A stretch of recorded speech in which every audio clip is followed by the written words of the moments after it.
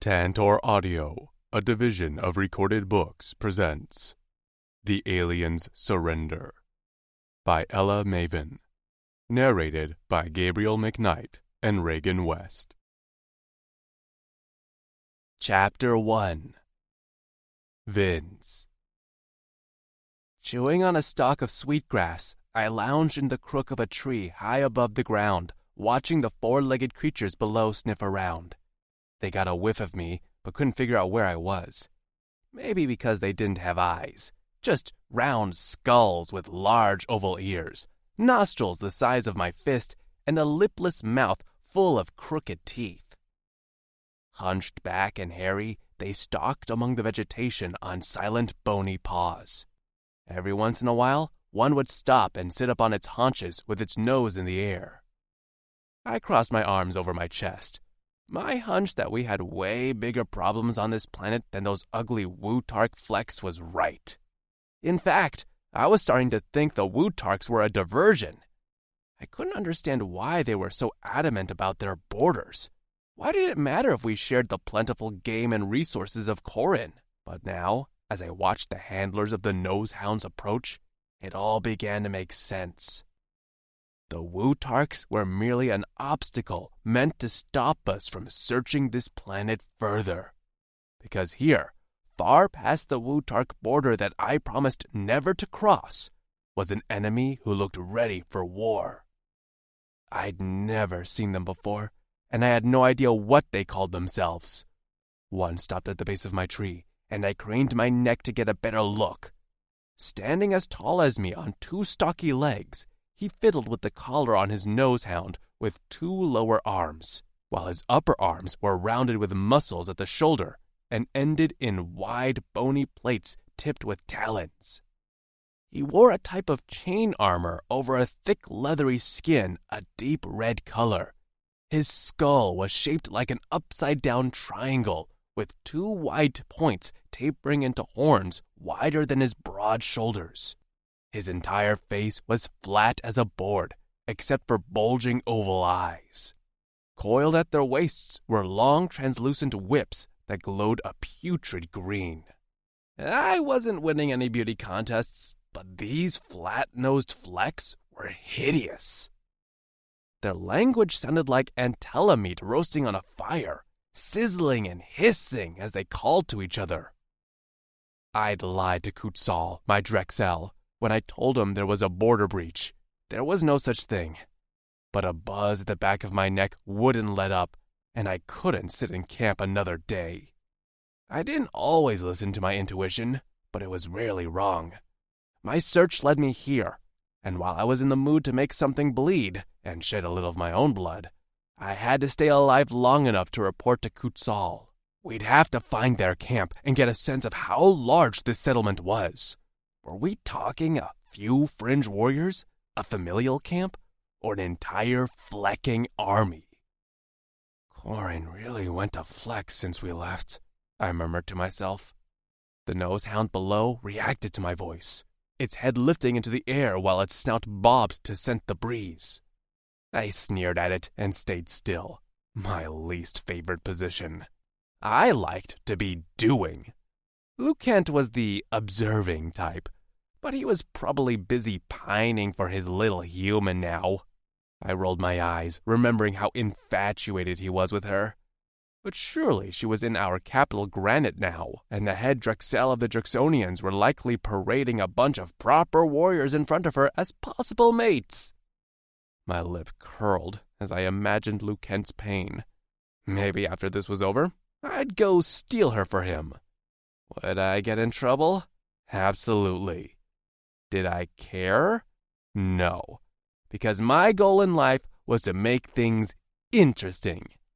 Boredom was my least favorite activity, which was why sitting in this flecking tree was making my scales itch.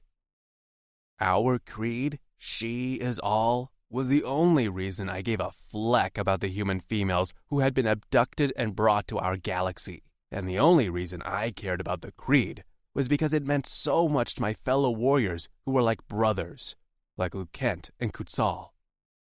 When I searched deep in my sola for an actual fleck about the females, I couldn't find one. None of them really interested me, although I did love teasing Luke Kent about his obvious care for Tasha. If our creed was trees are all, then I would have put my life on the line for some flecking tree if that was what my brothers wanted.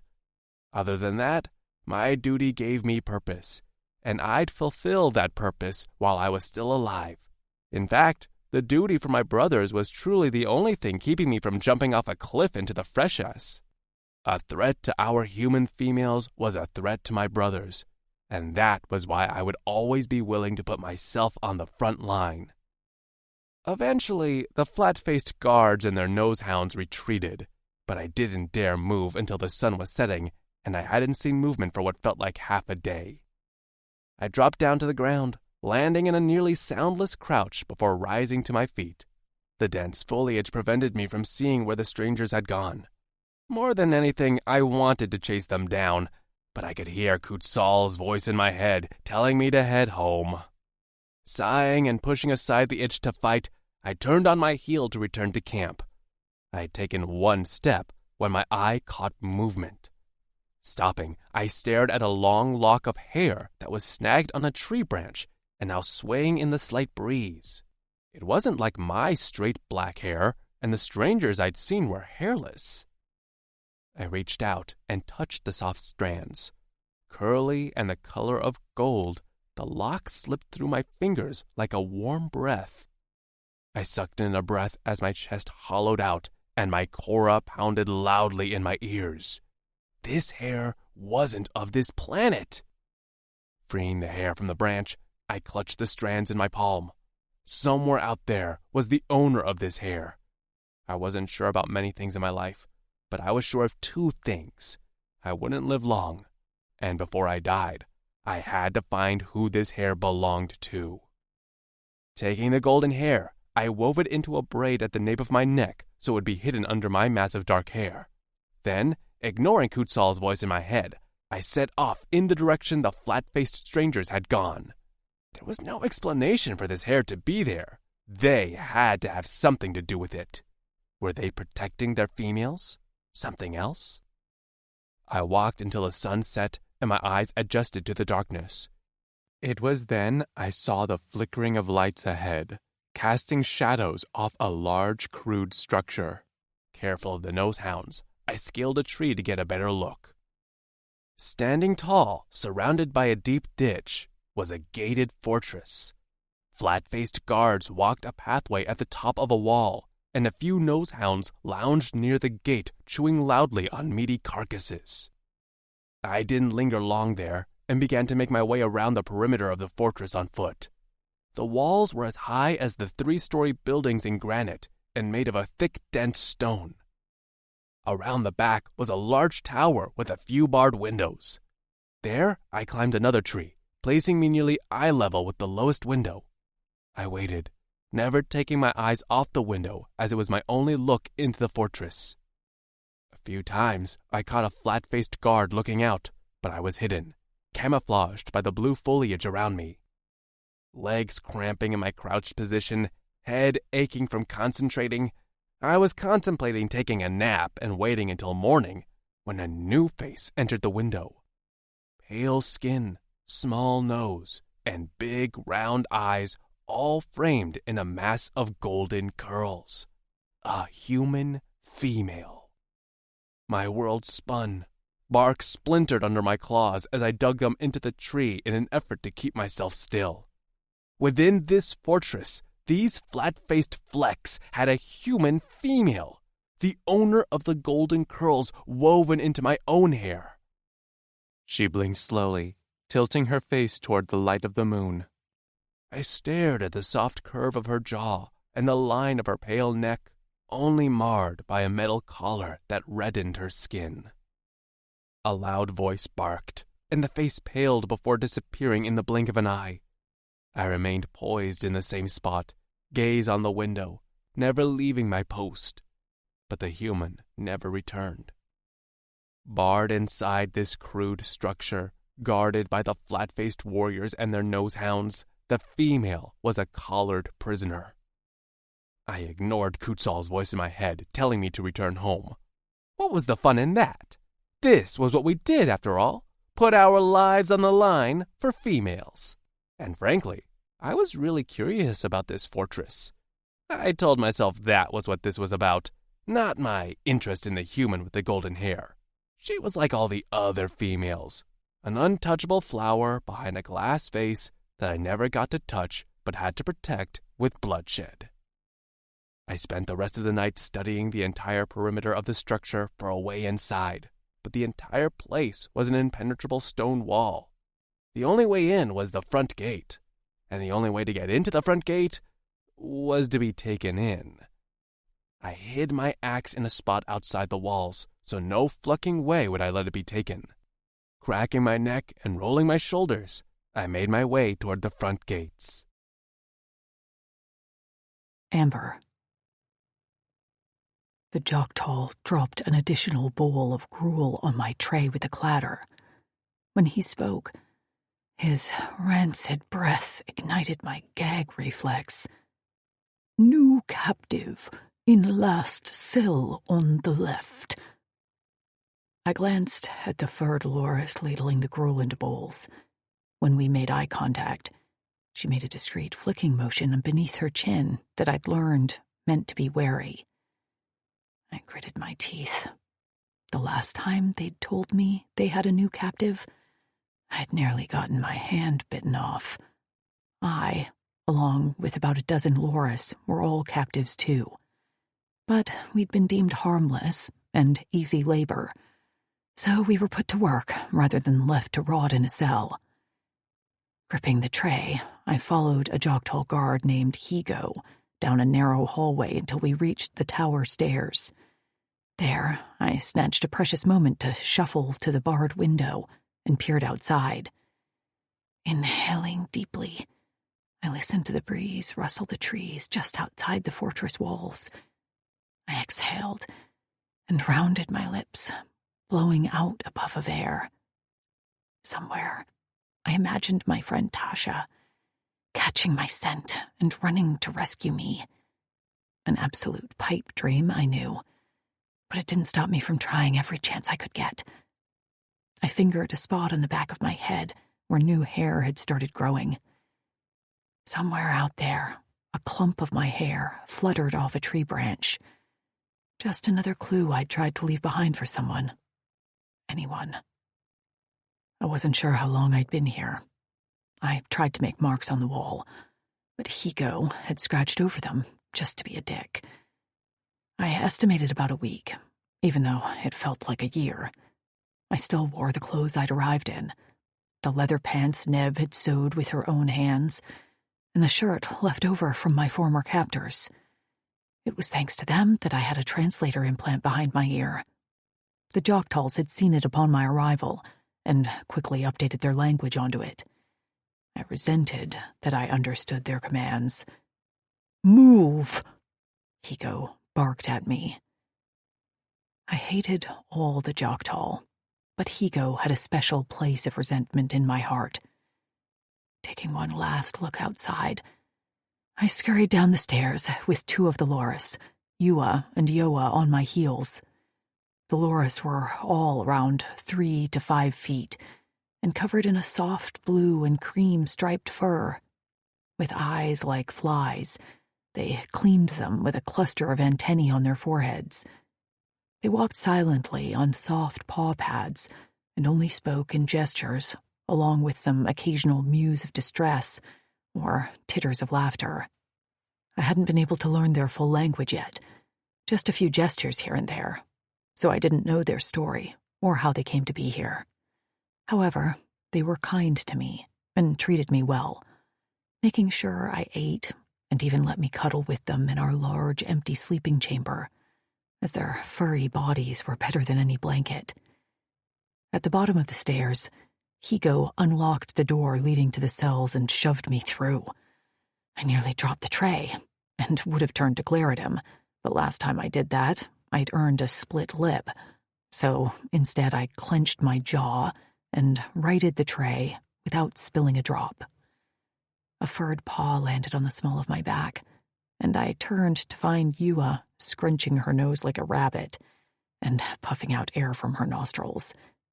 The action was their form of comfort, and while it had been alarming at first, I now found it appealing. I smiled at her, and she wiggled her pointed ears on the top of her head. "Quick!" Hiko leaned against the wall and crossed his thick arms over his chest. Right. I started down the hallway with barred cells on either side. A small door at the bottom of each one opened, and that was where I placed the gruel while collecting the bowls from the previous day. Some of the captives scuttled forward immediately to take their daily ration, while others remained huddled in the corner of their cell, the previous day's food uneaten. Yuo and Yua walked with me, helping to gather yesterday's bowls. The captives were a mix of species I'd never seen before, not that I had much experience in this galaxy. I'd lived years in an underground lab, being poked and prodded as an experiment before escaping with a few fellow human females to this planet.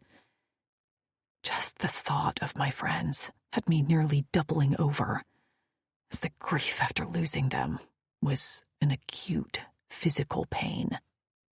I hadn't even felt that way when I'd been taken from Earth, but the bond I'd formed with loyal Tasha, fierce Trix, the bratty Lou and Maisie, and the quiet, stoic Nev was unlike anything I'd ever had before in my life. I'd been content to live out the rest of my days with them on this planet. We'd really had what felt like the beginning of a comfortable life just within our grasp. The settlement we'd found had been quiet, with enough game to sustain us, and it had been safe. Or so we thought, until we'd been attacked in the middle of the night by some warthog alien assholes and separated. I was the only one taken here, at least as far as I knew. Within this fortress, I'd been confined only to this tower, working to clean, cook for the Jogtal, and take care of their prisoners. I reached the last prisoner, at least the last prisoner as of yesterday, but there was still one last cell at the end of the hallway. I glanced back at Higo, and he pointed to it. "Keep going!" I blew out a breath and glanced at Yua and Yuo. They both rubbed the antenna over their large eyes and stared back silently. "Okay," I murmured. "Let's do this." I took careful steps, Dolores right behind me, to the last cell. Keeping my distance from the bars, I stopped and peered inside. Farthest away from the flickering torches on the wall, this was the darkest cell, and for a moment I thought it was empty. But then a very slight movement caught my eye in the back corner of the cell. A large body lay on its side, back to us, ribs rising and falling with deep breaths. I took a bowl off the tray and settled it on the ground as silently as I could. The edge caught on the corner of the bar with a clang, and I froze in a crouch at the sharp sound. The body twitched and then stilled. Letting out a relieved breath, I slowly removed my hand from the edge of the bowl. As I made to rise, the body suddenly lurched to its feet and whirled around in a mass of dark hair and mottled skin. I let out a shriek, falling back on my ass as the body surged forward. The tray slammed to the ground, and the bowls hit the stone with a bang. 2 5-fingered hands, tipped with sharp black claws, gripped the bars, and then a blue face appeared between, punctuated by glowing violet eyes. He'd been beat to shit, which was no surprise. One eye was nearly swollen shut. Black blood dripped from his temple, and his lips were split in about 3 places. I stared up at the alien as Dolores scuffled behind me with alarmed squealing. He ignored them, only watching me, and I swallowed as his massive black pupils seemed to dilate to nearly obliterate the purple. His skin was covered in mottled blue and black scales, kind of like a snakeskin, and he had a large silver piercing through the septum of his nose. He was the most human-like alien I'd seen on this planet, but he was still very much not human. The longer his gaze lingered, the more I found it hard to breathe. My skin broke out in goosebumps, and my entire scalp tingled.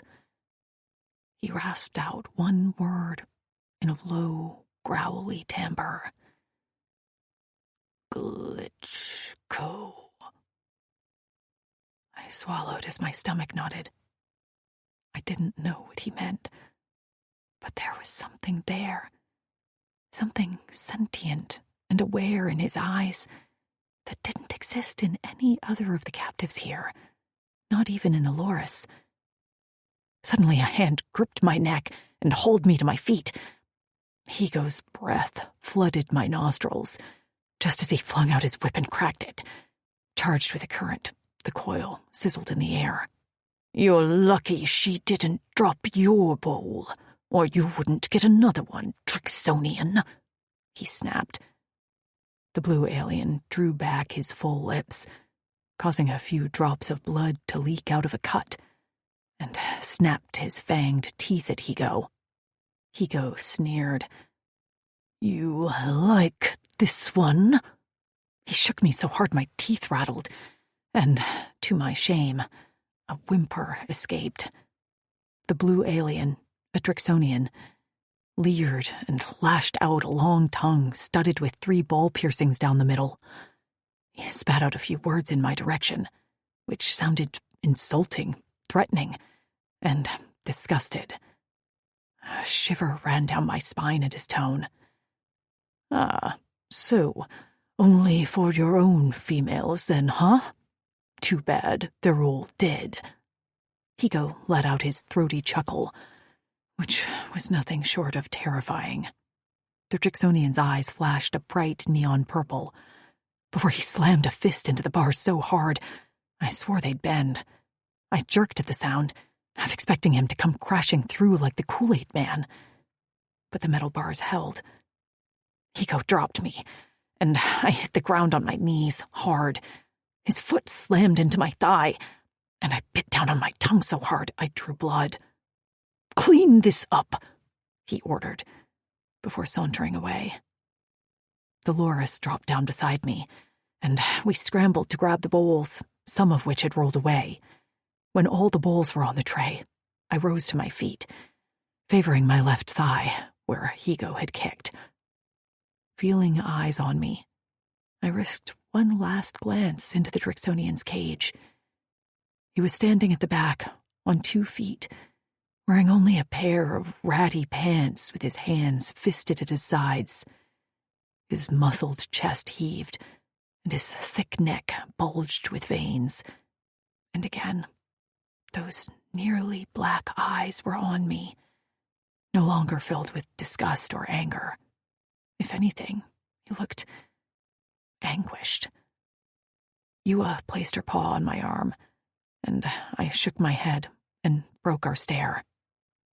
Walking back down the hallway on unsteady legs, it took everything in me not to run back to that cell and try to puzzle out this mysterious Trixonian.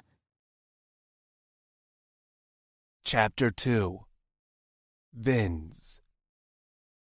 I'd found her. I could barely believe my luck. I'd expected to have to endure a lot more beatings from the Joktal before I found a way to get free and search this tower for her, but she was here.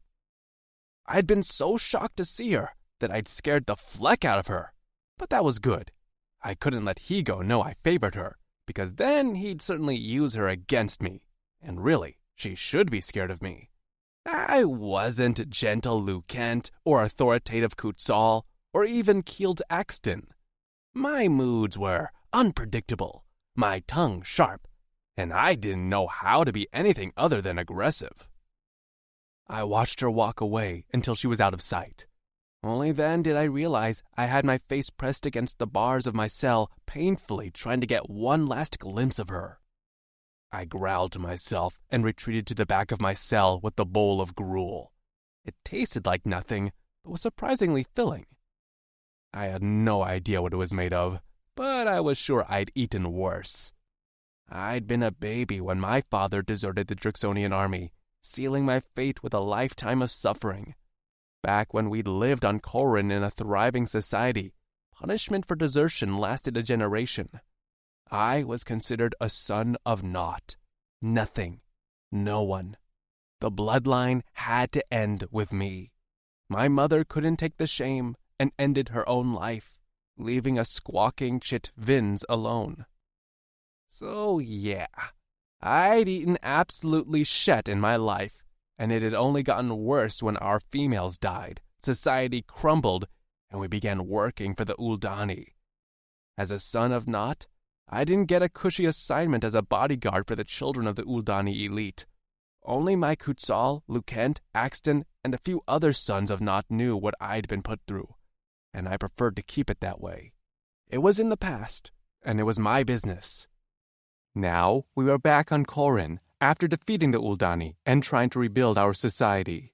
But the only females were the abducted human females we'd saved. They all lived at Granite with proper Drixonian mates, proper warriors who'd trained and were raised to be the future of society. Not like me. The human's face came to mind. Big eyes and pale skin and that curly hair. I hadn't seen many females with that color of hair, but then they tended to keep me away from the humans. Higo had kicked her, and she'd barely flinched, which led me to believe it wasn't the first time he'd struck her. But why was she here? And was she the only female? Tasha had said there had been a total of 6 of them, but so far I'd only seen the one with golden hair. The pain of the beating subsided as my brain mulled over the situation. The good news? This was sure as fleck not boring. Well, being locked up sucked, but the Joktal gave me enough attention. Sure, it was painful, but whatever, and got me out of the cell enough that I had a chance to look around. We were in the tallest tower of the fortress, and when they questioned me, I was taken to a room they called the locker. It wasn't exciting, just a chair and some chains. Their questions were telling, though. Why are you in our borders? Who knows you're here? How many warriors strong is your army? They also wanted specific locations of the Drixonian camps. Like fleck, I was going to tell them anything. And the more I avoided their questions and laughed at their frustration, the more fun the beatings got. I had to admit, their bony plated hands were some massive weapons. I would have to talk to our weapons maker about recreating something like that. I didn't let myself think I'd die here. I knew I'd die eventually, and likely soon, but it wasn't going to be here. Not me. Not Vin's not. I had to die in some grand way, where I sacrificed myself for my brothers, not a female. A female was only a means to the end to fulfilling my duty to my brothers, who saved my life more than once. Lucent and Kutzal deserved long lives and the best chances at happiness, so I'd do everything I could to ensure that happened. The first step was finding out what the fleck these Joktals wanted, and the next step was rescuing the human with golden hair. I finished my gruel and settled into the dark corner of my cell for some sleep. Once I got some rest and healed a little, I'd work on doing some digging. It wasn't fair that the Joktal thought they could get all the information out of me. I had to strategize, because there had to be a way I could use my beatings to my advantage. It sure beat the monotony of pain anyway. I crossed my arms over my chest and closed my eyes. Hopefully when I woke up again, I'd get to see the golden-haired human. It wasn't that I was interested in her, of course. She was just something to look at to pass the time was all. Sure. That was it. Amber. Every movement felt like I was dragging my limbs through quicksand. I'd already fought sleep for longer than usual, but I was terrified to let myself close my eyes and rest. My body wasn't the same as all those years ago when I'd been stolen from Earth, transported on an alien ship, and then taken underground to a city by sneering gray aliens, and poked and prodded like a lab rat. Not like a lab rat. I was a lab rat. So were the 5 other women who I'd managed to escape with, although we were all experimented on in different ways, leading to what we called our alters. Tasha could smell almost anything for miles. And me? I could stay awake for days, sometimes over a week. But when I finally slept, I was dead to the world for a day or 2. It was when I was most vulnerable, and the thought of relinquishing that control here in this dungeon terrified me more than anything. I'd spent much of my time here trying to scout out places I could hide to sleep, where the Choctaw wouldn't find me. But then I'd seen their dogs, big, eyeless beasts with massive nostrils and sharp jaws who would sniff me out. My stomach rolled, imagining what they'd do to my limp body. Would the mortal think I was dead? I could just imagine them burying me alive, and I'd wake up 6 feet under. Or worse, would they let their hounds eat me? Dolores knew something was wrong. They walked close, like they didn't want to let me out of their sight. I wished I could communicate with them, ask for their help, but I didn't want to endanger them either, or make them do anything to incur the Choctaw's wrath. This was something I had to deal with on my own. My hands shook as I lowered a bowl of gruel in front of the Drixonian's cell. He lay at the back of his cell, body battered, from his frequent trips to the Choctaw questioning room. I wasn't sure what they wanted out of him, but he always emerged bloody and barely conscious. Still, when he heard the bowl clatter, his head shot up. One eye was swollen, but the violet pupil of the other shone in the near dark. He dragged himself closer to the bars, gaze never leaving me, and Dolores tittered behind me in a slight panic. Crouched in front of the cage, I remained where I was. It had been 2 days since he arrived, and he hadn't reacted toward me the way he had that first day. His eye roamed my body from head to toe, before focusing on my outstretched hand. I glanced at it, surprised to see the visible tremors of fatigue. Sucking in a breath, I pulled my hand back and tucked it into my lap. A puff of breath steamed from his flared nostrils in the cold cell. He reached for the bowl of gruel and tugged it toward him, before pushing his empty bowl at me. Why did it make me so happy to see he was eating? Most of these prisoners didn't pay attention to me. I was like a machine who brought their food. But this Drixonian focused more on me than his food. He scanned my body in an assessing way, all while completely ignoring Dolores behind me. His reaction made me wonder, had he seen humans before? But there was still something feral about him. Even caged and beaten, his movements were fluid and predatory, from the way his eyes followed me like a hunter. Was he eyeing me up for food? For a fuck? I shivered, and he caught the movement. His good eye narrowed, and the way he seemed so attuned to me raised goosebumps on my arms. I couldn't decide if he was an evil, violent alien or a good one. Likely, he was somewhere in between. But I hadn't been treated well by anyone on this planet except for Dolores and my human friends. So I was probably just desperate for a hero, when there was none to be found. I shook my head and gathered the empty bowls on the tray. When I reached for his bowl, my hand closed on nothing. I blinked and tried again, finally managing to focus through my exhausted state to use proper hand-eye coordination.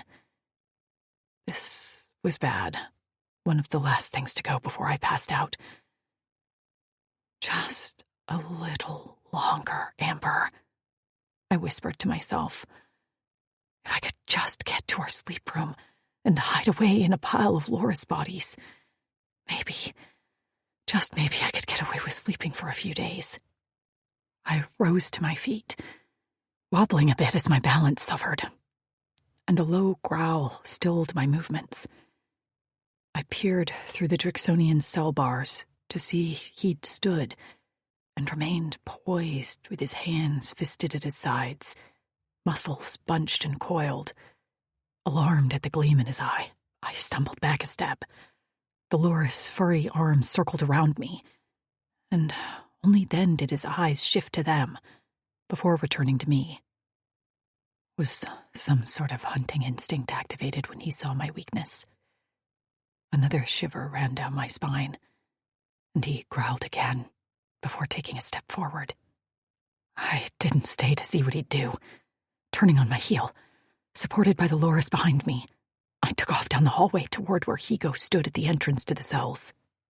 He did not care enough to watch me carefully, and didn't notice that I walked as if I had just come off a tequila bender. When I reached him, he jerked out one of his hands, forcing me to stop. The Loris squeaked.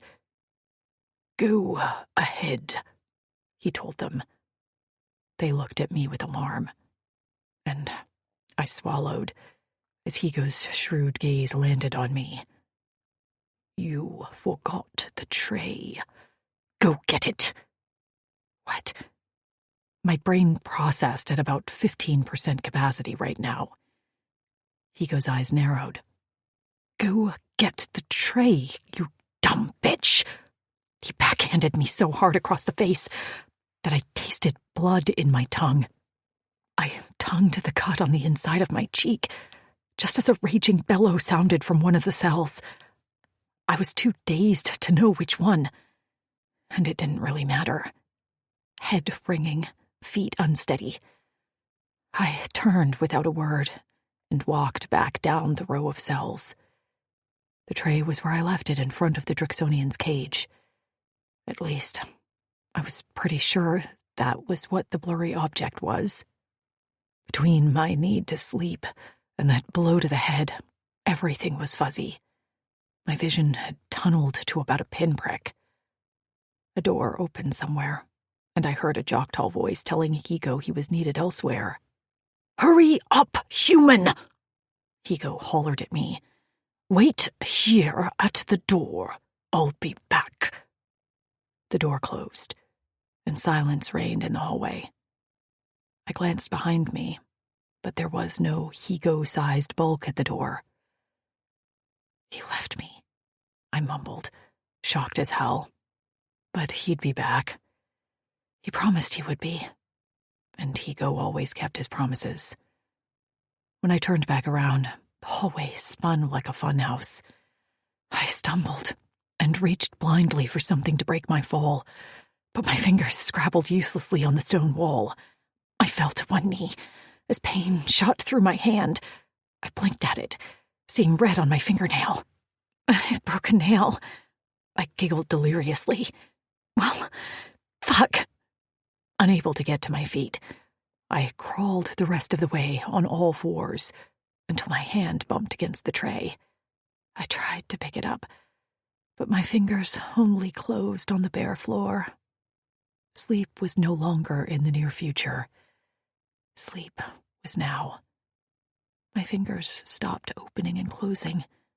The edges of my vision darkened, and the last thing I saw before I lost consciousness was one violet eye peering through the bars of the cell. Chapter 3. Vin's. She wasn't moving. I hit my knees in front of my bars and forced myself to stay still and listen. She breathed. I could hear the soft puffs of air as she inhaled deeply, while her back rose and fell.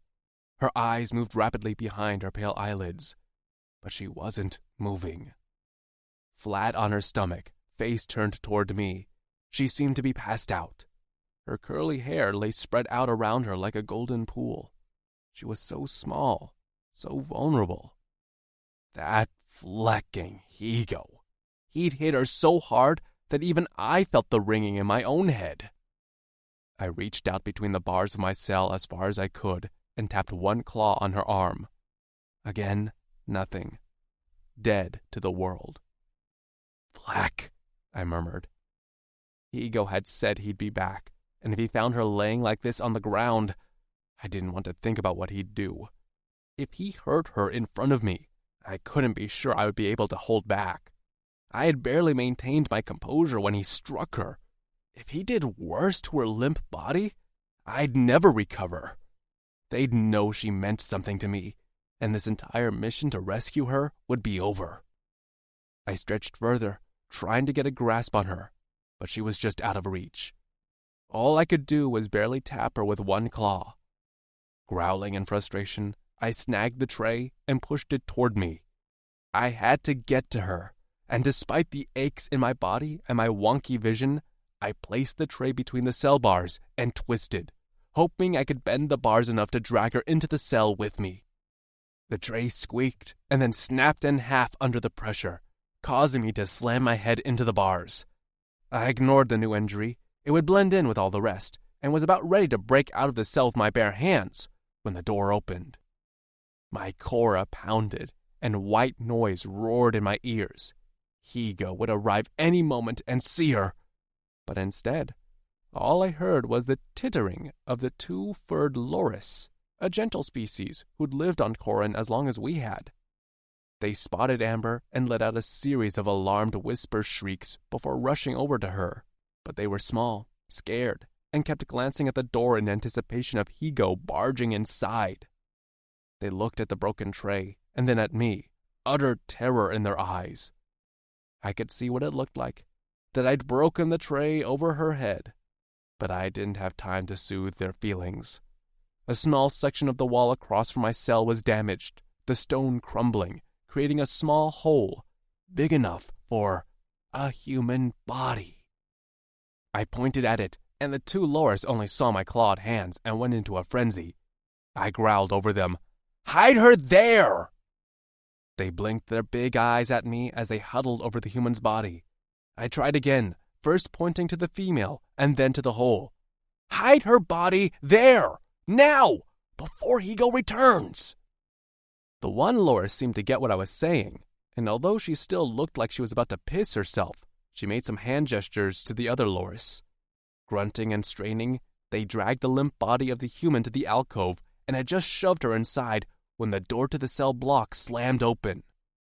By the footfalls coming down the hall, I knew this was Higo. The loris stood right in front of where they'd stowed the female's body, acting as suspicious as possible. Higo came into view, his gaze first on the tray, then settling on the loris with a ferocious intensity. "Where's the human?" The loris tittered and shook. One moved her fingers rapidly. Higo picked up the tray pieces and threw them against the wall. "I don't know what that means!" At the clatter of the tray hitting the stone wall, the loris began to shake so violently I thought their bones would break. But I only had eyes for the human female, who remained barely out of view in the small dark alcove. Higo stepped forward toward the loris, and his gaze began to shift around, checking the floors, the wall, and the ceiling. One strand of the female's hair was visible on the dark stone floor, just beyond the feet of the loris. If Higo saw that... I sighed and rolled my shoulders. Time for the Vince show. While the loris did their part, they could only do so much, and I didn't want to see them get beaten either. I pounded on the bars of my cage and hissed, "Lose something?" Higo's head whipped to me, and he turned fully, putting his back to the loris and to where the female hid. "What did you say?" "What will your commander say when you tell him you lost a human?" "Shut your mouth." He pointed a wide-boned hand at me, and I held back a shudder as I remembered vividly how badly it hurt to be smacked in the face with one of those. The door opened at the end of the cell, and two more Joktal entered. Flack, I murmured under my breath as they jogged down the hall to where we were all clustered. Why aren't the lowers locked in for the night? One said. Higo's eyes narrowed. I'm busy listening to this one mouth off. He jerked his thumb at me. I realized then that he was using me as much as I was using him. I needed to draw his anger to protect the human, and he needed an excuse to draw attention away from the fact that he lost her. It would mean a whole lot of pain for me, but I'd heal. I always did. And pain wasn't so bad. I've been through worse, and I preferred pain. Cracking my neck, I shook out my shoulders. If I'm still standing, you didn't do your job right earlier, did you? You want us to take you to the locker again? Higo sneered. I shrugged. Sure, I'm kind of bored anyway. Just tell us who knows about Joktalis, and we'll let you go. He grinned widely, but it was all a lie. They named their city after themselves, which was really telling about how much they thought of their prowess. Of course, I kept silent on that answer. They'd kill me as soon as they got something useful out of me. For now, it didn't cost much to feed me, and they had a good time trying to break me. I leaned against the bars and snarled through them. How about no? One of the lowers tried to take a sidestep and fell to one knee right near the female's hideout. Higo whirled around, and at that moment, the thought of him dragging her out by her hair and stomping her fired my blood like an ember on dried kindling.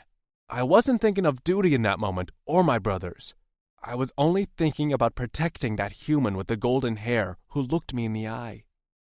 I slammed my fists on the bars to catch Higo's attention. I growled and raged like the monster they thought I was.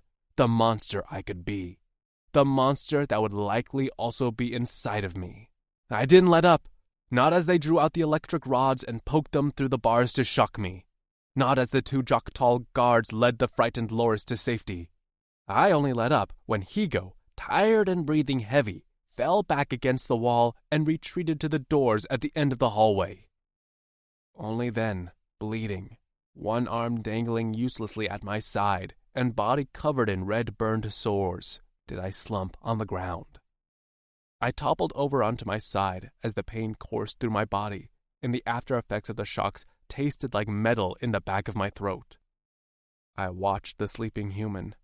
The side of her face was swollen from Higo's blow, but she slept with deep, even breaths, and her face remained relaxed.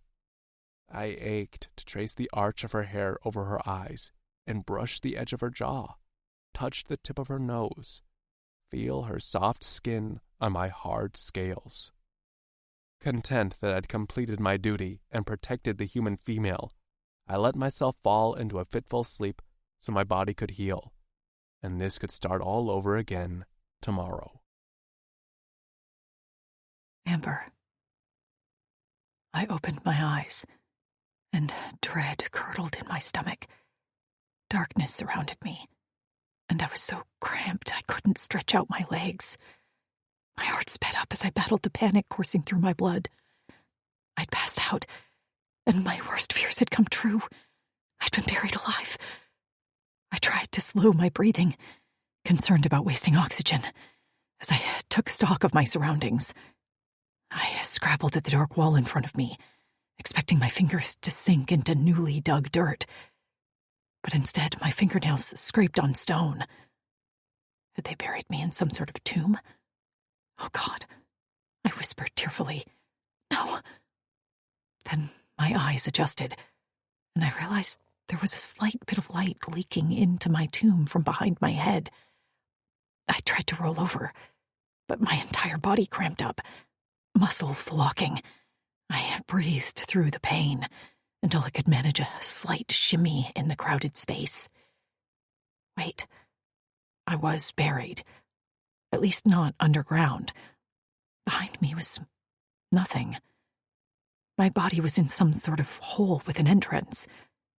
I waved my hand into the darkness, and the flickering light of a torch caught on my palm. I blinked as I gazed out into the cell hallway and caught sight of two violet eyes watching me intently. I let out a squeak and hit my head on the ceiling. Ouch! I rubbed my forehead with a whine of pain, and then slowly dragged myself toward the entrance of the small hole, which was barely big enough for my body. How the hell had I gotten in here? The last thing I remembered was passing out in front of those violet eyes. I peeked into the hallway to check if Higo was on guard, but the area was empty and quiet. I crawled out, wincing as my muscles protested being used after so long. And still, the Drixonian watched me, with his face pressed up against the bars of the cage. He'd been beaten again, badly. Sores oozed from his side, and I knew from experience that those were from the electric poles that the Joktal used. But he didn't seem to be paying attention to his wounds. His eyes were clear and steady. Stumbling to my feet, I braced myself against the wall as pins and needles shot down my legs. I dug my fingers into my calves and thighs to warm up the muscles, and gently pounded them with the flat of my fist. "Come on," I whispered. "Work with me, body." My hair was a wild mass all around my head.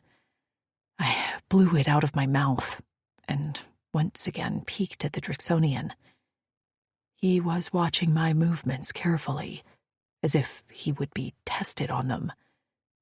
Was he eyeing up my legs for the best cuts of meat? Or something else? The door at the end of the hallway opened, and I startled. How would I explain my absence to Higo? How long had I been gone? Yua and Yuo burst through with the daily rations for the prisoners.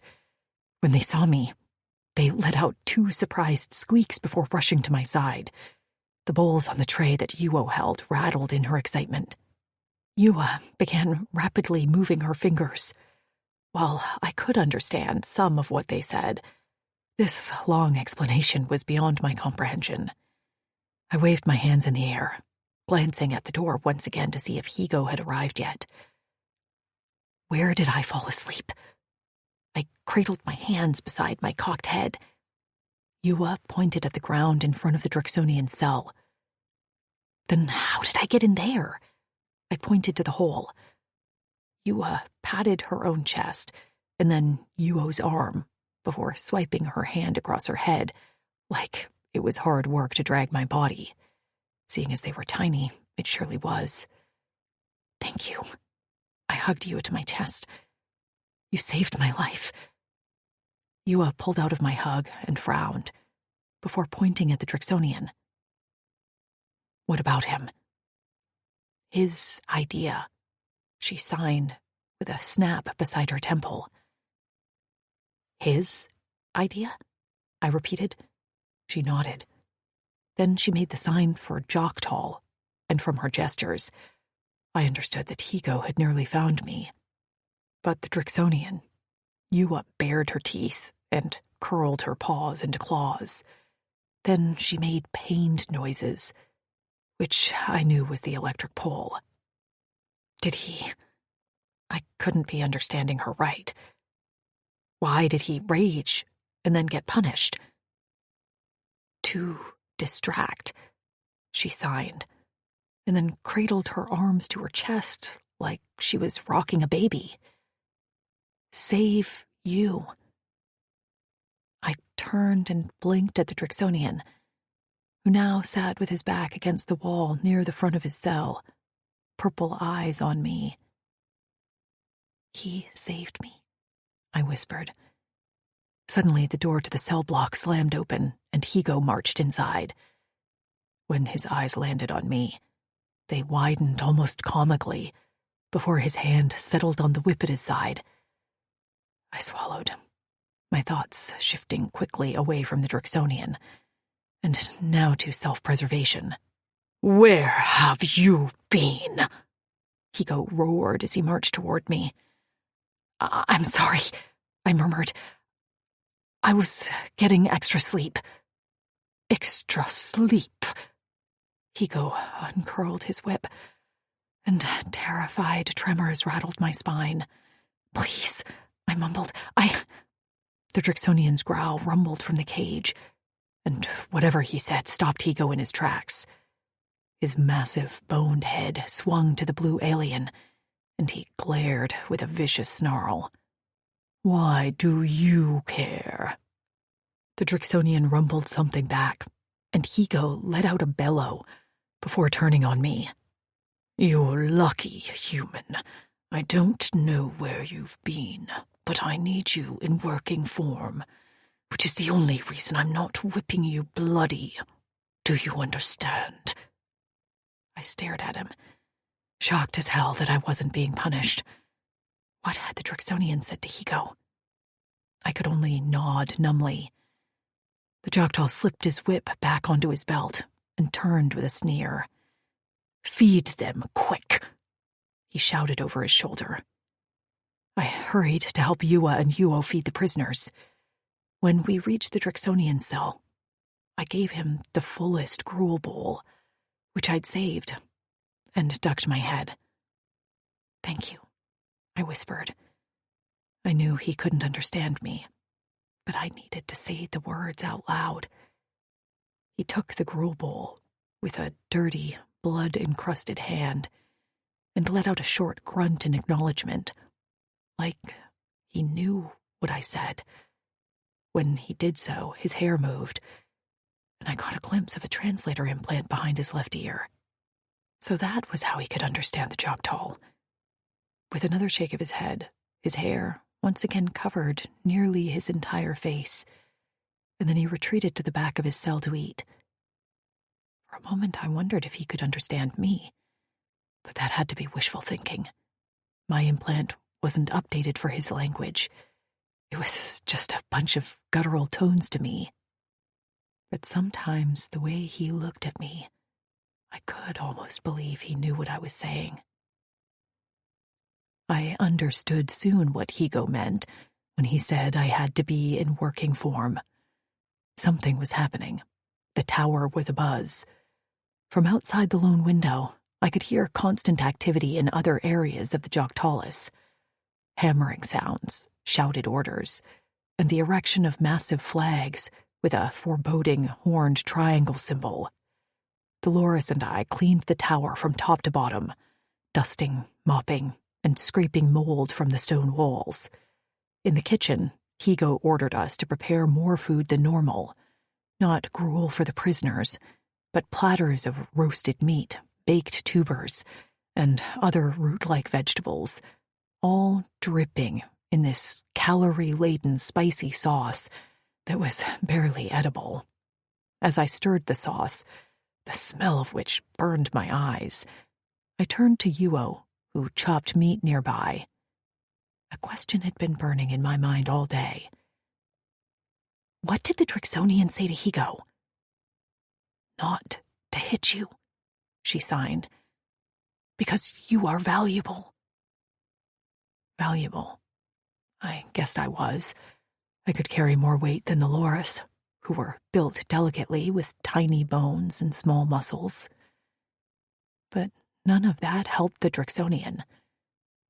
So why was I valuable to him? Chapter 4. Amber. The one good thing about my altar was that when I did sleep, and somehow my cramped hole in the wall provided me a safe place to get plenty of rest, my senses were amplified. I couldn't smell as well as Tasha, but I could pick up on scents much easier. The sense that improved the most was auditory. I couldn't necessarily hear from far away, but what I could hear was amplified, which meant I could distinguish words through walls and whispers. I'd spent the better part of the day trying to listen to everything and anything I could to determine what was going on at the fortress, but Dolores and I were kept away from any of the meeting rooms, and Higo was uncharacteristically silent as he glared at me every chance he could get. I didn't doubt he'd take out his anger on me when he could, but he had a commander to answer to, who would want to know why a beating had left me unable to work well. And since they were planning for some big event, my labor was needed. Why these big brutes hadn't learned to clean and cook for themselves was beyond me. I also hadn't seen any Choctaw females, which made me wonder how they were treated. I assumed not well, but what did I know? Maybe the Choctaw served them like queens. I snorted to myself. Highly doubtful. I swiped the broom across the top step of the staircase, while Higo waited at the top landing, talking with another guard. They weren't saying anything important, just bitching about the length of their meal breaks. The broom was made of no more than a stick, with some dried ferns on the end, and it shed with every sweep, which only created more debris. Sometimes I felt like Sisyphus using it. With every sweep, I wasn't getting anywhere. Annoyed, I swept harder, but froze when a crack sounded. The broomstick had cracked in half, and I watched as the end clattered down the stairs. Oh, shit! I immediately chased after it, running my hand along the wall of the round staircase so I didn't slip on the thin-soled shoes I wore. This stupid fucking staircase lasted forever, and I heard Higo bellow at me to hurry up, just as I reached a landing. The broken broomstick end hit the wall and rattled to a final standstill on the ground. I took a moment to catch my breath and crouched on the ground with my chin tucked into my knees. Stupid broom, I muttered. I wished one of my alters was that I could run faster, better stamina, something like that. As I stood, voices filtered through the walls, and I went still. Drifting closer to the stone, I pressed the side of my face to a small crack in the wall, where some Choctaw were talking on the other side. On for tomorrow. It's important we make an example. How are the preparations? The voice sounded electronic, as if talking through a speaker. They are almost finished, said Grouper, a voice I recognized as a high-ranking Choctaw. The execution will be carried out in the center of the courtyard. I placed my hand over my mouth to hide my gasp. Execution? Of who? I'm disappointed you weren't able to obtain any information, the speaker voice said. I'm sorry. Grouper sounded like he spoke through clenched teeth. I'm not sure he has all his faculties, to be honest. Well, we need his people to believe he sold them out, and that his torture and execution is a direct message to them. It must all be recorded, and then sent immediately to Granite. Yes, sir. The speaker voice of the commander grunted. I heard you haven't gotten a scream out of him yet. I'm eager for tomorrow. I'm sure cutting off each limb one by one will make the Drixonian scream, right? My knees buckled, and I hit the ground. The broomstick pinged off the wall, and Higo bellowed from above. Human, where are you? My stomach rolled as bile rose in my throat. I held back the gag, forcing myself to hold on to the contents of my stomach. They were going to publicly torture and execute the Drixonian tomorrow. That wild blue alien who had suffered a beating to protect me. They terrified me. Just the thought of facing him without the safety of his cell bars sent a cold shiver down my spine. But I hadn't experienced much good in this galaxy.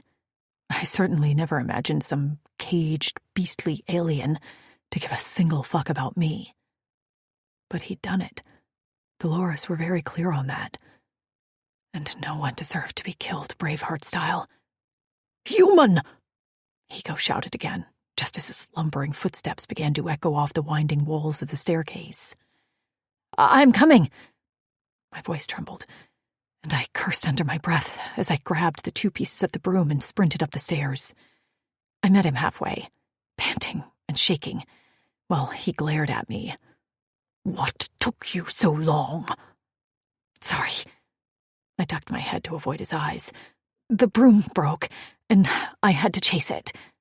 He snatched the 2 halves of the broom from me, and with his lower hand grabbed a hunk of my hair and shoved me up the stairs. Move! I bit back a cry as my scalp tugged painfully in his grip. Passing by the one window of the tower, I stole a peek to see the sun was setting. Soon it'd be dark, which meant tomorrow was that much closer. The day the Drixonian died. Even now, far away from the cell block, I could feel his violet eyes on me. Higo's stomps spurred me to keep going, and when we reached the top of the stairs, he shoved me toward the kitchens. This was the time for our last meal of the day. But the thought of eating made me nauseous, as the Joktal's words of violence repeated themselves over and over in my mind. The kitchen wasn't much. We cooked soups and stews in a kettle over an open flame, and baked bread and sometimes sweet treats in the oven. Dishes were all done by hand, of course, and wasting food was nearly as big of a sin as murder. Tonight's meal was leftovers from the Joktal's dinner. A roasted meat stew with some herbs and boiled vegetables. Yua and Yuo sat on the floor in the kitchen with the other Loris. Altogether, there were about 12 of them, eating quickly. I sat down between the Loris twins, while Higo and another guard stood at the entrance to the kitchen talking, this time bitching about how cold it was in the tower. That was a Joktal pastime, I learned. They seemed to bond through their complaints, like 2 gossipy office co-workers. I ate only because if I didn't, Higo would notice and pay attention to me. Right now, I wanted as little attention as possible. I barely ate as I contemplated what to do next. I could pretend I didn't hear anything and remain under the radar until I found a way to escape. Tomorrow, I could wear earplugs, so I didn't hear the sounds of a crowd cheering, while a living being was tortured and killed for no reason. I could do all that, but I also couldn't. Even if the Drixonian hadn't saved me, I wasn't sure I'd ever be able to live with myself if I didn't do what I could to prevent his violent death. I couldn't believe I was in this situation. But then I had thought that many times since I was taken from Earth. On my home planet, I'd been a quiet apprentice intern. Structure and organization made sense to me and made me happy. My life was now devoid of either of those things, which kept me in a constant state of nearly debilitating anxiety. Sometimes I wondered how I hadn't completely shattered under the weight of my messed-up life. But Trix always said the human need to survive was one of the most powerful things in the universe. I didn't taste the food, but I ate until the crude spoon clattered back into my empty bowl. Yua and Yuo, more accustomed to my moods, watched me closely, as did the rest of the Loris. They were terrible actors, and showed their emotions vividly in their color-changing eyes. So I smiled and put on an act myself. Soon, I was no longer the center of their attention, as they managed to save cookie-like desserts. I didn't eat mine, but discreetly dropped it into my pockets. Afterward, I sent the Loris with Higo to the sleeping chamber and told them I'd clean up. It wasn't my turn to do the dishes, but they all looked so tired that none of them complained. The twins half-heartedly asked to stay and help, but I waved them on. I didn't need to sleep for a while after all, and this was my way of repaying them for the kindness they'd shown me, since I'd been brought to the tower. I also didn't want them in any way involved in what I was about to do next. I'd face the consequences on my own. As much as I wanted to see my friends again, as much as I wished to hug Tasha one more time and hear Lou's laughter, my integrity mattered to me. The most human part of me wouldn't remain an innocent bystander. As I scrubbed the bowls, doubt flitted through my mind. Was I making the wrong decision? Was setting the Drixonian loose result in a worse fate than living as a slave with the Joktal? Even as I doubted myself, I knew my decision was already made. I'd free him from his cell and point him in the best direction I could think of to get out of here alive. The rest was on his own. I hadn't only spent my time here cooking and cleaning. I'd studied the tower the best I could and listened to every conversation to learn if there was a way out of here. A few options had materialized, but I wasn't confident in them yet, which was why I hadn't escaped myself. I could tell myself I was using the Drixonian as a guinea pig. That was the excuse I'd have given Trix if she were here. I could see her now, eyes narrowed, telling me I was too soft. I was too soft. Still, after all these years. But I had clung to that softness with white knuckles. It was what still made me, me. I wasn't sure Trix ever had softness. While I was born a marshmallow and had to toughen up over the years, Trix was born sturdy platinum, and I couldn't see her ever melting. Before Higo returned to retrieve me for the night's sleep, I gathered a few supplies and wrapped them in a sack, some dried meats and cheeses, as well as a satchel of nuts that tasted a lot like cashews. I took a small amount from different supplies so the missing food wasn't noticed, or at least not noticed quickly. The Joktal kept careful stock of their supplies with frequent weigh-ins. I'd deal with the discrepancy in the future. Maybe I could blame rodents. I looked around for a weapon for the Drixonian to use if needed, but all the knives were dull, so I didn't bother. I had just stored the satchel in a small corner of the kitchen when Higo's footsteps echoed from outside. I took a deep breath and said a silent prayer to myself. It wasn't like I had never thought about how I'd escape. I actually had a pretty good plan, but I had been too scared to carry it out. Plus, some parts of my plan were still fuzzy.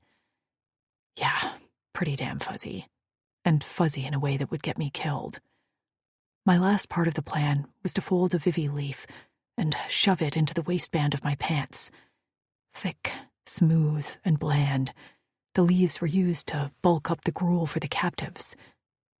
Wiping my damp hands on the bottom of my shirt, I turned just as Higo's bulk darkened the doorway. "Let's go."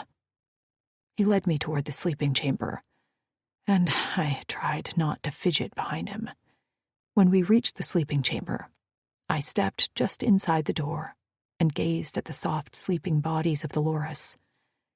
For a moment, I almost backed out of my plan. How nice would it be to just lose myself among their warm fur for the night, even if I didn't sleep? Higo slammed the door behind me, and the sound jerked me from my doubts.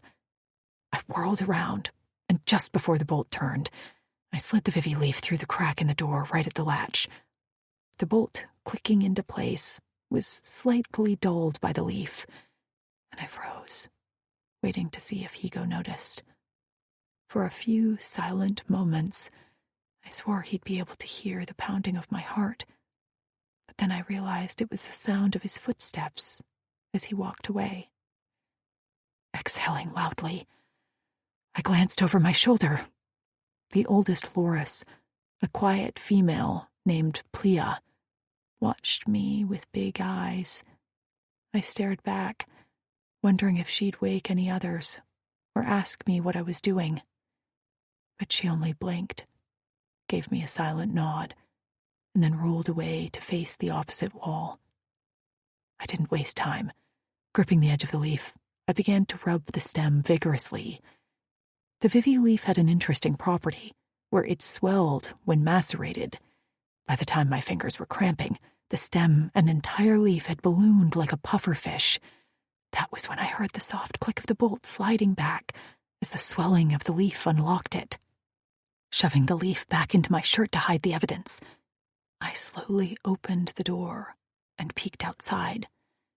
Guards were never stationed outside our sleeping chamber, because no one expected the Loris or a lone human to be able to get out. Not that we weren't smart enough, but there was nowhere to go.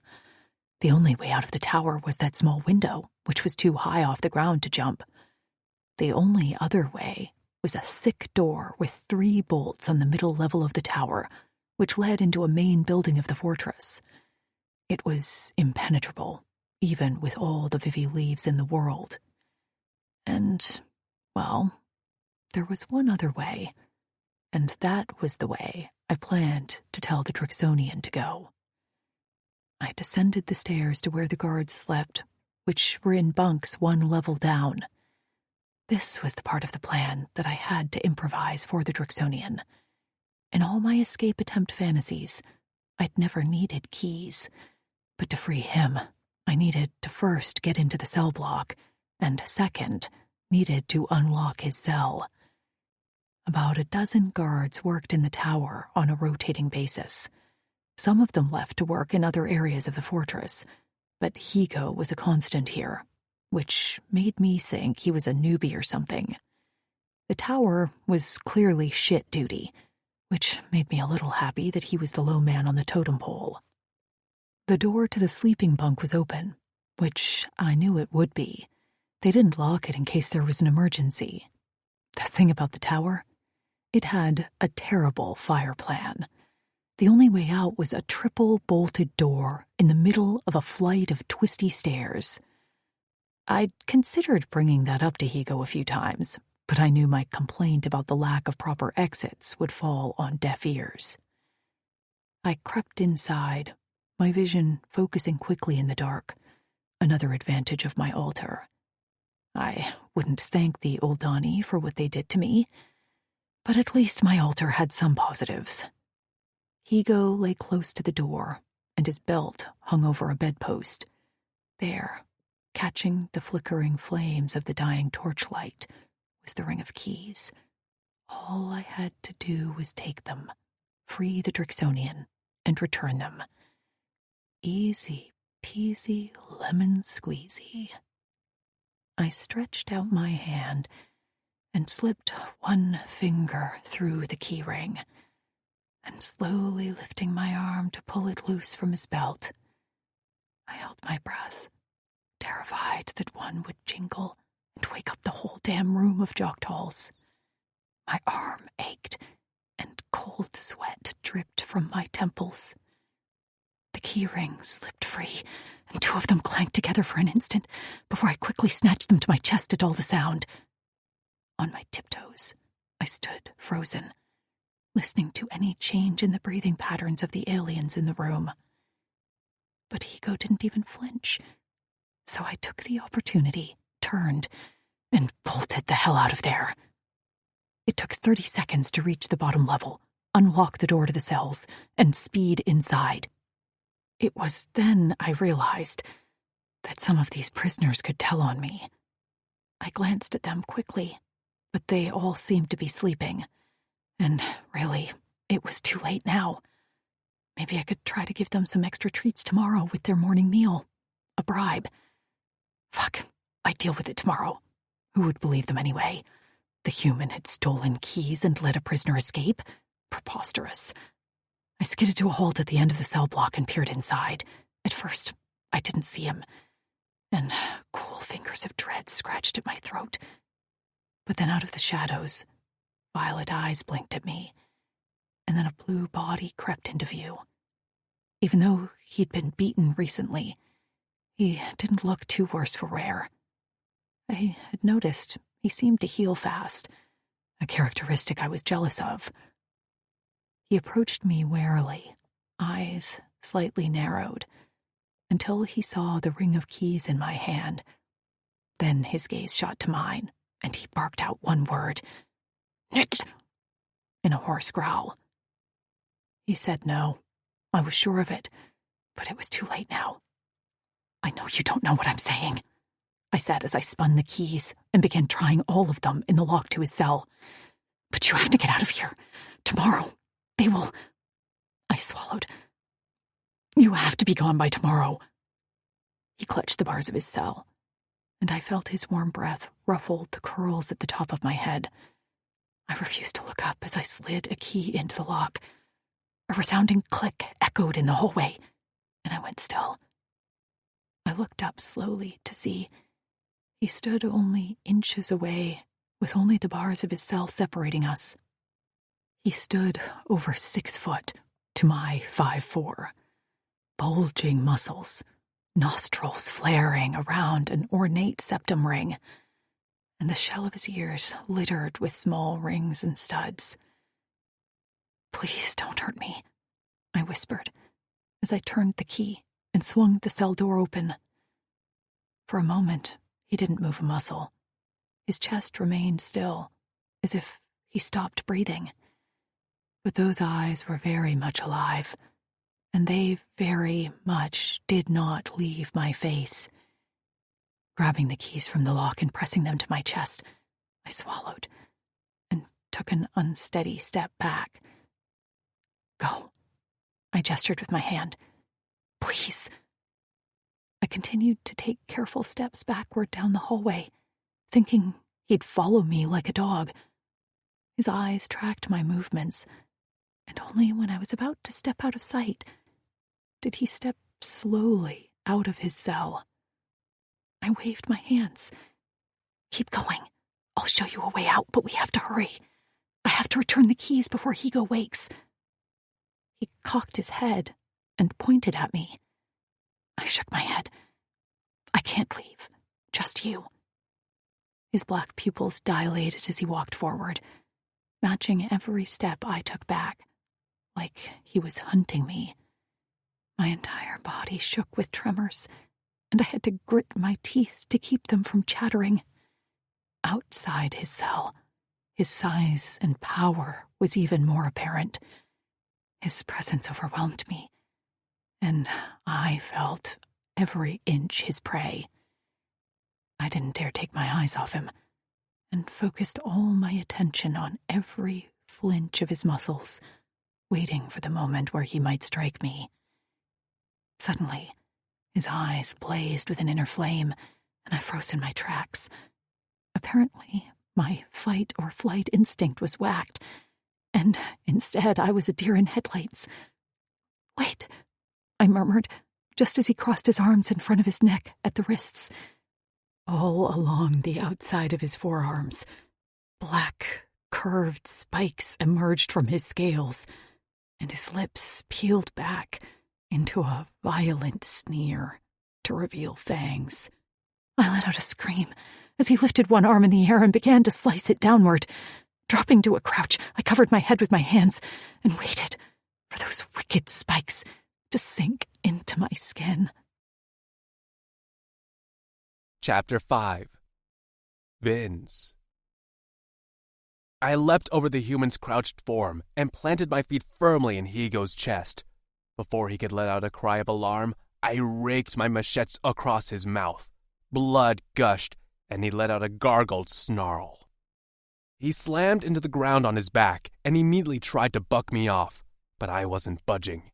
I'd spent all my time in that cell imagining what I'd do if I ever got my hands on one of these Jok'tals, and after the blow I'd seen him deliver to the human, I was eager to pay him back. Triple.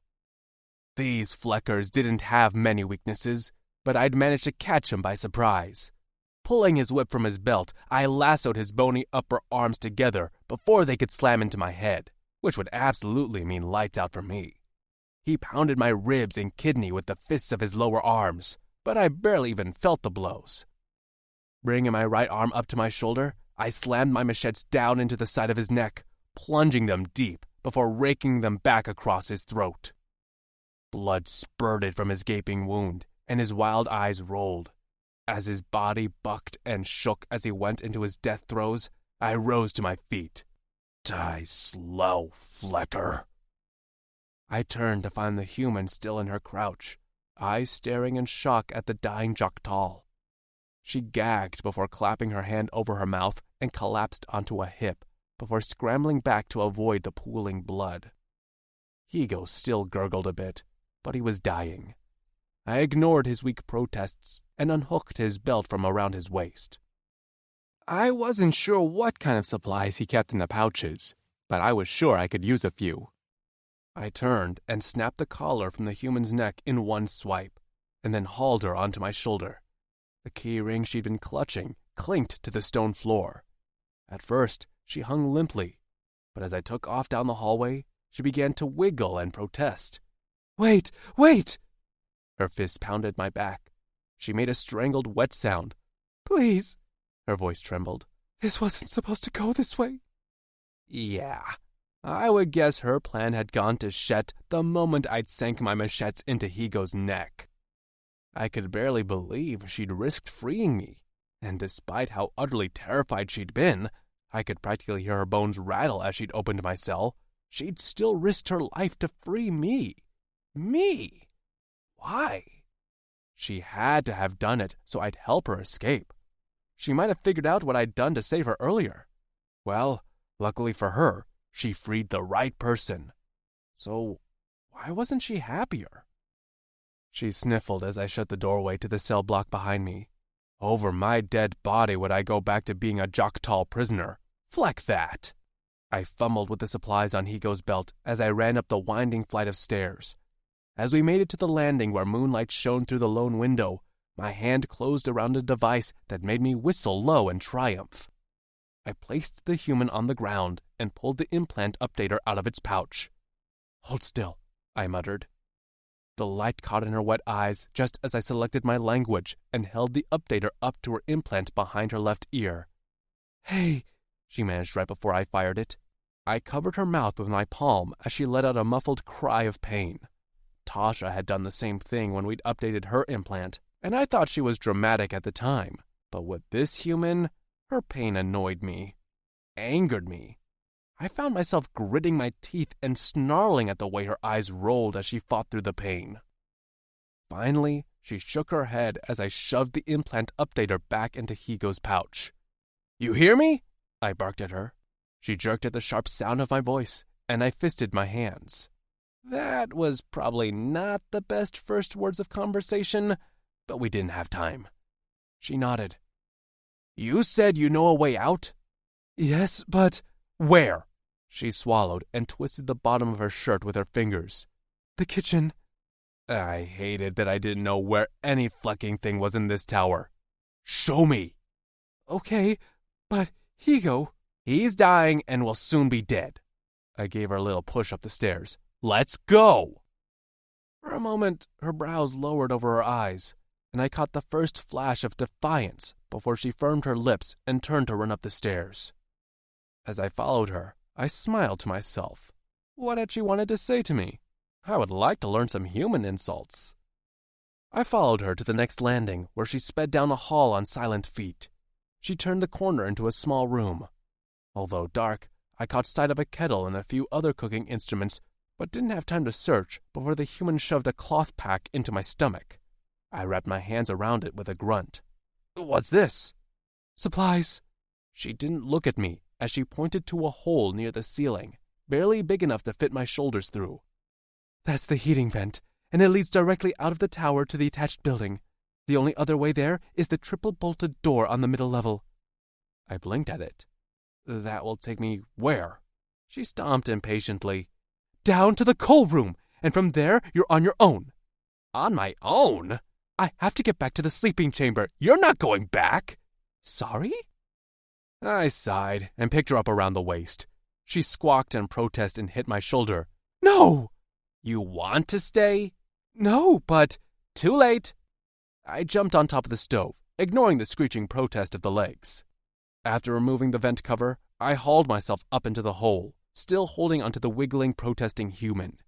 After replacing the vent, it wouldn't do to help them find our escape route, I peered down the shaft. "Oh God," she went still in my arms. "I thought it would be like a tunnel. This is—" "A slide," I grinned. "Hold on tight." "Wait!" With a muted Drixonian war cry, I pushed off and slid down the shaft with a shaking human clutched to my chest. We descended fast, too fast from the shrieking sounds coming from the human, but after I'd spent so much sedentary time in that cell, I found it flecking thrilling to go fast. I let out a whoop, which quickly turned into a cough as I inhaled a mouthful of soot. Moments later, the shaft lit from below with a dim light, and I braced for the impact, cradling the human as much as I could. We hit a bin of coal like a rocket, and I winced as the sharp edges poked into my bare feet. I must have slammed my wrists on the walls of the tunnel on the way down, because they ached too. I shook them out with a grimace. "Oof!" the human whimpered into my chest.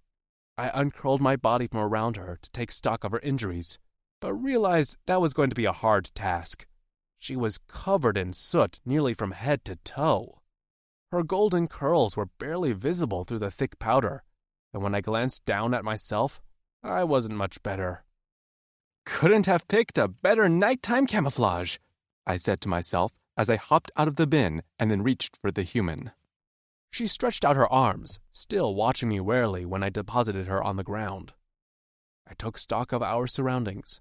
As suspected, we were in a basement coal room, where bins of the black rocks sat below vents leading to various areas in the fortress. Moonlight shone through a small window near the ceiling, and I shoved a lone crate over to stand on it and peer outside, where I was nearly level with the ground. The courtyard of Joktalis was dark and still. What was different than when I arrived was a massive structure toward the side wall, a platform and a pole with long ropes tied to the top. They dangled loosely, weighted down by chains at the bottom. I tried to work out the length of the ropes in proximity to the top of the walls, but grew a little frustrated because plans like this weren't my strength. Kutzal would have some sort of strategy figured out in mere seeks. That was why he was the Drexel of our Clavas. I strategized with my fists and mouth, which was how I got into this fortress in the first place. I couldn't climb the walls, and I didn't want to draw attention to our escape, or we'd have those flecking nosehounds on our trail. Whatever purpose that structure had, I was going to use it for our escape. I turned and motioned for the human who stood cradling her head in her hands, expression marred with pain. She probably had some injuries from that rapid descent, but we didn't have time to deal with them now. "Come here."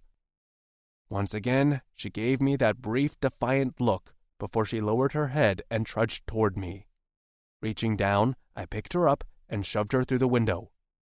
"Move, because I'm coming after you," I called a moment before I hauled myself through. My shoulders barely fit, and I had to grunt and wheeze to fit my bulk through. Finally, I was through, and went into a crouch in the dirt. We were nestled between two buildings, and I waited to see if any guards appeared, but there were no visible patrols. A couple of nosehounds lay near the gate, sleeping, and once again, I realized the coal dust would benefit us by covering up our scent. I stared at the structure with a frown. What the fleck is that for? The human shifted next to me, and then her soot-darkened face entered into a patch of moonlight. Her light eyes shone.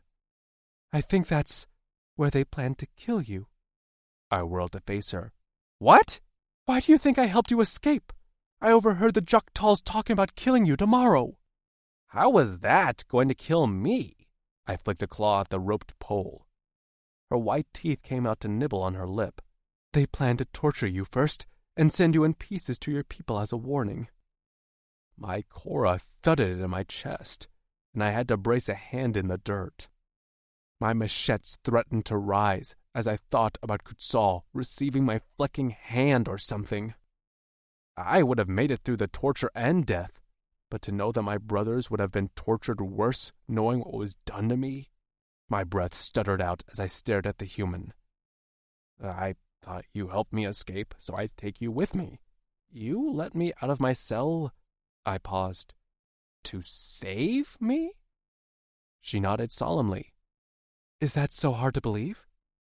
She told me I had to be gone by tomorrow, but I never in my wildest imagination expected anyone to do anything for me without expecting something in return. "Yeah," I answered honestly. "It is hard to believe. I thought you freed me to help you escape." "I hadn't planned on it, no. Not yet. She shook her head. "I was waiting because I was scared." "But not too scared to risk your life to save me? What was with this human?" She huffed out a dry laugh. "I guess I'm braver for other people than for myself." Those words were a punch in the gut. The breath left my lungs on a rush. and I gasped for air. I wanted to ask her if she read my mind, but then her hand settled on my arm as she gazed off into the distance, unaware of my internal breakdown. "What's the plan now?" I finally managed a sharp inhale. Right. Escape. I was having a hard time focusing. My head felt full, crowded, and it had to be this human's presence flecking with me. I turned so my back faced the human. "Get on." "What?" "Get on my back, and whatever you do, don't let go." "How are we? Just trust me." "Trust you?" I turned to see her glaring at me below the defiant furrow of her brows. "A few minutes ago, I was worried you were going to eat me, and now I'm supposed to trust you with my life?" "Well, I didn't eat you," I growled, "so that should go a little ways toward trusting me." "Not eating me is a very low bar when it comes to the first stages of trust," she shot back, eyes blazing.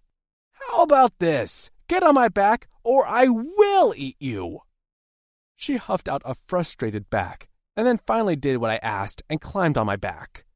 I immediately stood, and after making sure her arms were securely fastened at my chest, I took raced in the shadows toward the torture platform that had apparently been erected in my honor. I had already planned to use it to escape, but knowing they planned to kill me on it when the sun rose, well, this would make the escape that more delicious. "What is your plan?" she whispered in my ear. "You'll see." "You'll see isn't a plan." "Well, it's the one you're getting." I reached the platform, and after a quick glance at the now sleeping hounds, said one last time, "I mean it, hang on." Her arms tightened around my shoulders, and her thighs squeezed my waist. "Hanging on," she panted. I took a running leap and grabbed the end of a rope. I saw the end now had barbed manacles that would surely have hurt like hell. I imagined all the little bits of me hanging from those various ropes tomorrow and wrinkled my nose in disgust. Barbaric. I deserved at least a warrior's killing. "Oh God," she let out on a whisper when she realized what I was doing. The momentum of the swinging rope sent us airborne, and as soon as my feet left the ground, I began to climb, hand over hand, quick as I could. A nosehound's head went up at the sound of the ropes clattering against the pole, and I scrambled quicker. Just as the rope swung out and we were moments away from crashing into the wall, I sliced my machete through the rope end, gripped it tightly, and swung my legs. The human cried out against my shoulder, and I felt her blunt teeth bite into my scales to muffle the sound. I barely reached the top of the wall, and the tips of my clawed toes scrabbled at the rock just as I pitched forward, rope still in hand. The manacled bottom hit the wall with a clatter, and I cursed. The hounds were on their feet now, and any minute they'd likely send up an alarm. Pulling up the rope quickly, I sliced off the manacled end and tossed it off the outside of the wall so it hit the grass below. After quickly tying the rope to a spoke at the top of the wall, I gripped it tightly and descended, bracing myself against the wall with my feet as I lowered us as quickly as I could. The rope only lasted so long, and I had to jump the rest of the way. Hitting the ground in a crouch, I heard the baying of the nosehounds. Without hesitating, I took off at a sprint into the dense foliage. Chapter 6. Vins. I was a tracker, which meant I knew how to find tracks, and I also knew how to cover them up.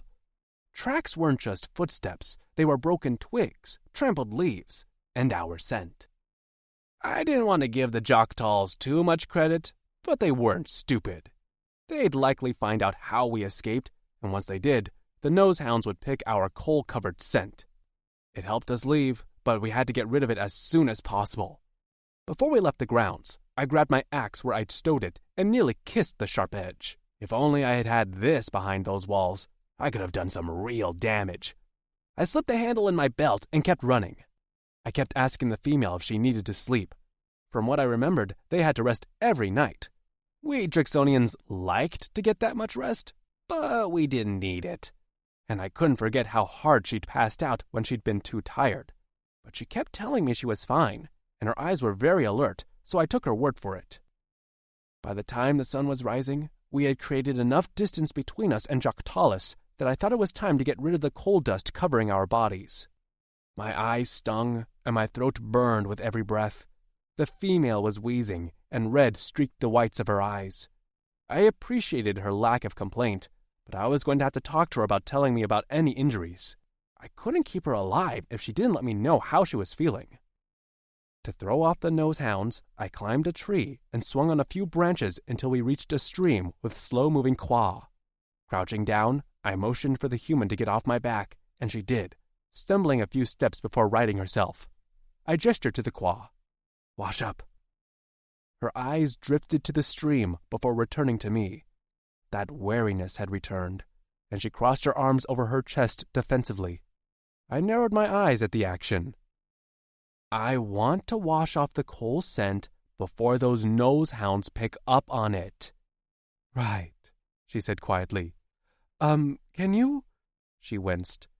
"Can I wash without you watching?" "Are you going to run away?" "Run away?" The wariness faded as she let out an amused huff. "From you? I think we both know I would make it 3 steps before you caught me." I stuck my chest out. "Just making sure."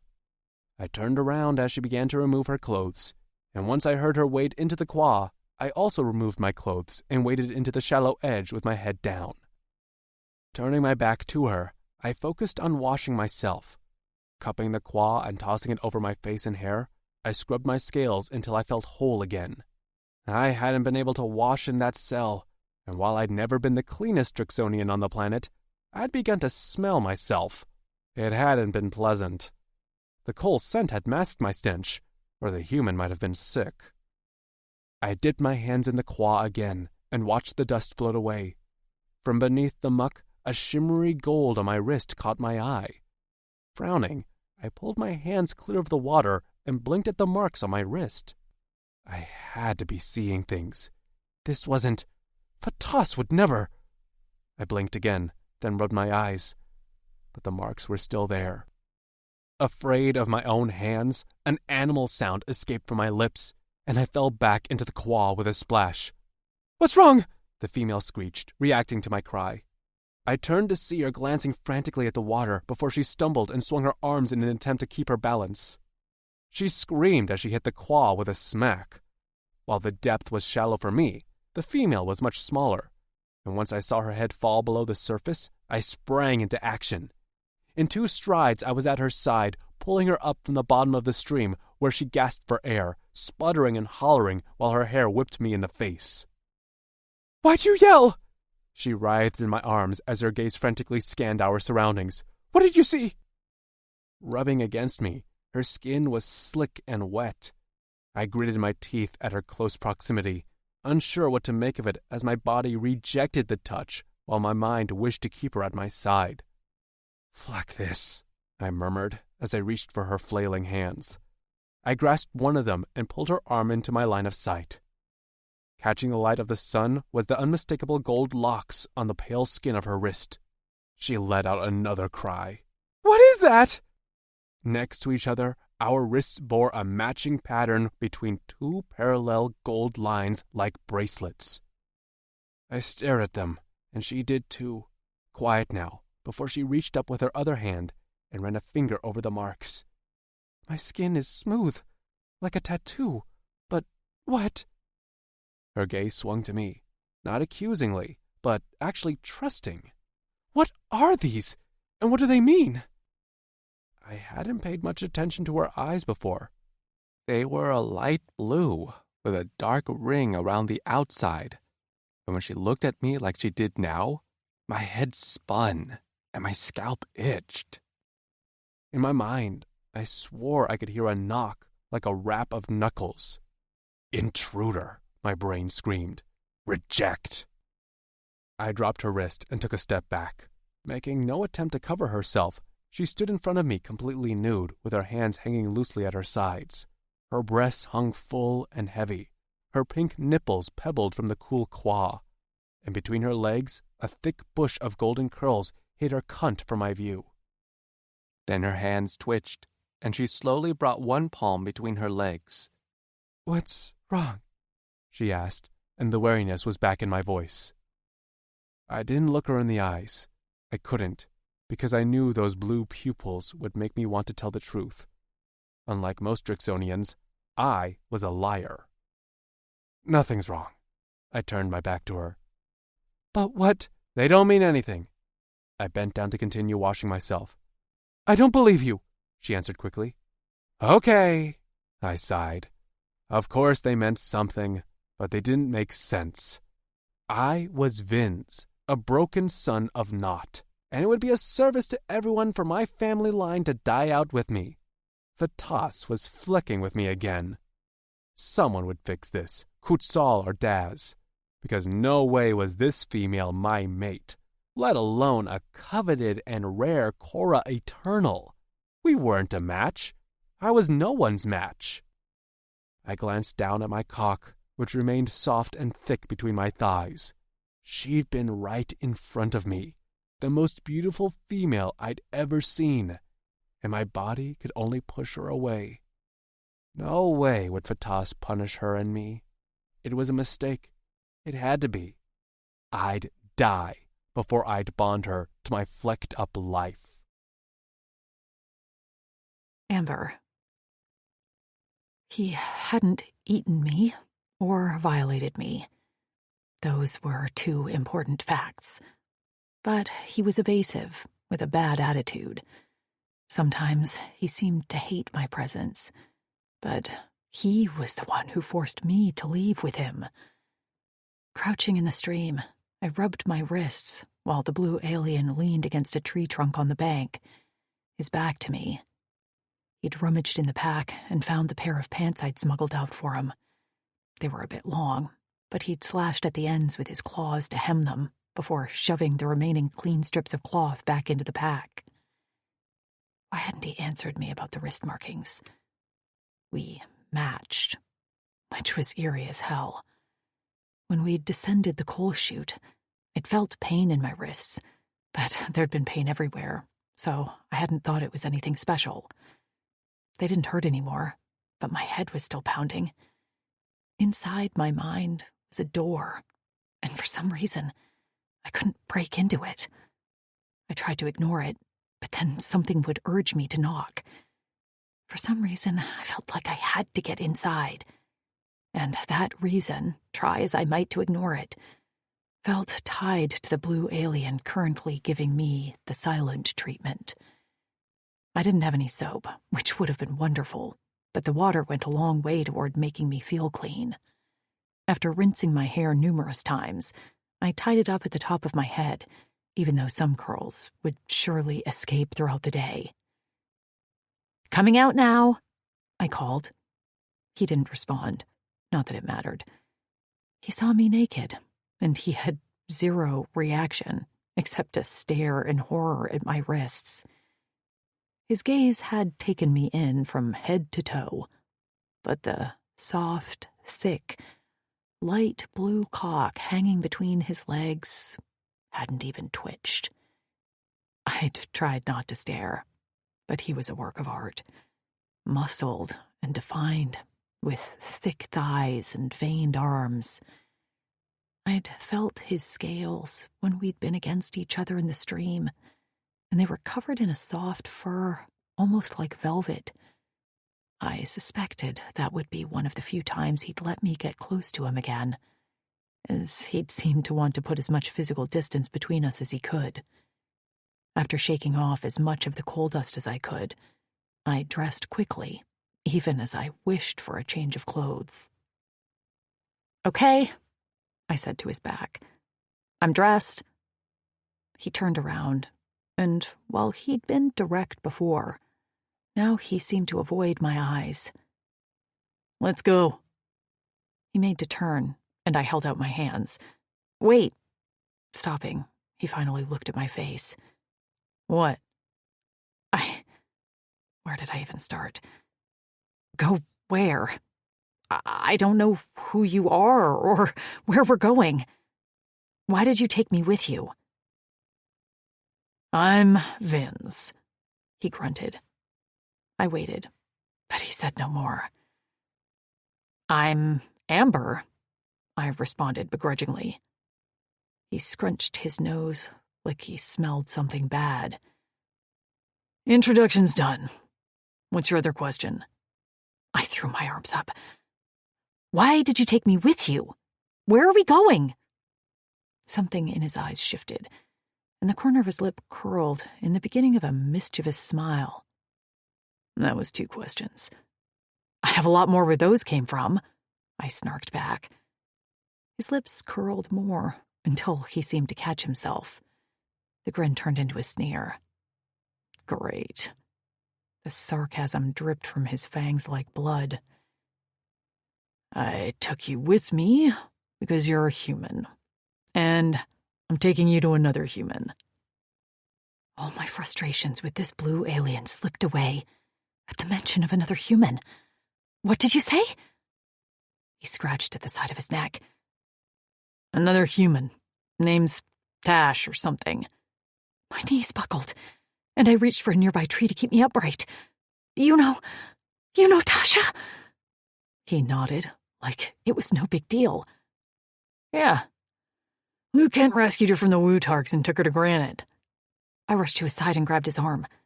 He stiffened immediately, gaze homing in on where we touched. Okay, no touchy. I dropped my hands and forced myself to remain calm. "Is she okay? What's Granite?" He rubbed his forehead with a grimace. "But toss the questions," he murmured under his breath. "I'm sorry," I cried. I'd always been the quiet one of our group, and content to let Tasha or Trix do the talking. But I was alone now, and I couldn't afford to be meek. "Actually, I'm not sorry.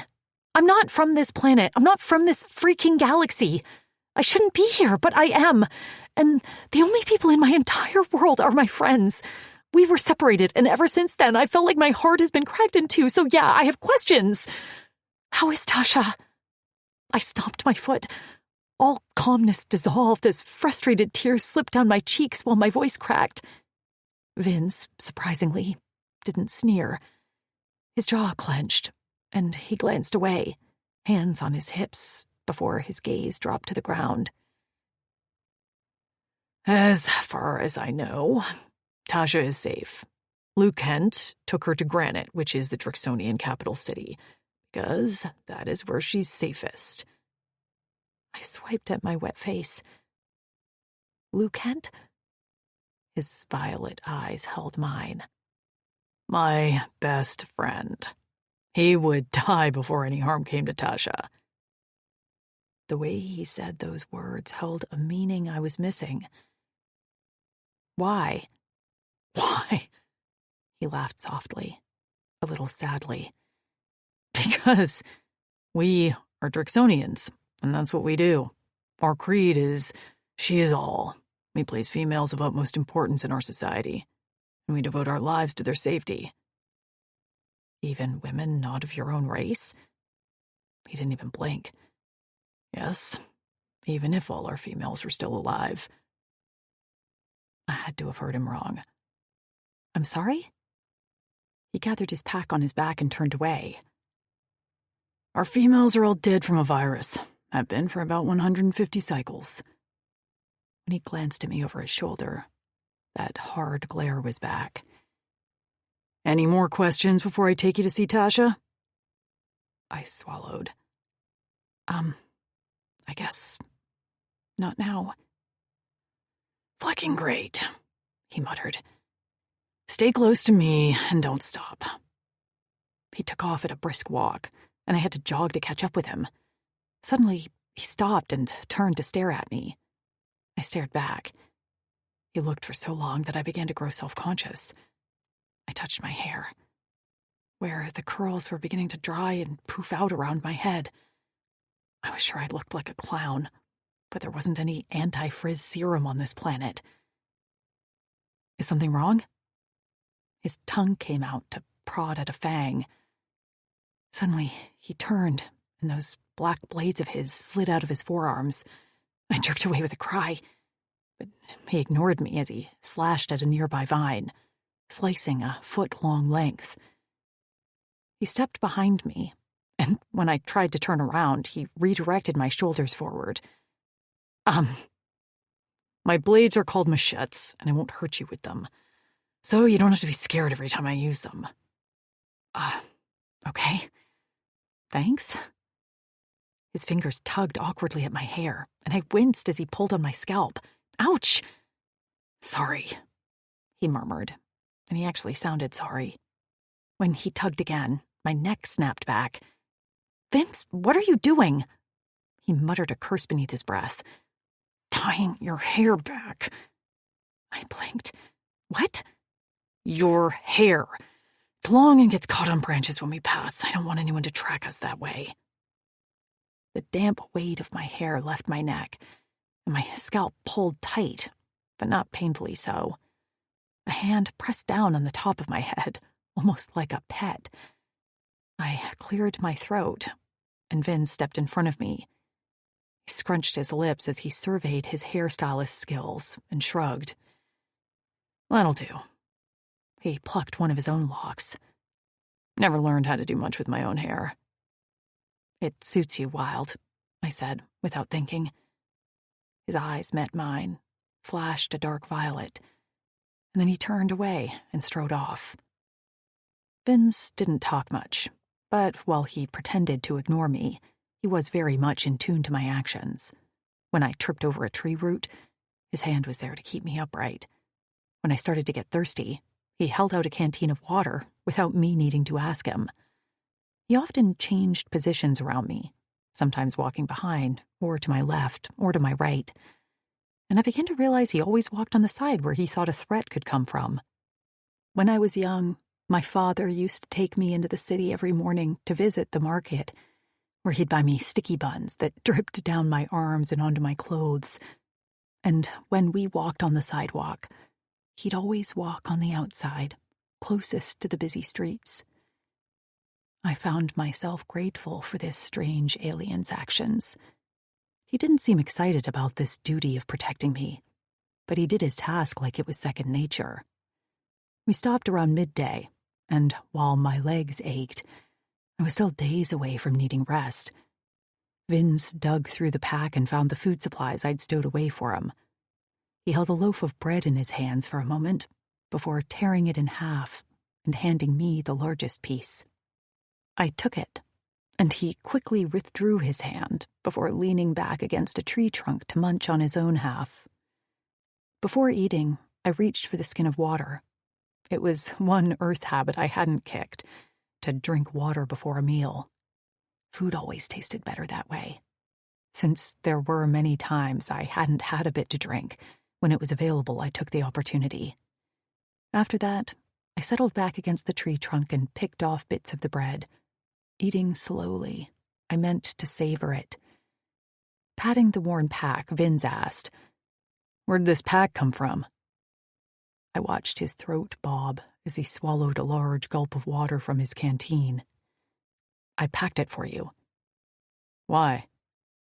"Because they barely fed you. I knew you'd want to eat as soon as you got free." "At least they fed me."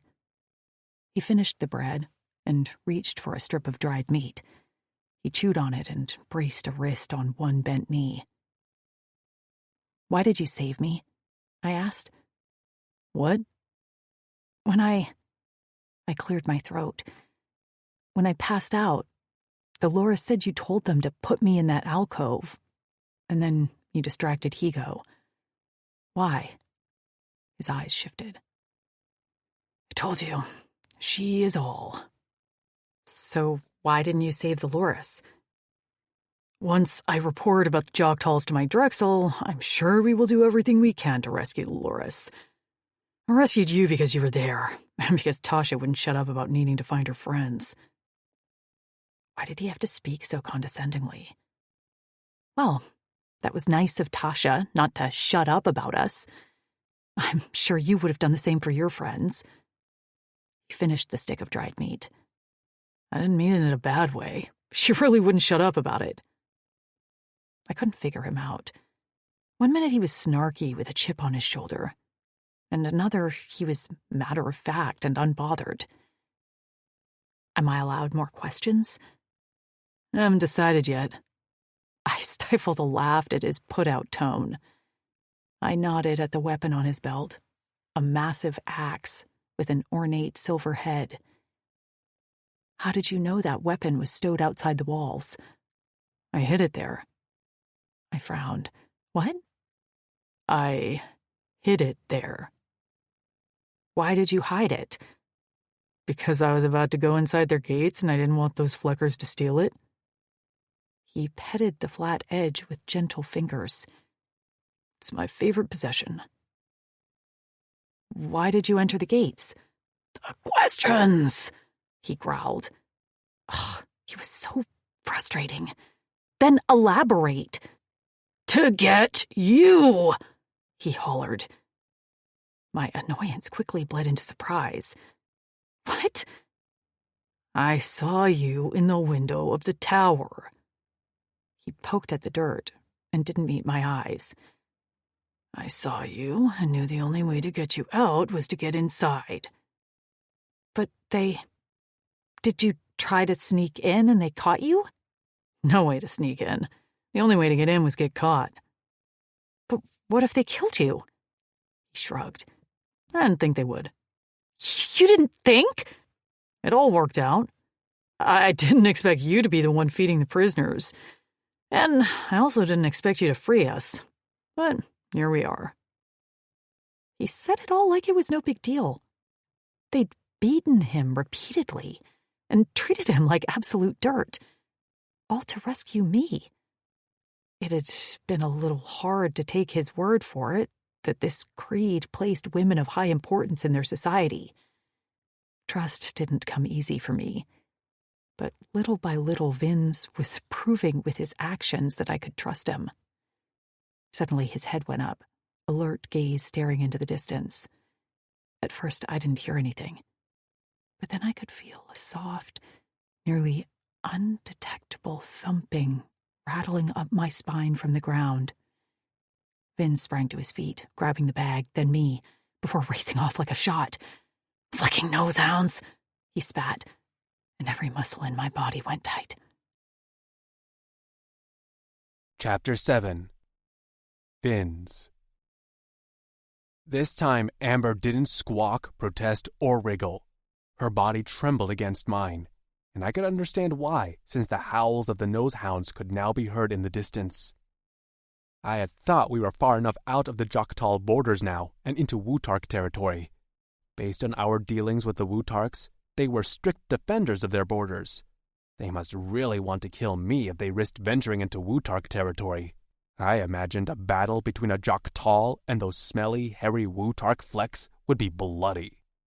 Swinging the female onto my back, she had just wrapped her arms around my neck when I leapt up a tree trunk. Amber's breath heated my neck, and I could feel the beat of her cora against my back. Clawing my way to the sturdy bottom branches, I settled there on a crouch, scanning the tree line for the type of foliage I needed.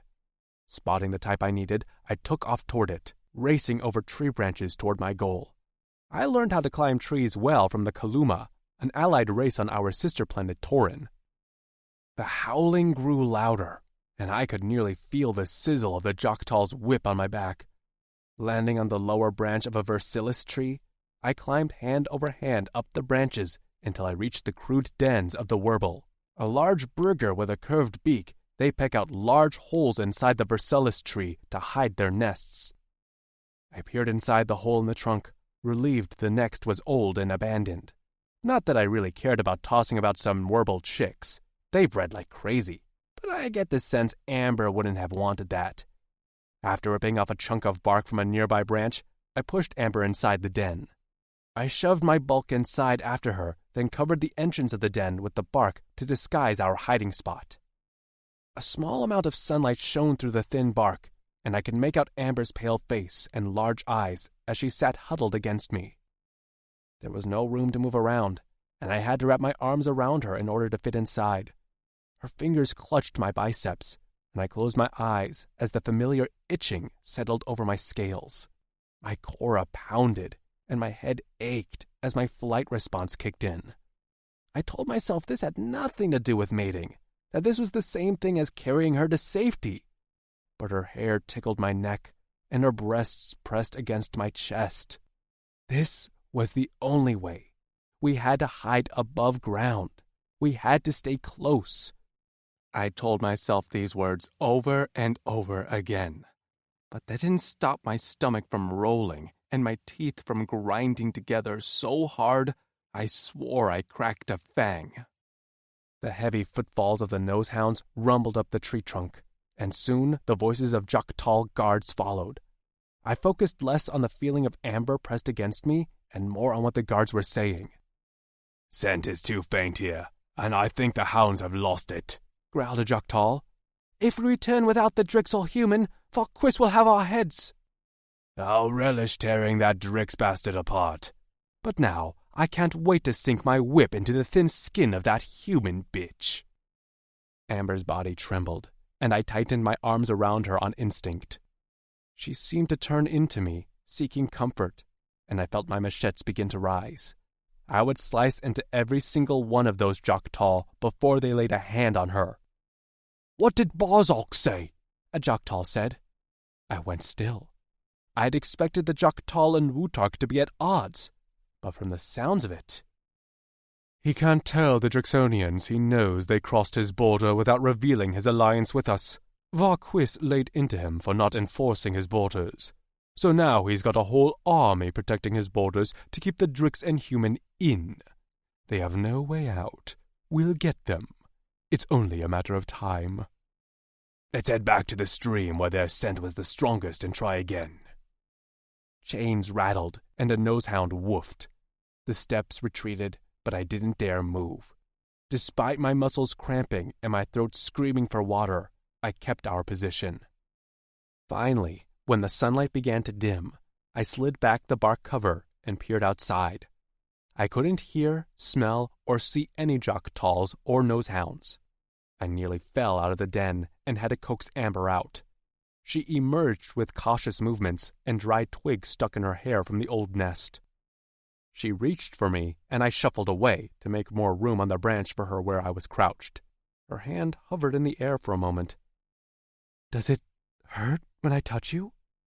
Her question surprised me, and I heard that knocking in my mind again. The sound absolutely flecking terrified me. "No," I said stiffly. "But you—" "I just don't like it," I barked in my most aggressive tone. "I don't like to be touched." I thought she'd ask why, and I was all ready with a remark for her to mind her own business, but something knowing passed over her features, and she offered me a small smile with a soft, "Okay, I understand."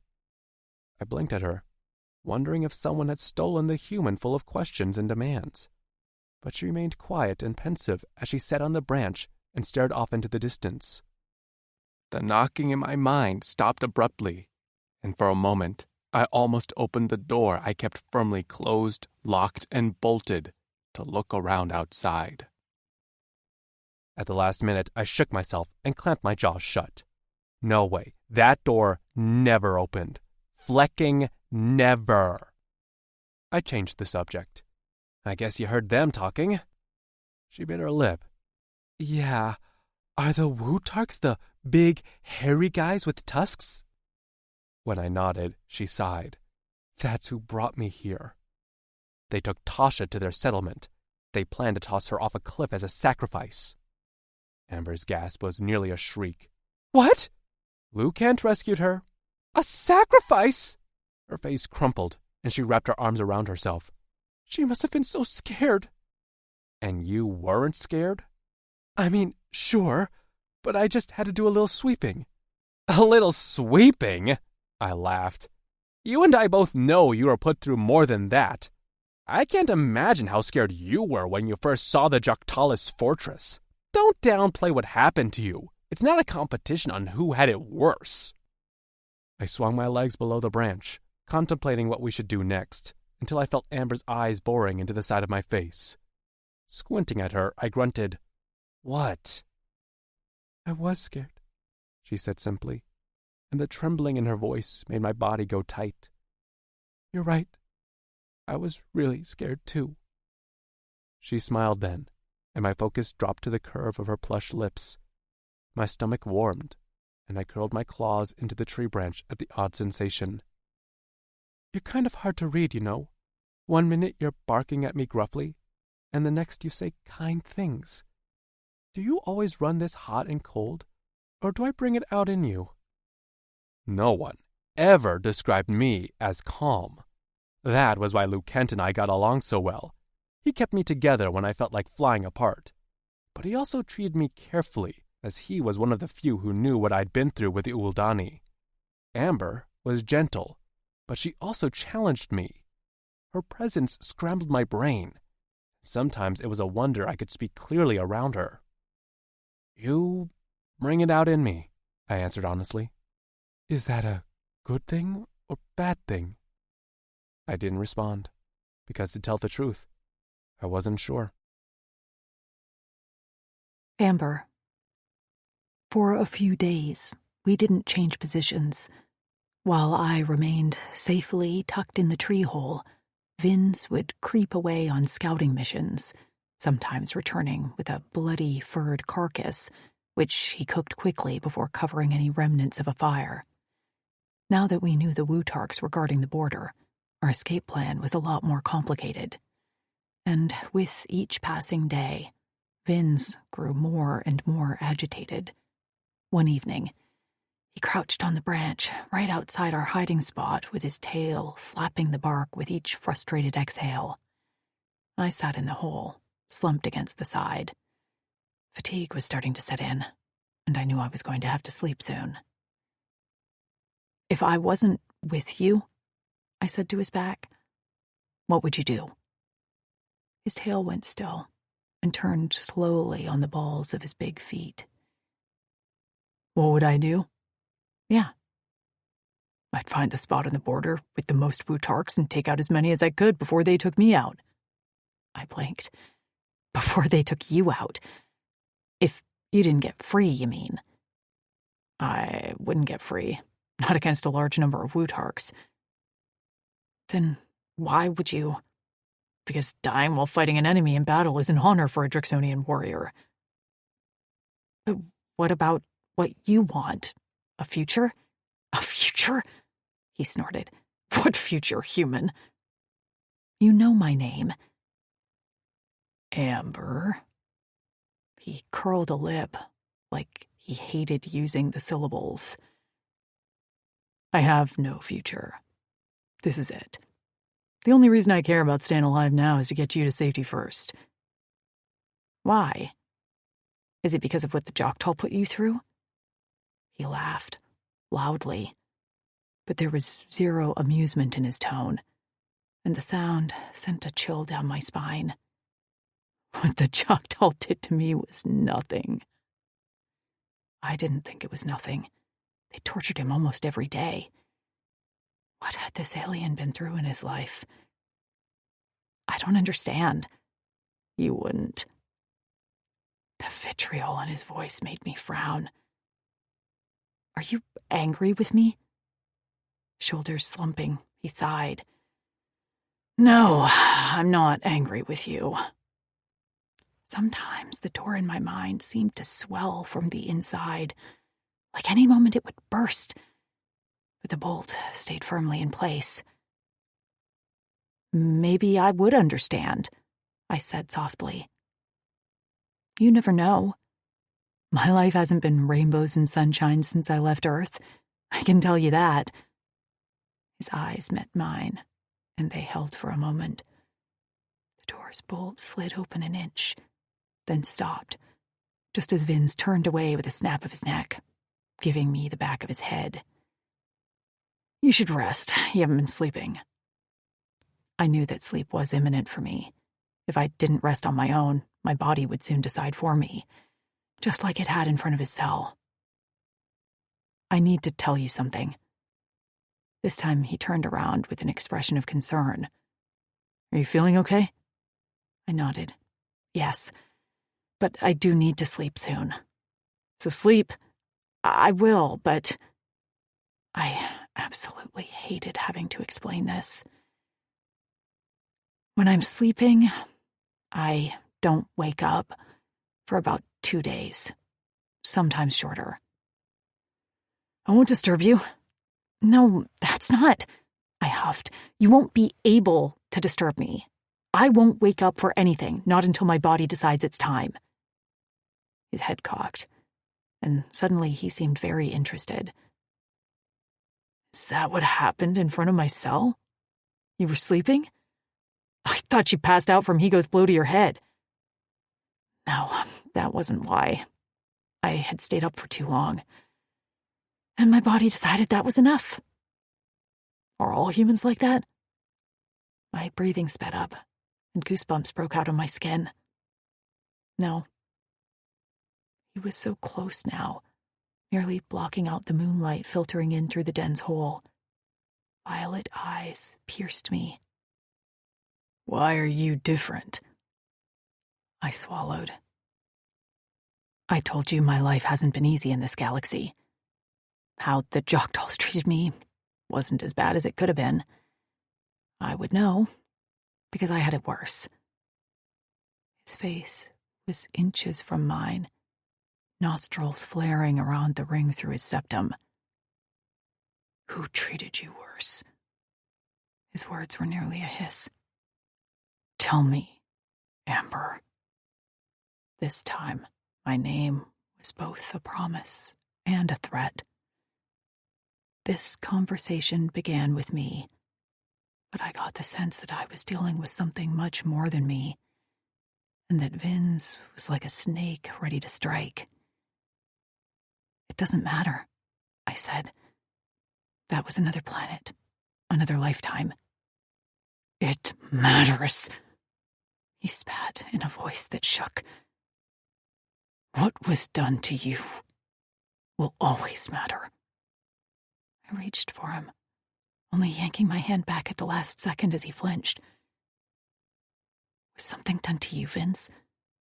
With a snarl, he whirled around and in 2 leaps retreated to the very far end of the branch. He was maybe 10 feet away, but the distance felt like miles. What had just happened? What were we even talking about? Vince? I called. Sleep, Amber. His broad back to me. He spoke through gritted teeth. Please, just sleep. I will keep watch. I tried to stay awake, but eventually my eyes closed, and sleep took me under. Chapter 8. Vince. She slept like she was dead. Her body was limp, and her eyes moved rapidly behind her lids. I didn't leave her once. I ate a little, only catching a few small bilkett that ventured up the tree and pissed from a high branch. I couldn't bear to leave her alone when she was so vulnerable. That must have been terrifying for her to sleep around the Jokdals, and even me. I was thankful she was able to get some rest, but I couldn't stop imagining all the reasons for her odd sleep habits. While I didn't know much about humans, I knew they were diurnal and slept every night. The fact that she could be awake for several rotations was incredibly unusual and almost not human. With a damp cloth, I wiped her forehead, which beaded with liquid. I'd tasted it and was surprised how salty it was. A few drops dampened the collar of her shirt, and I placed another cold damp cloth there too. She wasn't sick, was she? Fleck, I was fussing over her like a healer, but I refused to go farther than arm's length from her, so I remained where I was, crouched over this small sleeping human. I'd been so annoyed with all her questions, but now I would have been eager to answer 1. 2, maximum. I wasn't that desperate. It hadn't even been 2 rotations, and I missed the quiet calm of her voice and the soft titter of her laughter whenever she let herself, and her smile. Fatas, her smile. I propped my chin on my bent knees and sighed. Higo, that Flecker. I was glad I killed him. When he'd struck her, I swore I was going to burst out of my scales. How could anyone hit this female? Her skin was thin and delicate. She said another species had treated her worse, and my stomach rolled thinking of who it could be. I had my guesses, but I didn't even want to say the name out loud. More time passed as I watched the sleeping female, until finally her eyelashes fluttered and her lips moved. Slowly, she blinked awake and gave a start when she found me staring right back at her. Her hand flew to her chest, and she jerked so hard that her head hit the side of the den. "Ow!" she moaned, rubbing the back of her head, and squinted an eye at me. "Damn, you scared me." "Sorry." She shook her head. "It's okay." She dropped her hand and wiped her forehead with the back of her hand. "How long was I asleep?" "A rotation and a half." She nodded. "That's about normal. I didn't try to stay up this time." She yawned, and I marveled at how blunt her teeth were. She'd been able to chew meat, which surprised me. "Are you," she gestured to me, "going to move? I have to pee." "Are you okay?" She opened her mouth, but then shut it and cocked her head, studying me. "Did you watch me?" "The whole time." A small smile teased the corner of her lips. "Why?" "Because if I watched you, then I knew you were okay. I'm sure that's pretty flecking scary to sleep that hard and not be able to defend yourself." She swallowed, and with those captivating eyes on me, gave one decisive nod. "It's absolutely scary. I hadn't slept at all when I was with the Choctaw. That was why I passed out. I tried to hold off as long as I could." "As long as I'm around, I'll watch over you when you sleep." Her smile grew. "Thank you, Vince. I hope you're around for a long time." My stomach warmed, and I almost smiled back until I remembered who and what I was. Clearing my throat, I made to back away when I realized her hand rested on top of mine. I hadn't even noticed that she'd touched me, and even now, the feel of her skin against mine didn't repulse me at all. "Oh, sorry." She yanked her hand away. "I didn't mean to. I'm sorry. I'll be more careful. I know you don't like to be touched. I will respect that." I couldn't look at her then. My throat closed. My vision waved at the outside, and I quickly turned around so she didn't see my near panic attack. Clearing my throat, I spoke in a slightly strangled voice. "I'll help you down so you can relieve yourself." "Thank you," she responded quietly. Now that Amber was awake, I felt comfortable enough to venture away from her for a short time. We needed some proper meat for a meal, and I had to scout the borders again. Leaving her with some food and fresh water, I picked my way through the foliage until I was able to catch sight of the section of the border where I thought we could cross. After I confirmed the status was the same as before, I left as quickly as I came. Along the way, I shot a bilquet for meal. I returned to the tree and knocked on the trunk. A head topped with golden hair peeked out. "You're back. Come down for a proper meal." By the time she picked her way down the trunk, I was roasting the bilquet on a spit over a small fire for a meal. She crouched next to me and watched for a while until her voice cut through the stillness. "I was an experiment." A chill washed over me, and my Cora skipped a beat. I could barely hear her over-rushing sound in my ears. "They wanted to see if humans could be kept awake longer and our senses enhanced," she continued. "When I first arrived in the lab, they kept me awake for days on end. I don't know how it was for you, but that's a torture device for humans. It's been used on prisoners of war. I thought I was losing my mind several times. There were days I could barely remember my name. And then they injected me with serums, collected tissue for samples. Eventually, I could stay awake for days, but it's not natural. My sleep is too deep, and every time I let myself close my eyes..." She swallowed, and a tear slipped down her cheek. "I wonder if I'll wake." "Who did this to you?" I heard myself ask, even though I knew the answer. "Uldani," she whispered. My fist clenched, and the spit cracked in my hand, plunging the bilquet into the fire. I watched the flames engulf the carcass.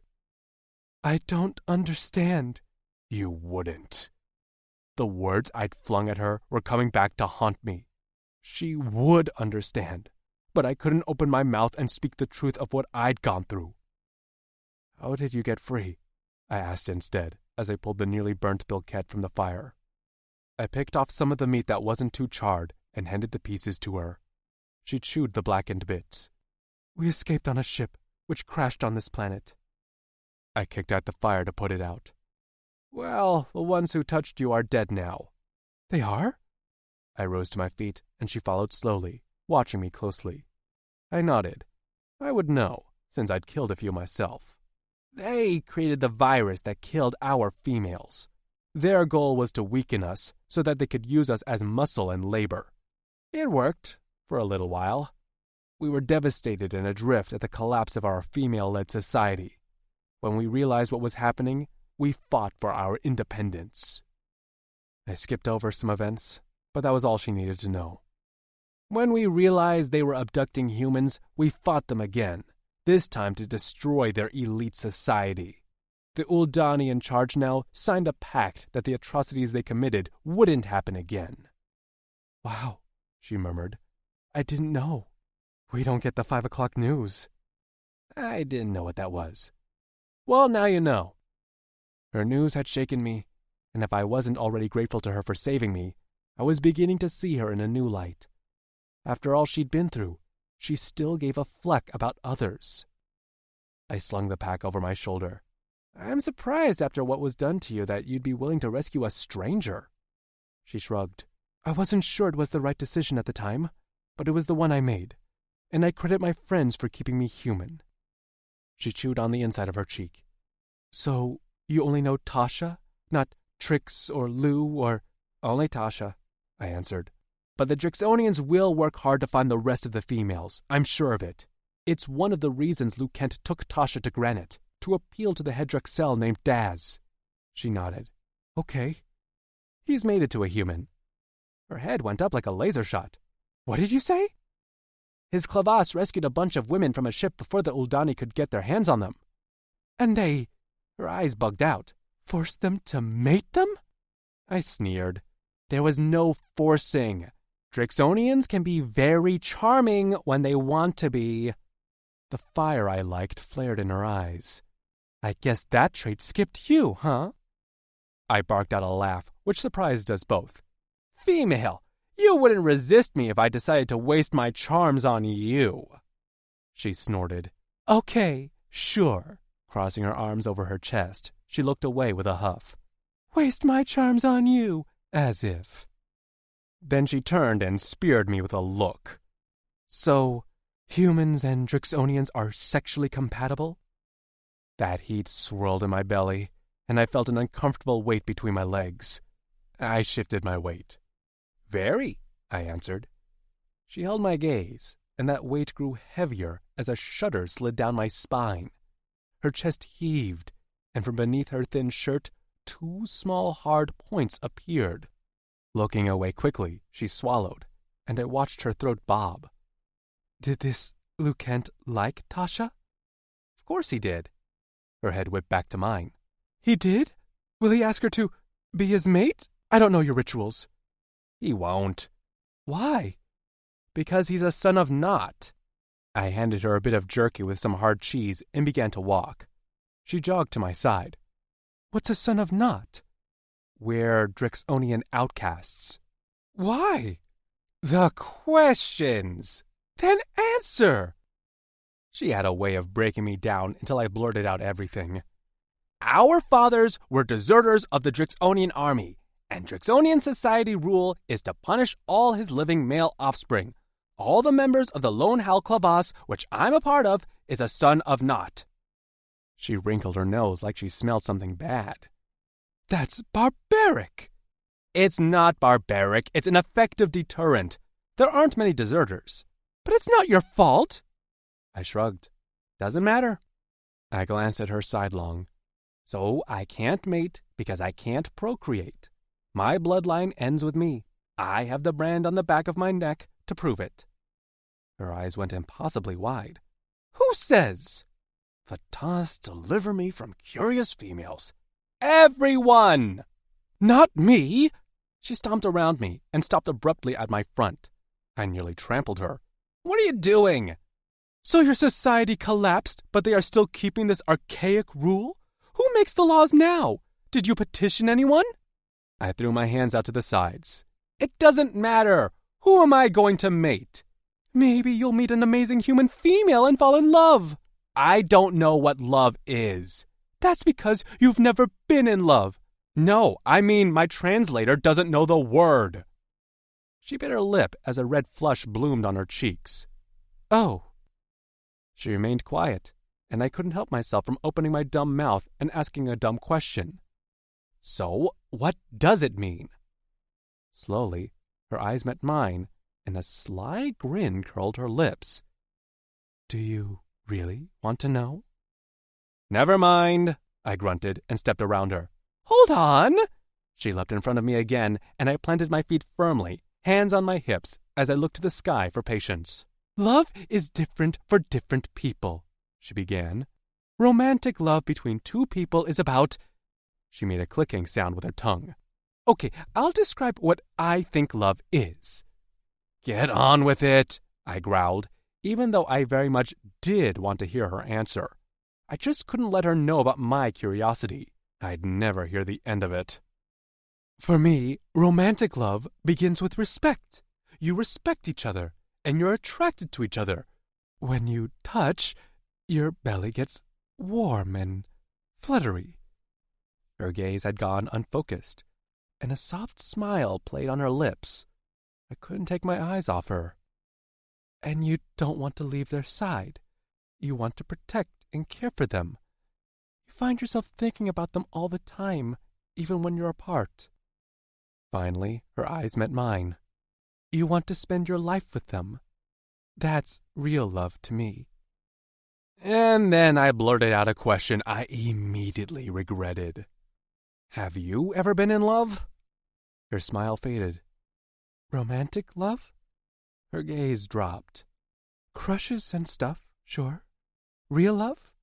No. She lifted her head. But I still have hope I'll find it, no matter the planet I'm on. I hope you do, I said hoarsely, and I meant every word. I really hope you find love, Amber. Chapter 9. Amber. I really wanted to know where we were going, but I was 99% sure Vince would strangle me if I asked another question, so I kept my mouth shut. He'd let me know when I absolutely had to know something. After our conversation, he'd fallen silent with a scowl marring his forehead. Meanwhile, I stewed about his situation. I understood different cultures, and I was trying to be respectful, but I couldn't accept Vince's treatment. After how he'd been shunned by his own people, he still abided by his creed. He had friends in the other Sons of Naught, as he'd said this Lucent was his best friend. I wondered what Lucent was like. What had Tasha thought when she first met him? Was he as frustrating as Vince?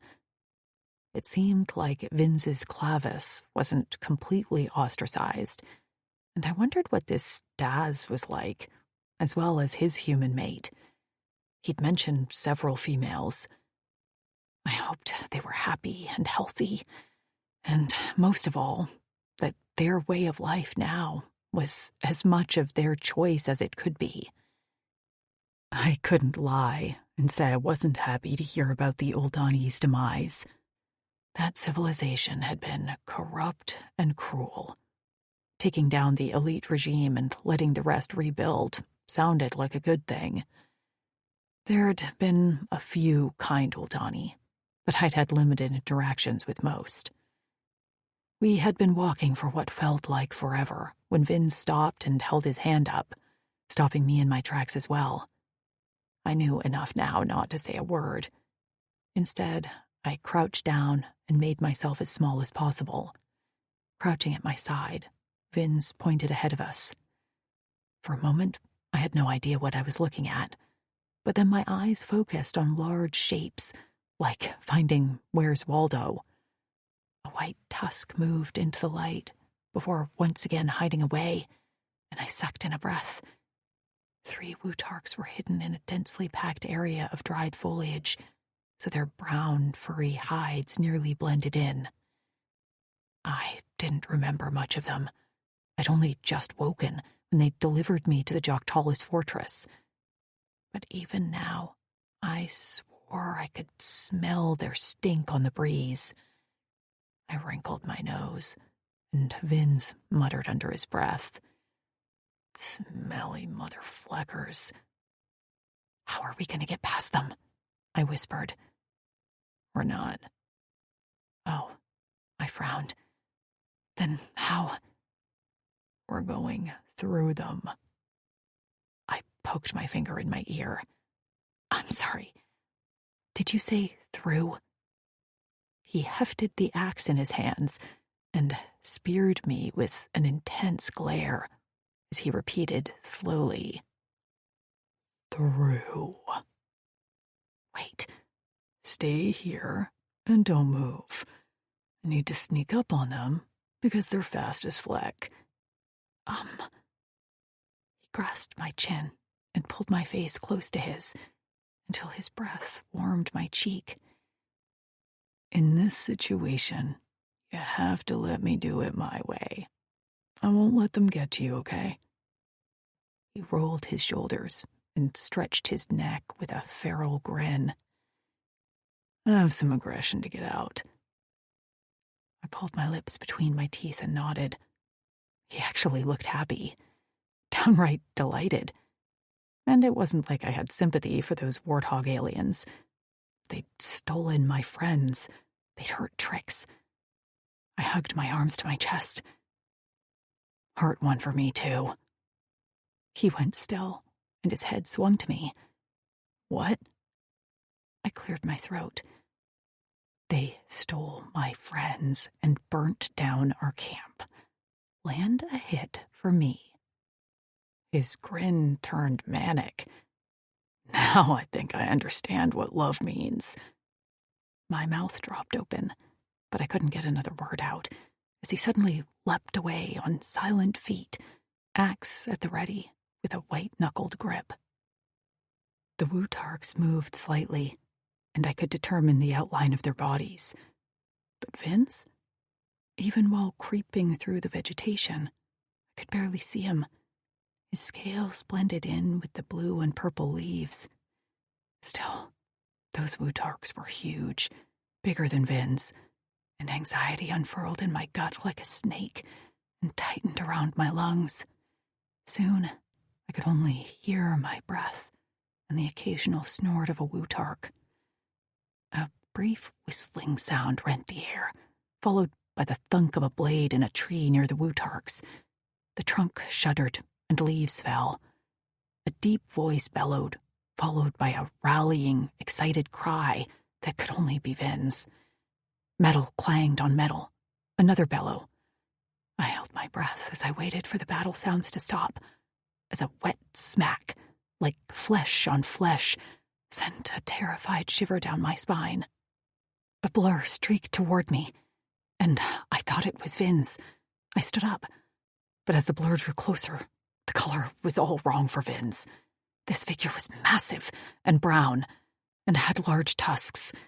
I opened my mouth to scream, just as a crack echoed off the trees around me. The figure came to an abrupt stop, with an axe head cleaved through its skull. Blood leaked down the Wutark's neck. It took one step toward me, then two. Backing up, I tripped over a root and went down, just as the massive body wavered and hit the ground with a thud. Standing behind him was Vin's, chest heaving, face streaked with a dark liquid. His eyes were feverishly bright as he stepped on and over the body before falling to his knees in front of me. His hands roamed my body, from my face to my arms to my thighs, and I didn't miss the tremble in his fingers. Are you okay? Did he touch you? Are you hurt? I stared at him, relief dousing the adrenaline roaring through my blood until I was able to spit out a few words. Now who's asking a lot of questions? His gaze shot to mine, and his eyes narrowed before he sat back on his haunches. His shoulders shook, and then his head dropped as he wheezed with near-silent laughter. I guess that means you're okay. I'm okay. Sorry, that one got away from me. I didn't look at the body. I noticed. He waved a hand at the fallen enemy. Took care of it, though. I was worried I lost my touch, but my accuracy is still perfect. So there's a chance that the axe would have missed him and hit me? He held his thumb and forefinger about an inch apart. Slight chance. Vince! He threw back his head and laughed. I'm just kidding. I would have hit the tree over your head, not you. Leaping to his feet, he turned and wrenched the axe from the Wutark's head with a sickening crunch. I held my hand over my mouth to hide my gag. I declare the borders are now open. He gestured his hand with a flourish. Welcome to the common land, female. Soon we'll be at camp, dining on stew and sleeping with proper furs. He patted his stomach. Can't wait. We walked for nearly 2 days, only stopping to eat. This was one of the few times I found my altar convenient, as Vince was able to stay awake for long stretches as well. I was burning through my energy fast, though, and I knew I'd need to sleep soon.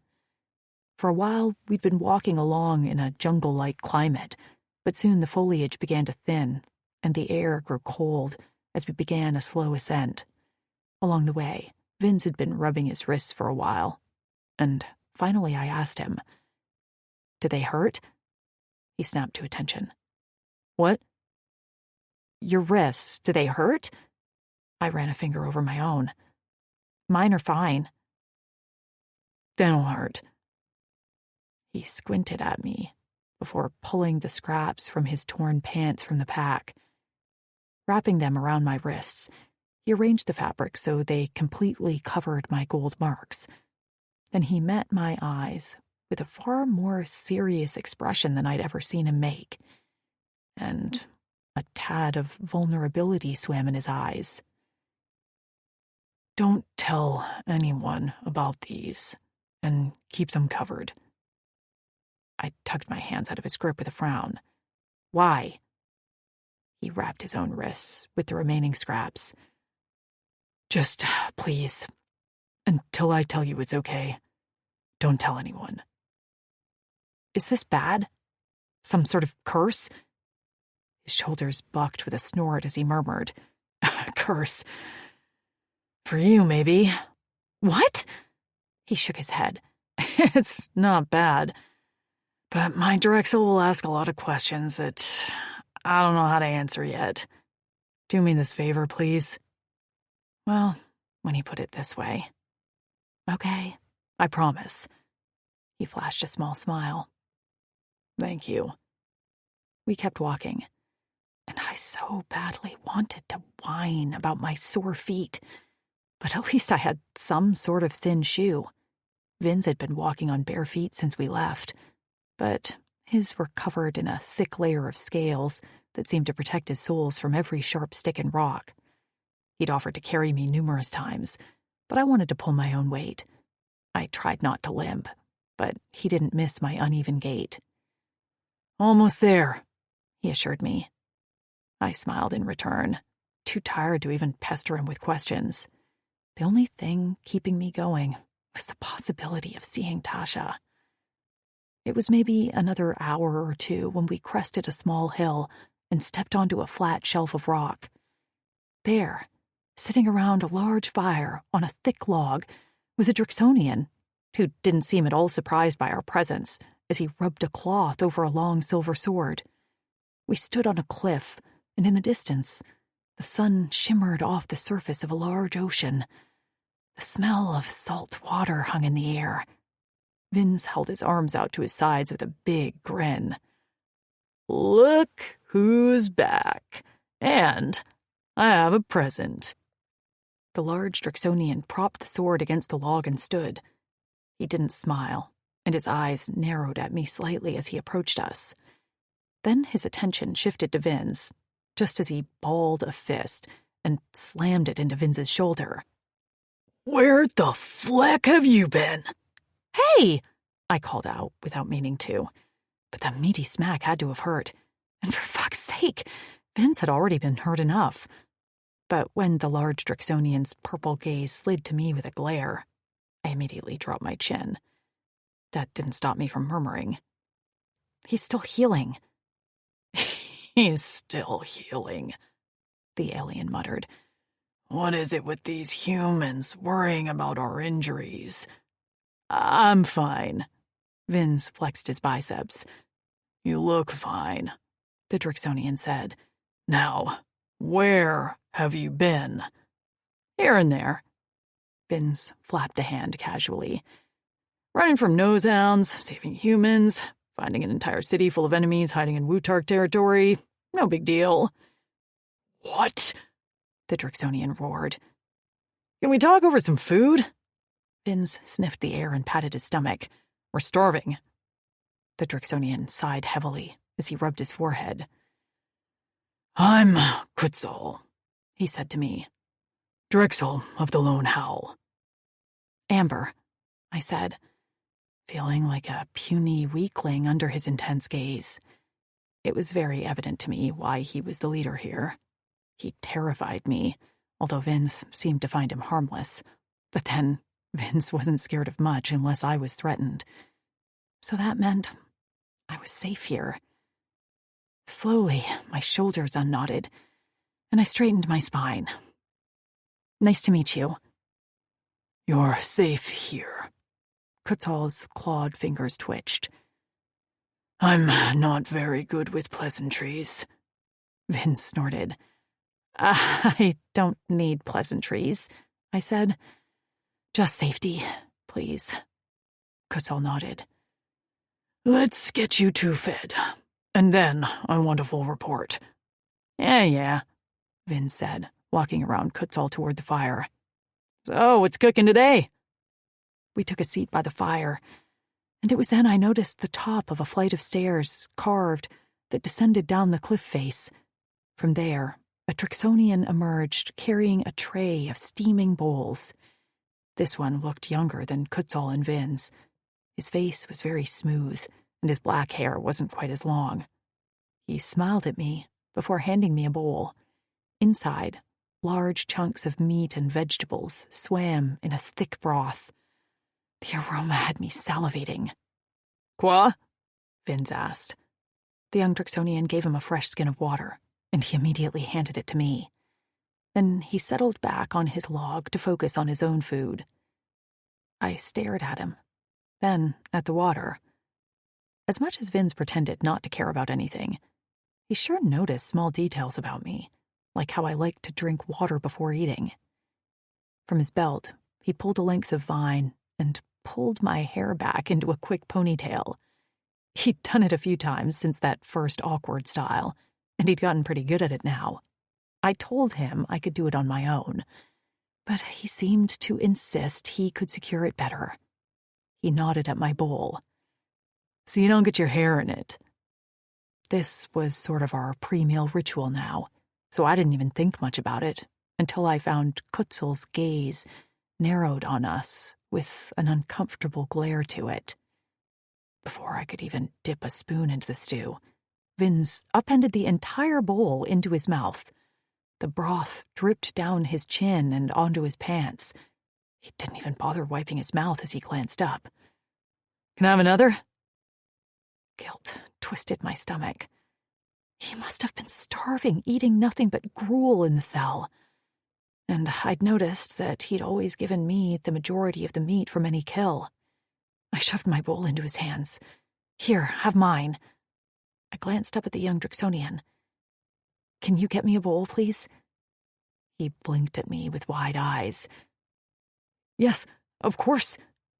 As he hurried away, Quetzal continued to watch me closely. His gaze dipped to my hands, then back to me, before sliding to Vince, who was once again pouring the entire bowl down his throat. He dropped it on the ground and slumped forward to brace his arms on his thighs. Fleck, that was good. Why are you eating like you haven't been fed for days? Quetzal asked. He was barely fed in that cell, I said. Once again, I earned a glare and decided to try harder to keep my mouth shut. Quetzal's shoulders tensed and his nostrils flared. Oh, cell. He spoke with a deadly calm. Swallowing, I pressed my lips together and bit down on my tongue. After guzzling a skin of water, Vince began to talk, starting with when he saw through the tower window at Joktalis. I zoned out a few times as the young Drixonian returned with 3 more bowls of stew, and I ate 1.5, while Vince polished off the rest while talking. Quetzal listened intently, sighing often, and other times gritting his teeth in anger. When Vince got to the part where he killed 3 Wutarks, I thought Quetzal was going to pass out. His head rolled back, and he stared at the sky for a long time, while Vince finally fell silent. Finally, Quetzal inhaled deeply and stared into the fire. "You and Lucent, so reckless." "Where is Lucent?" Vince asked. "He is out trying to find the trail of the rest of the females." "Did Axton and Tasha make it to Granite safely?" Quetzal cocked his head. "Axton and Tasha?" His nubbed brow lifted. No." I nearly fell off the log. "What? No?" "Axton and Tasha didn't go to Granite." This guy was just like Vince. He answered with as few words as possible. "Are they here? Is she safe?" "They should be back soon," Quetzal said, seconds before footsteps could be heard traveling up toward the cliff. He gestured with a flick of his claws. "There they are." 2 Drixonians stepped out of the tree line first, and from behind them, I caught a glimpse of brown hair, pale skin. Tasha's face lifted, and I couldn't hold back my shriek. "Tash!" I leapt off the log, nearly tumbling into the fire as I raced toward my friend who I never thought I'd see again. Tasha's face went up, and when she saw me, her eyes registered shock before she answered my scream with one of her own. "Amber!" The 2 Drixonians slid out of the way just in time as we met in a crash of limbs and a lung-squeezing hug. The tears streamed down my face, and my shoulders shook as I sobbed and laughed, my emotions rocking like a storm-ravaged ship. "Oh my God, oh my God!" Tasha blubbered into my neck. Her fingers combed through my curls. "I never thought, oh my God, you're here! You're really here!" She held me at arm's length and ran her hands over my face, my arms, and my waist. "Are you okay? Hurt anywhere? How did you get here?"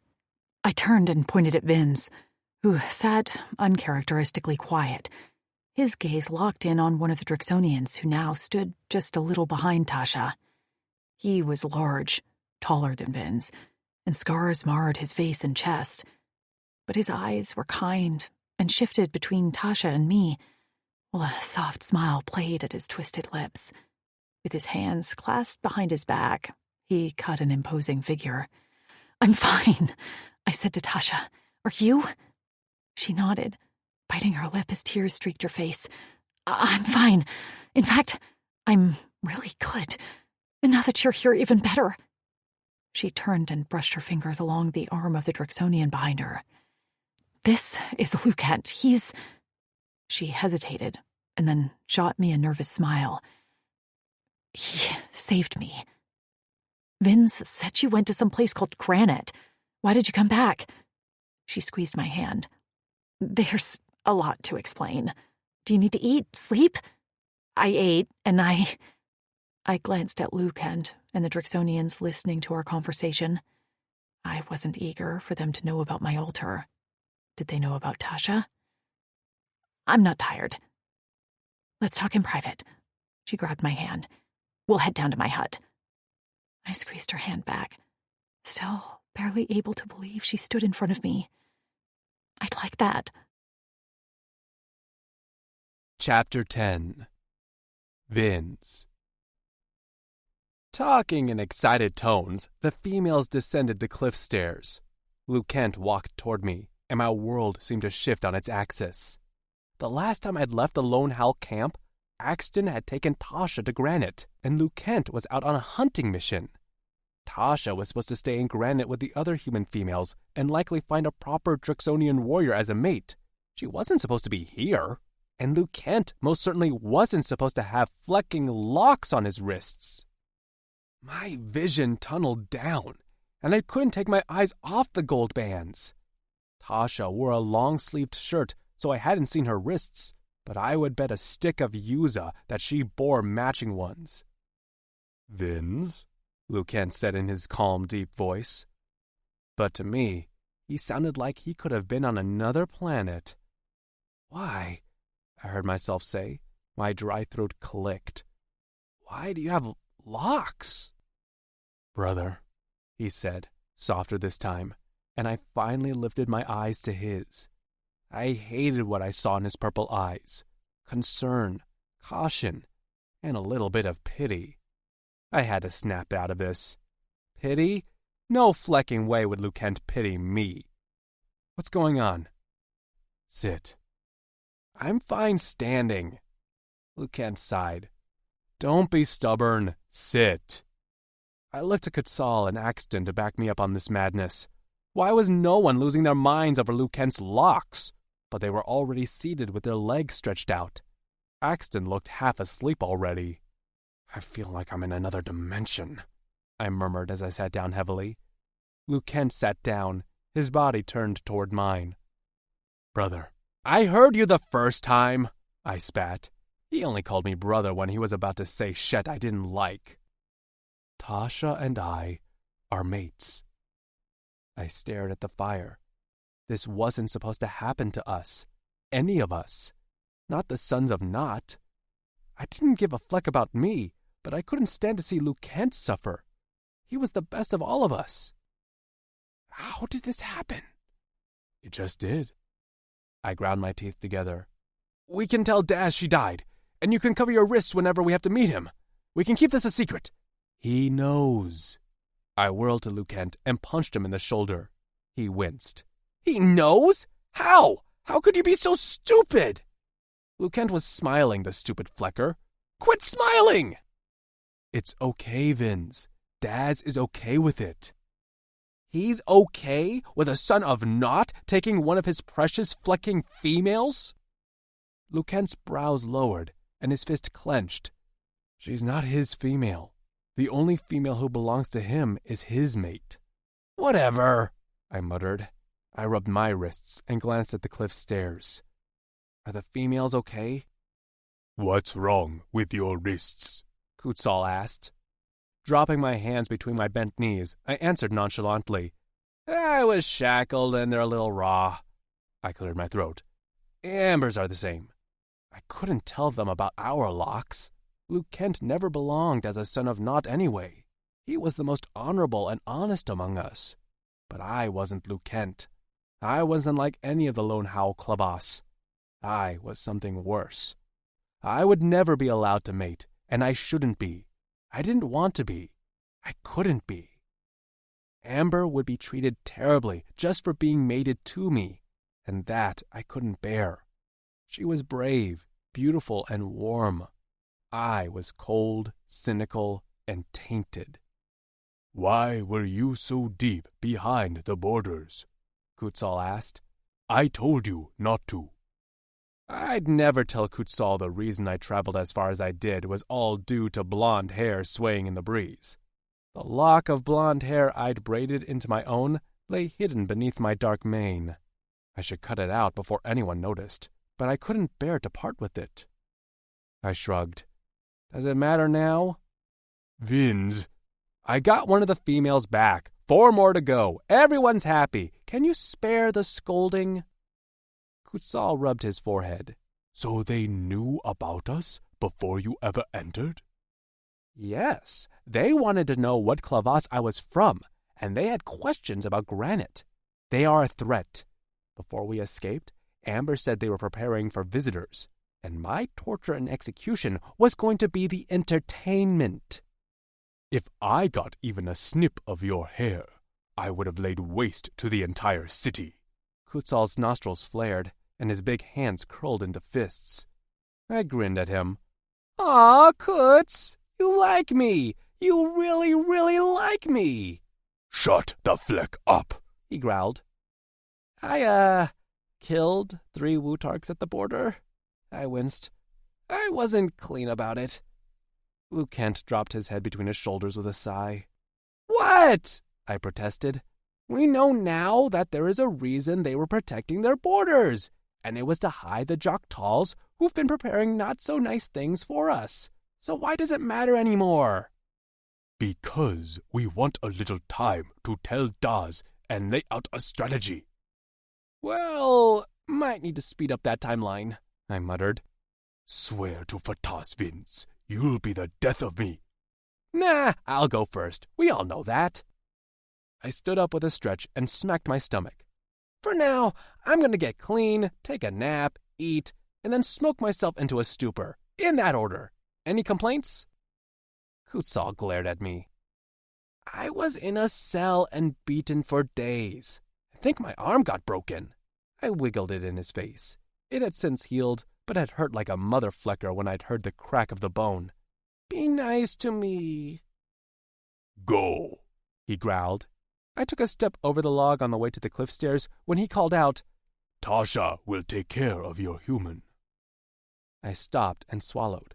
My wrists burned, and the knocking in my head pounded. I turned and spoke words that felt like spikes on my tongue. She's not my human. They both stared at me, but I was done talking, for once. I turned and walked away, intent on that nap where I'd likely dream about golden hair. Amber. They what? I screeched. Sacrifice? It's fine now. Tasha waved her hand with nonchalance, but I could see the slight tremble in her fingers. She had just informed me the Wutarks intended on tossing her off a cliff to her death as a sacrifice to their god. With a quick diversion, Lukent had saved her at the last minute. We sat on the bed pallet in her room, covered in a thick fur that felt like a pillow beneath my butt. I leaned up against the wall with my knees pulled to my chest, while Tasha lounged on her hip, head propped on her fist. The hut was just one room with a small door that led to a cleanser and expeller. It wasn't fancy, but the furs were warm, and a lantern provided both heat and light. Fur cloaks hung on hooks on the wall, and there was even an antler decoration that reminded me of a bar back home. I reached for her free hand and held it. Hey, we talked about this, remember? It's okay to acknowledge the trauma of what we've been through. All of this has after effects that I don't think we're fully equipped to deal with. Tasha sighed. I know. I think I'm becoming a little numb to it now. She squeezed my hand. What about you? Are you okay? I'd already told her about Jok'talis, and she'd been horrified. Like her, I felt somewhat numb to the experience. I'm much better now that I saw you. Do you know anything about the other girls? She shook her head. We're trying to track where they were taken. We visited our old camp, which... She blew out a harsh breath. Was burned to the ground. Burned, I echoed on a near whisper. All that work we'd done to make a home for ourselves, gone in a second.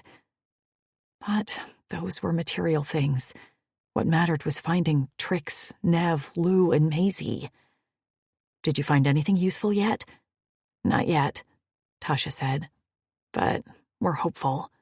The Drixonians are good trackers, and especially this Clavis. I won't give up as long as I live. Me either. I'll do anything I can to help. Lou Kent said Vince is a great tracker, so I'm glad he's back. This whole time, Kutzal thought Vince was fucking off, and instead he was imprisoned with you. What a coincidence that one of the prisoners you had to feed was a Drixonian. I don't think any of the others would have freed you and kept you safe. It wasn't really a coincidence. It wasn't? He said he came upon the fortress and saw me in the window. Wait. She stopped me with her palm in the air. He just came upon the fortress? Don't let Kutzal hear that. There are boundaries that they are supposed to respect. And from what you said before, Vince was way past those boundaries. I shrugged. He said he just found it, and when he was searching the area, he saw me and recognized me as a human.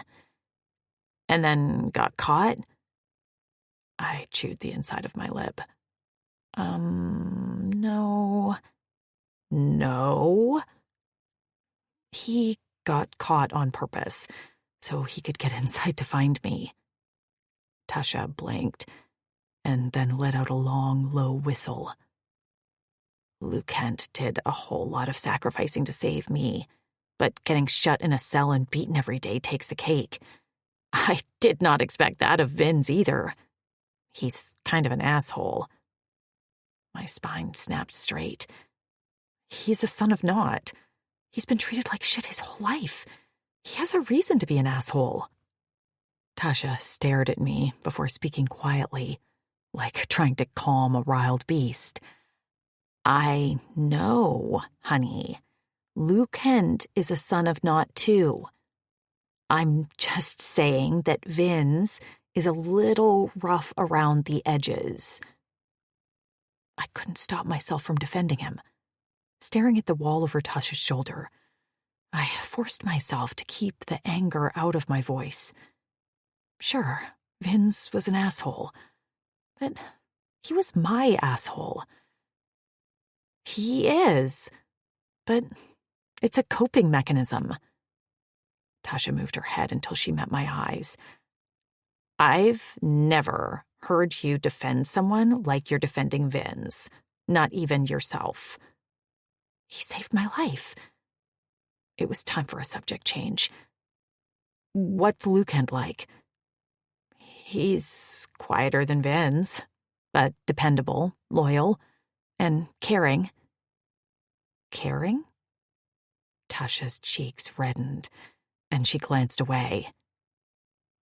Yeah, She cleared her throat. You know, making sure I eat and all that. Are you still getting nosebleeds? She nodded. That was why I didn't smell you when we were close to camp. My nose was a little stuffed up. The first time my nose bled in front of Kent, he thought I was dying. Is his name Kent or Luke Kent? Tasha hesitated a moment. I think I'm the only one who calls him Kent. After Vince and I escaped, and he mentioned your name, I thought I was dreaming. But he said you were going to some city named Granite. Why are you here? Sitting up, Tasha sighed. She slid closer to me and placed a palm on top of my knee. I pushed her hair away from her eyes. So grateful I was able to touch and see her when I didn't think I'd ever be able to again. But her expression was uneasy. What? Is something wrong? Nothing's wrong, but you can tell me anything. I think we all know judgment was thrown out the window long ago. Luke Kent and I? Her teeth bit down on her lower lip. My heart pounded as the heat of her palm warmed my knee. You're what? We're together, she blurted. I cocked my head. Together, as in... They call them mates. We're mates. Like boyfriend and girlfriend, or whatever. But she clasped her hands together. For life. So, like, married, I said slowly. Yeah. I blinked at her. She blinked back. I took a moment to process this. So, humans and Drixonians are compatible? Sexually? She swallowed. Yes. I sat cross-legged and reached for her shoulders. Were you forced into this? I'll run away with you right now if it's not what you want. A smile crossed her face. I appreciate the support, but no. I want this. I want him.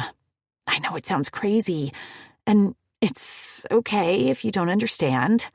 I don't think it sounds crazy, and I do understand. I'm not judging you for finding happiness in the life we were dealt.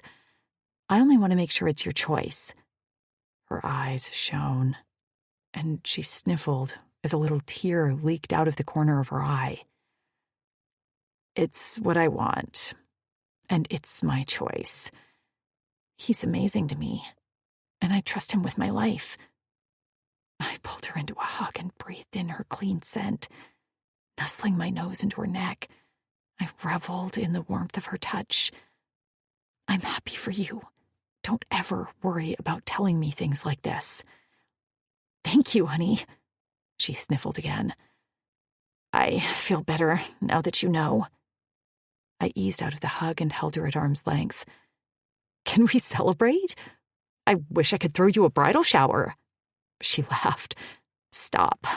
I don't need appliances, and gift cards are useless here." I touched the fur cape wrapped around her shoulders. "This is nice. Where do I get one of these?" "I'll tell Lucan to get you one. Or you can ask Vince." "I'll ask him. Come on." She pulled me to my feet.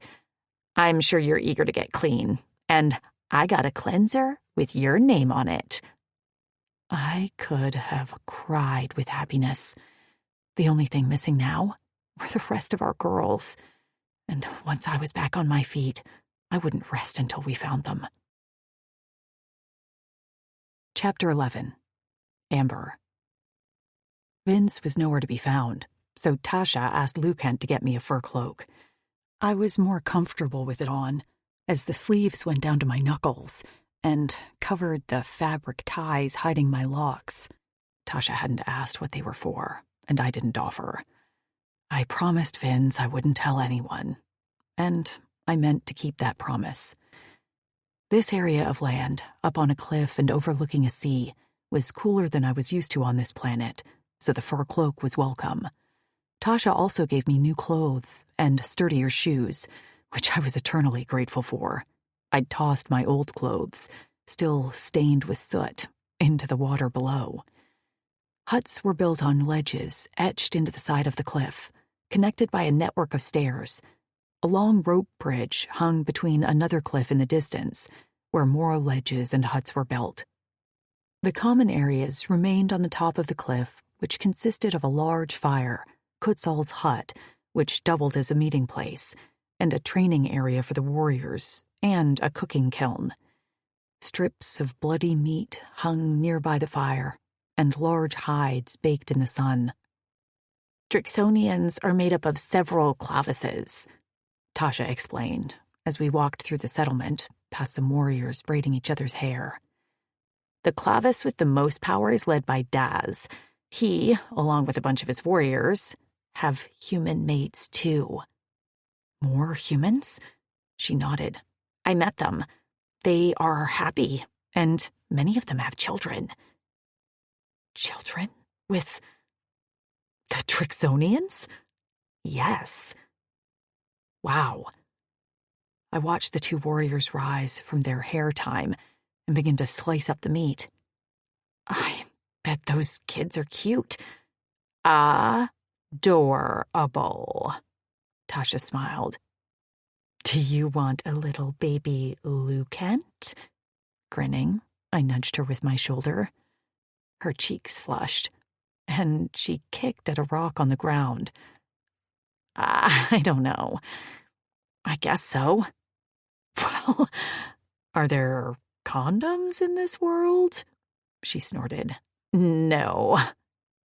"And you are..." I poked an index finger through a circle made with my other hand. Tasha rolled her eyes. "You can say sex." "Well, are you?" "Yes!" she yelled. The warriors cutting the meat straightened and stared at us. She laughed awkwardly and waved. "Hi there." They grunted in response, and then resumed their task. I was still stuck on this alien sex thing. Tasha glanced at me out of the corner of her eye.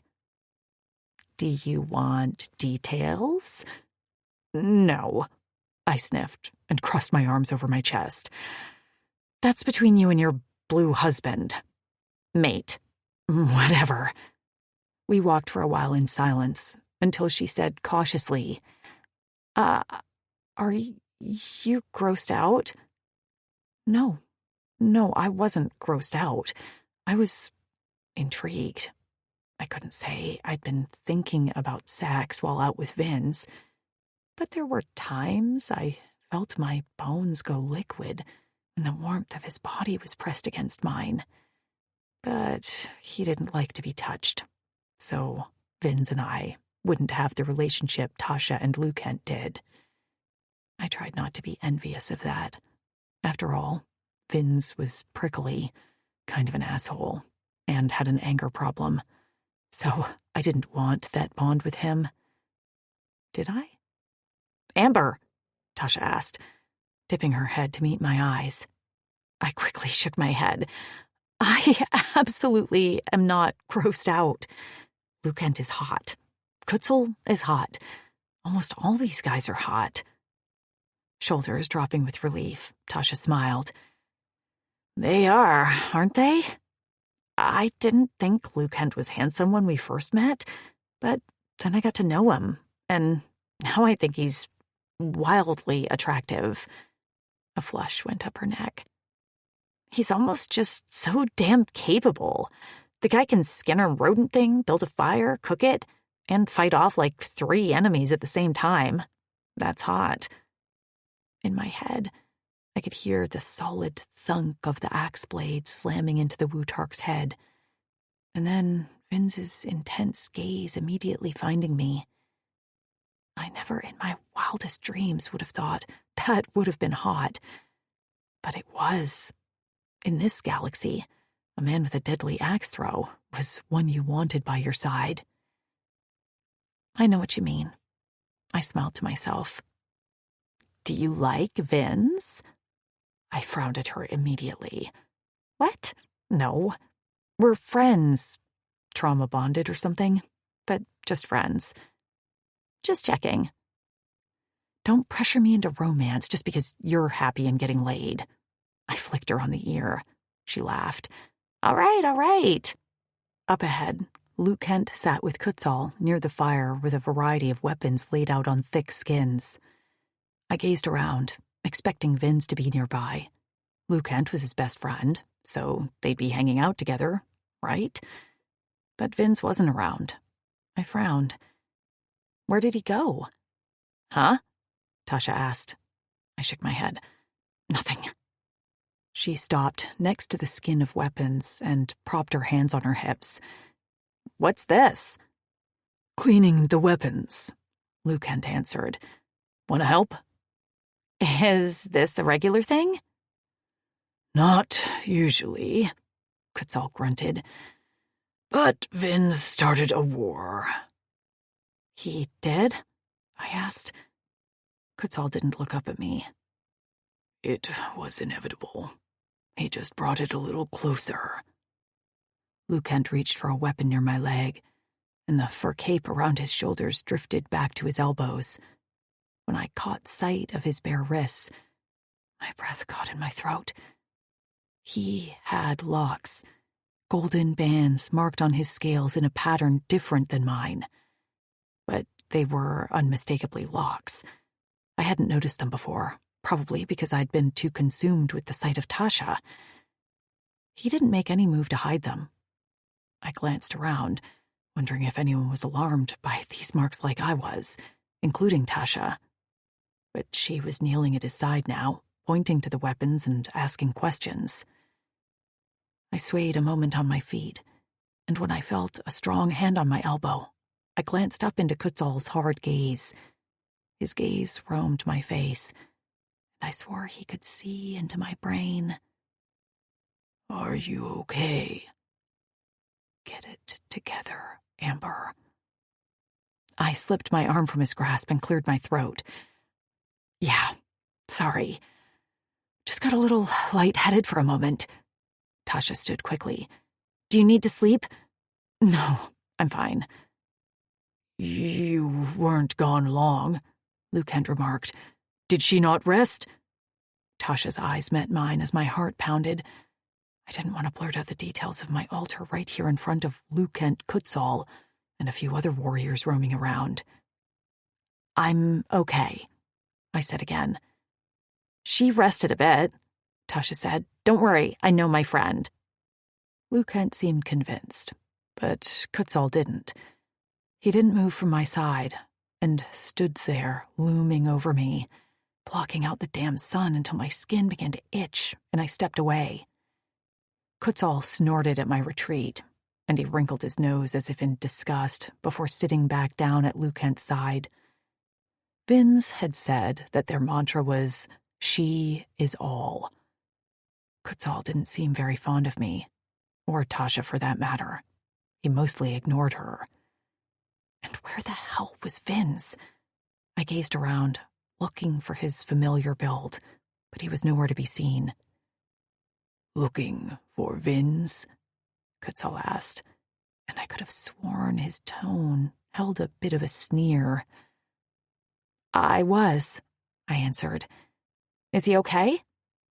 "He cleaned up, rested for a bit, and said he had shit to do. He wandered off." For some reason, that bothered me.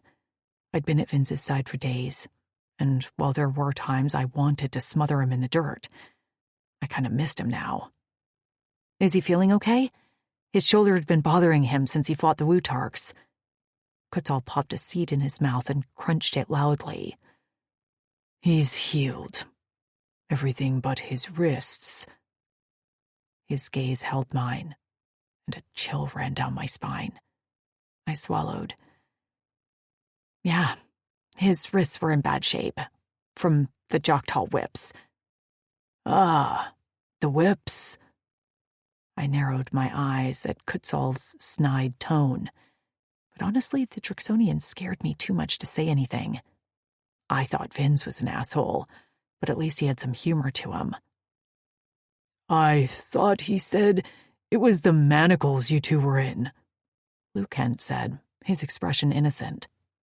I swallowed, realizing Kutzal was trying to lure me into some sort of a trap. Did he know? What was his game? "Sure. I don't really remember. A lot of that time was a blur." "Why are you interrogating her?" Tasha stood up and glared at Kutzal. "I'm not interrogating her." Tasha rolled her fingers on her arm. "Amber is too nice to argue with you, and I was too scared at first, but there are some of us women who won't put up with your shit." She turned in a huff. "She is all my ass." "She is all doesn't mean I have to be nice, just that I have to keep you alive," he called behind her back. Lukent punched him in the arm, hard, and Kutzal bared his fanged teeth as his tail slapped the ground with a thundering thump. Suddenly, a massive Drixonian, bigger than Lukent and Kutzal, slammed a sword into the log between the two fighting warriors. "Knock it off," he grumbled before sauntering away. "Who's that?" I murmured as I watched him speak a few orders to a younger Drixonian. "Axton," Tasha said. "He's nice and no nonsense." "And Kutzal is the leader?" "He's usually more mature. I don't know what it is, but our presence brings out his asshole gene." She threw her arm around my shoulders. "Come on, let's go get some food." I wanted to ask her about Lukent's locks, but that would lead to questions. And I made a promise to Vinz. I'd find him and ask him about Lukent's locks first. Plus, I had something else on my mind. "By the way, do they know?" I wiggled my fingers at her nose. "You know." "I told Lukent, but no one else knows." She squeezed my shoulder. "I wanted all of you to have the choice to tell them. Lukent knows that you all have some altars, but it's up to you who you want to tell." "I told Vinz," I said softly. "You did?" It's hard to hide it. While at Joktalis, I tried to stay awake as long as I could, because I was terrified what would happen if they found me limp. I passed out in front of Vinz's cell, and he distracted the guards so they wouldn't find me. At the time, I thought he was scary as hell and that he wanted to eat me. But he saved me. Later, when we could communicate, I told him the truth. He watched over me the next time I had to sleep. I might have even slept better than when Trix watched over me. Tasha smiled. These blue guys have a way of making you feel safe, in even the most dangerous situations. I had to admit, even with Tasha at my side and a whole army of Drixonians around me, I still felt a little uneasy without Vince around. But he had to show up soon, right? I was sure he'd have something to say about my new fur cape. I smiled, just thinking about it. Vince.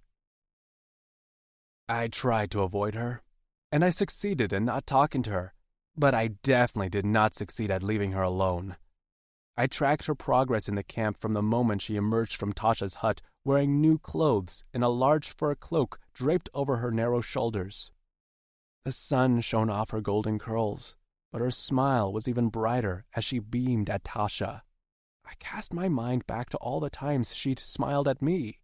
I remembered every one, but none had been like that. I hadn't given her a reason to smile at me like that, and I never would, but it still hurt nonetheless. I watched her talk to Kutzal and Lukent.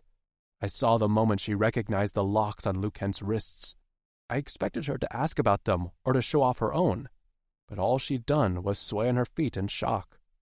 When Kutzal touched her briefly, I almost sprinted across the camp and slammed my axe in his back.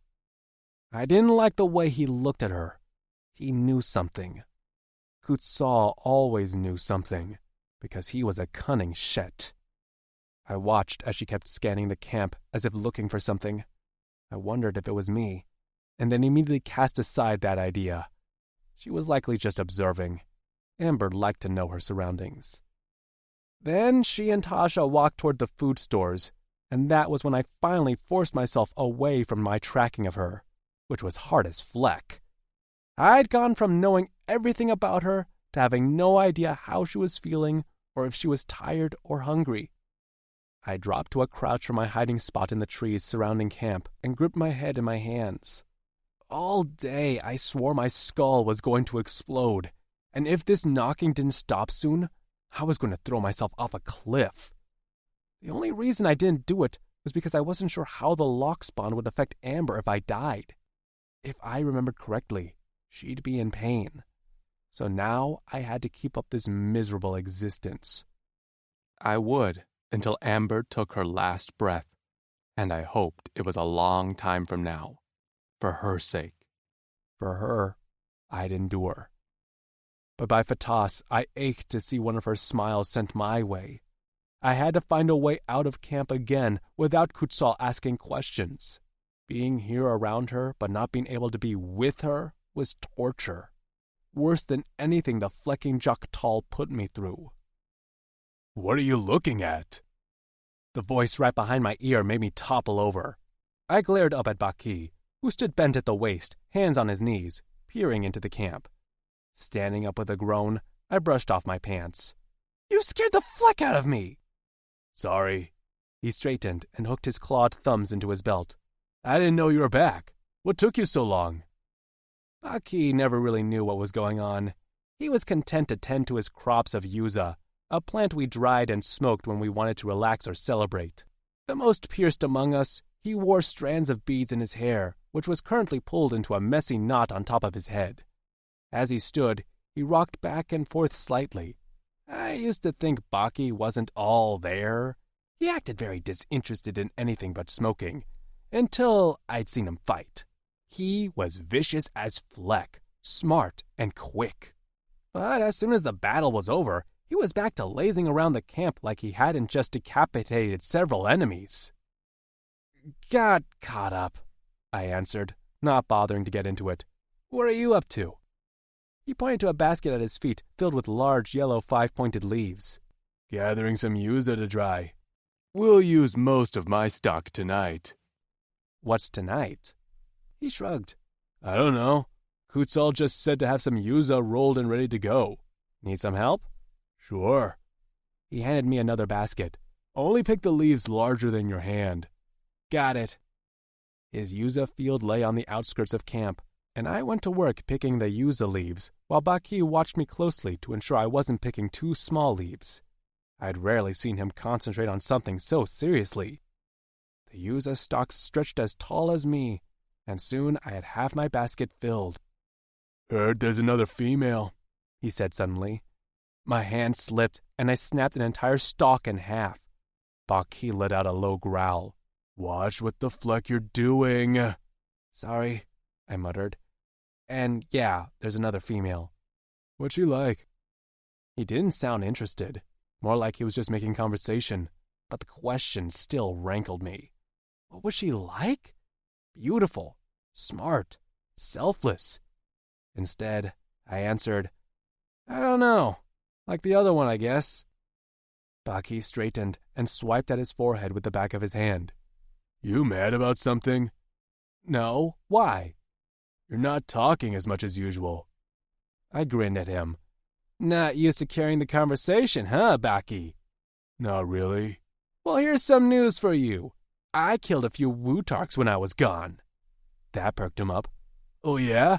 When can I do it? I laughed. You're the only one who responded like it's a good thing. I knew those Fleckers were trouble since the beginning. I didn't like the whole border idea. Why didn't you say anything? He shrugged. I knew it wouldn't last. Rolling his shoulders, he swung his full basket. Guess I should stretch, right? They'll retaliate soon. Yeah, I said with a sigh as I gazed up at the burning sun. They'll retaliate soon. Maybe with some friends. Baki didn't ask more questions. He'd fight when called upon. All we had to do was point and say, they are an enemy, and Baki wouldn't ask questions. Maybe this is why we're having a celebration tonight, he said. Kutsal always likes to give us a break before a war. He smiled. And we have females to fight for now. At least one of them is ours. Ours? Well, Liu Kang's.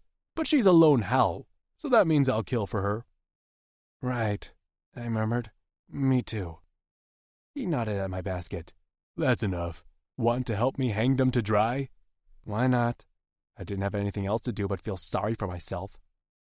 I'm your assistant for the day. He slapped my shoulder. You're my favorite, Vince. Life goal achieved. Shoving me with a laugh, he headed off toward camp, and I followed closely behind. I leaned back and exhaled into the night sky. The yellow smoke blurred the starlight for a moment before drifting away on the breeze. We'd had a feast, and then Kutsal had broken out the yuza sticks and a new supply of liquor made by one of Daz's warriors. Turned out the celebration had two purposes: my return along with Amber's rescue, and a way to blow off steam before the battle preparations started. Some scouts had already reported some rumblings at the Wutark settlement. They'd retaliate for the deaths of their warriors, and we'd be ready. I'd eaten my meal in my hut, and had only ventured out now when I saw Amber had left with Tasha. As they walked down the stairs to their hut, I'd noticed Amber kept looking for something. I wasn't stupid. I couldn't avoid her forever, but my head was too crowded to think straight. The yuza had helped dull the knocking sound, and now it seemed to blend in with my heartbeat. For the first time in many rotations, I felt a little at peace. Apparently, I was exuding fleck-off vibes, because no one wanted to be around me, even Baki. He was in a crowd of young warriors showing off his yuza rolling skills. I had half a stick left, and my vision had started to darken on the edges. Maybe I could actually sleep tonight. The fire crackled in front of me, and I gazed into the flames, just as a shadow fell over it. I glanced up, expecting Liu Kent, but instead met the light eyes of Amber. A radiant smile split her face. "There you are!" she exclaimed, hopping in front of me with an energy I hadn't seen from her before. She held her arms out at her sides and spun. The fur cape draped over her shoulders flared out and then swirled around her legs when she came to a stop.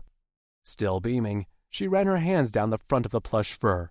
"What do you think? I feel like a Drixonian." Backlit by the fire, her hair glowed. and her light eyes reflected the moonlight. I'd seen her drink some of the spirits, and a light red blush stained her cheeks. I'd never seen anything so beautiful in my life. "It looks great," I managed to croak, unable to come up with something caustic to send her away. All that work I'd done to avoid her, and she still managed to find me. She dropped down on the log next to me and clasped her hands in her lap. "Where have you been? I've looked for you all day." "I was busy," I answered, and when her eyes lowered in hurt, I heard myself say, "I'm sorry. I thought you'd want time with Tasha." That got her to smile again. "I still feel like I'm dreaming that we're together. Did you know that her and Lucent are—" She lowered her voice to a whisper. "Mates!" I could barely speak as her last word felt like a machete to the gut. I did. Amber plucked at the edge of her fur cape. "She's really happy. Did you talk to Lucent about it? You must have been surprised." "A little. An understatement." She turned on the log to face me and inhaled sharply as if gearing up to say something. Does it encourage you at all? She said everyone accepts it, and it doesn't matter if he's a son of Nott." Her blunt teeth nibbled her bottom lip. "So that means the rest of you can have a future too, right?" No, that wasn't what it meant. "Maybe some of us." That knocking was back in my mind. "What about you?" I took another drag on the yuzu stick and sent the smoke wafting into the sky. "Not me." I could feel her next to me nearly vibrating, and deflect with my head. "Vince!" "I'm going to sleep." "What?" "I'd like to sleep now." Okay," she said slowly. "I thought, can we hang out tomorrow, maybe? I wanted to see your hut." She was killing me slowly. "I don't think so." Okay. I mean, if you're busy again, we can take a rain check." I hated the hesitation in her voice. I'd put it there. She'd arrived happy and beaming, and I'd reduced her to an unsure mess. But I couldn't do anything for her. I turned to meet her eyes, and she winced as if the sight of me hurt. I imagined I didn't look too hot, as her face wasn't in focus. "Sure, I'll introduce you to some of the other warriors." Her brows dipped. "Introduce me? It's okay, you don't have to do that." "You might want a mate," I murmured. The pounding slammed my skull, and I closed my eyes as my head spun. "Not me, though. Never me. Doesn't matter what I want." "What do you want?" she whispered, and I could have sworn I felt her warm breath on my cheek. "Doesn't matter." "What do you want, Vince?" she whispered again. The knocking, the pounding. "Just open the door." I turned away from her and let myself slump to the ground. "Go away, Amber. I don't want anything." The knocking stopped, and the last thing I felt before I drifted off into oblivion was a soft tug on my hair. Chapter 12. Amber. I knew Vince didn't like to be touched, but a mark on the back of his neck caught my eye. I slowly pushed his hair to the side and inhaled sharply at the burned scales. He'd mentioned being branded as a son of Nott, but to actually see it in the flesh hurt more than expected. I let his hair drift back into place when my fingers brushed against a braided section of hair hidden at the nape of his neck. A light piece, drastically different than the dark masses of his hair. Caught, shone in reflected moonlight. Frowning, I tugged the braid free, and my heart skipped a beat. Woven into the strands of his hair was length of blonde locks. All Drixonians had dark hair, ranging from black to gray. None had blonde, and this was too light to be Tasha's hair. The texture was different than a Drixonian's too. It had a curl to it that reminded me of my own hair. The strand looked like my hair, but that made no sense. When did he acquire my hair? And why would he keep it? I found myself standing at that door in my mind, and every fiber of my DNA told me that I needed to open it, that it was imperative I break it down by any means necessary. But I couldn't bring myself to turn the doorknob. I had to be invited inside. Maybe this hair wasn't mine. Maybe he was in love with another human. Tasha mentioned there were more at the main city. Just the thought of him accepting the touch of another woman felt like a stab to the gut, and my reaction surprised me. I dropped the braid and covered it with the rest of his mane before sitting back on my haunches. He stirred, lips moving, and a shudder ran down his spine before he once again went still. What was it about this big Drixonian? There were many more warriors here, plenty that had been nothing but kind to me. But no matter where I went, I looked for Vince. Always for Vince. I tugged the fur cloak from my shoulders and laid it over his sleeping body. Patting his hip through the thick fur, I stood and walked slowly back to my hut. Every footstep felt like I had 5-pound weights in my soles. I yawned, looking for Tasha to let her know I needed to sleep, but she was already shackled up for the night with Lou Kent. I'd only ventured out for a chance I'd see Vince. I'd expected for us to banter back and forth as we always did, but he hadn't seemed happy to see me. In fact, my presence only seemed to make him depressed, which made me feel like shit. I had tried to tell myself he wasn't avoiding me, but now it was pretty clear my suspicions were right. He had been avoiding me. But why? What did I do? I missed the way he handed me water before every meal, and was always ready with a jungle-made hair tie. I missed his stupid grins and his snide remarks. Everything about his energy tonight was off, and I wanted to fix it. Sometimes all we need is a few minutes of soft music to come back to ourselves. This is your moment. Thank you for being here.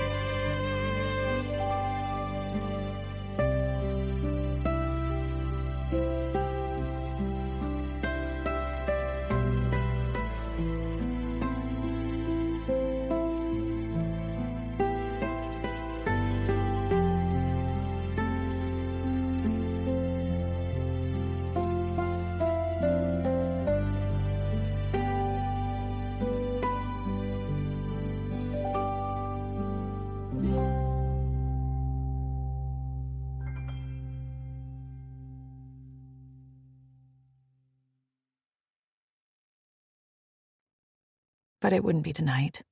It wouldn't be for a day or two. I descended the cliff stairs to the ledge with the hut that had been given to me.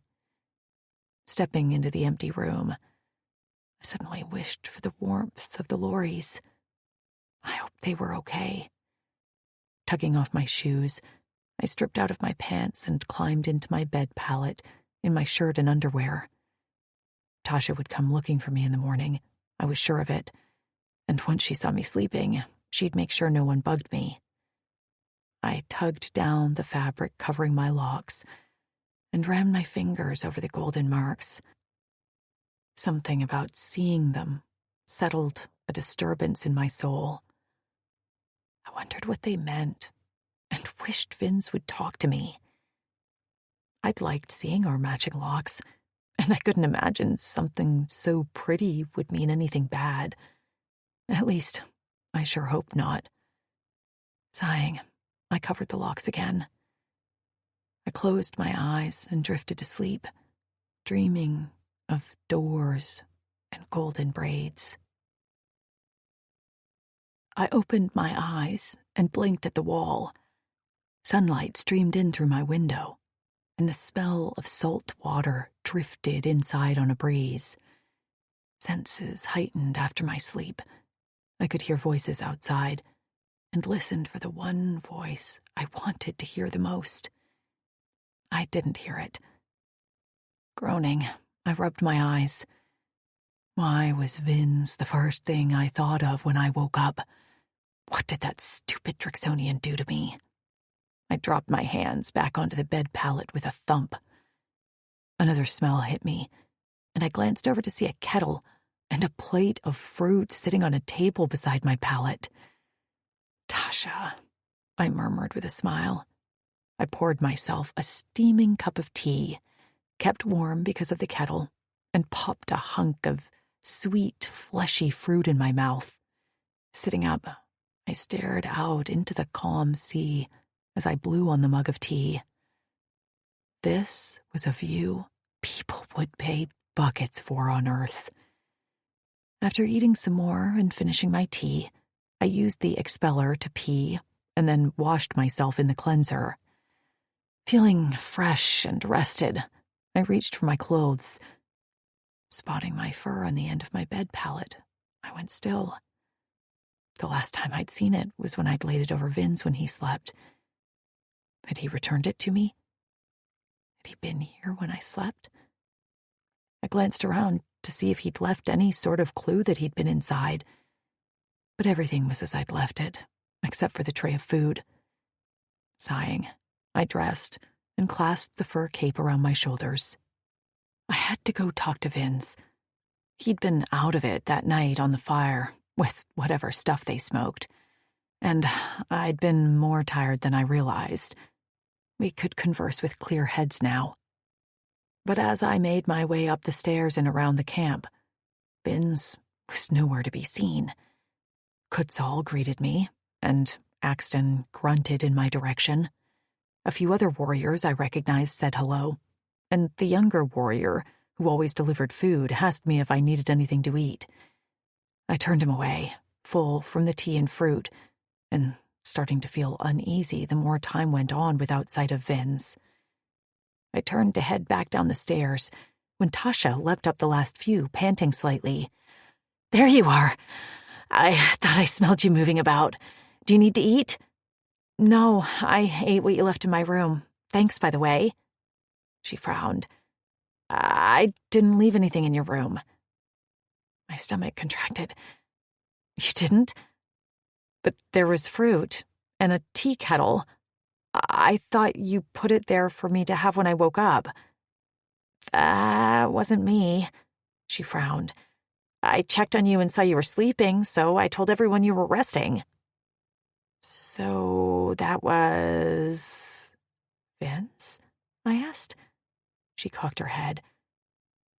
"What's going on with you two?"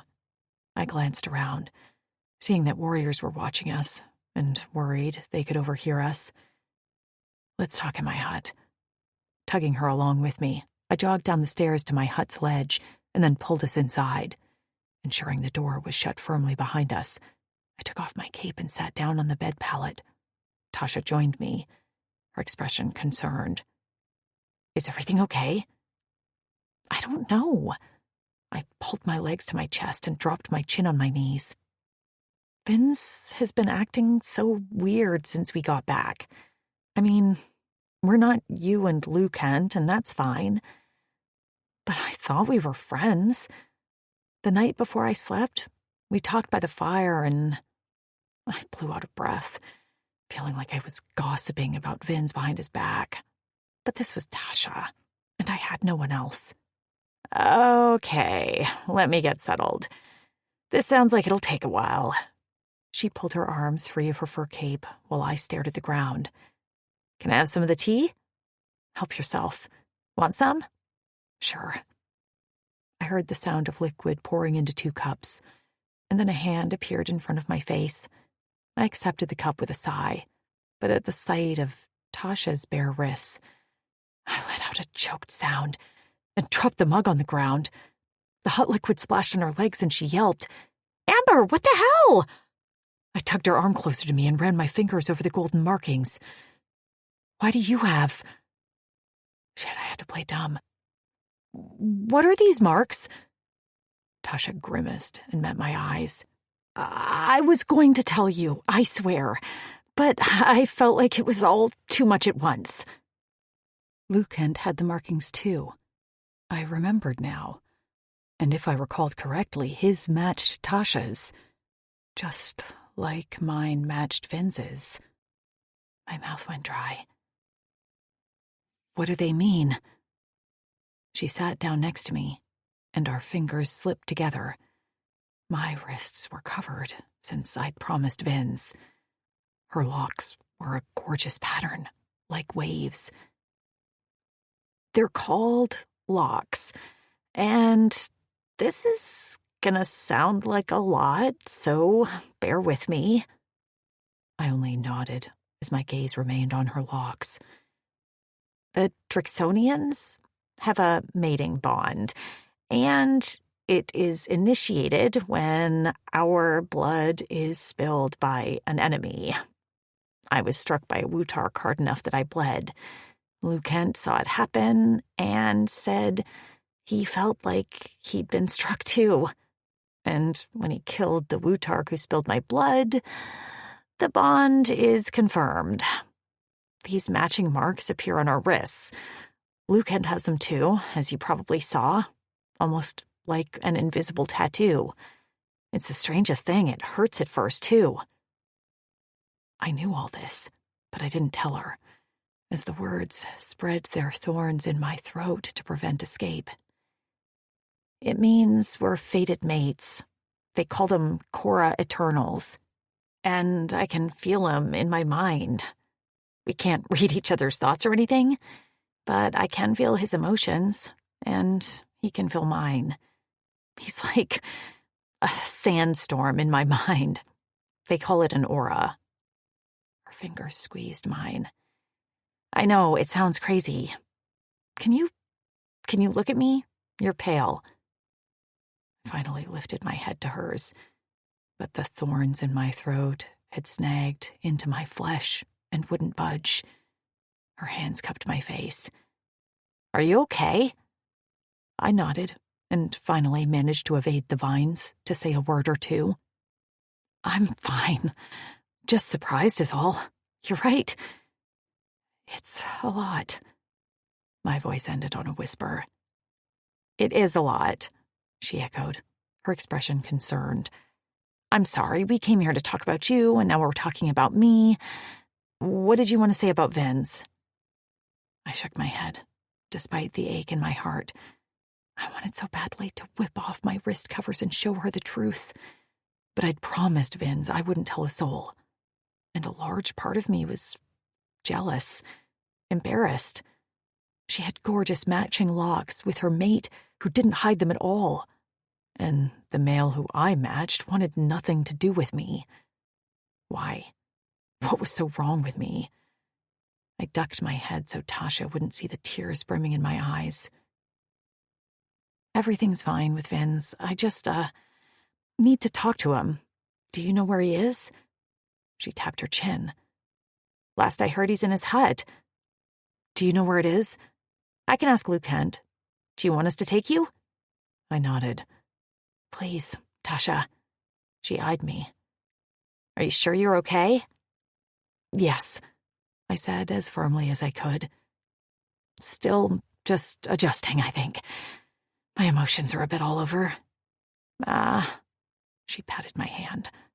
I understand that for sure. Take all the time you need. She stood and grabbed her fur cloak. Let's go see Vince. I tugged on my fur cape as well, doing my best to hide my shaking hands. When we left our hut, Luke Kent was waiting outside. When Tasha asked him where Vince's hut was, he pointed across the rope bridge. Tasha turned green. You mean we have to walk? She gulped as she touched her chest with trembling fingers. Tasha hated heights, maybe even more than she hated the old Donnie. Just stay here.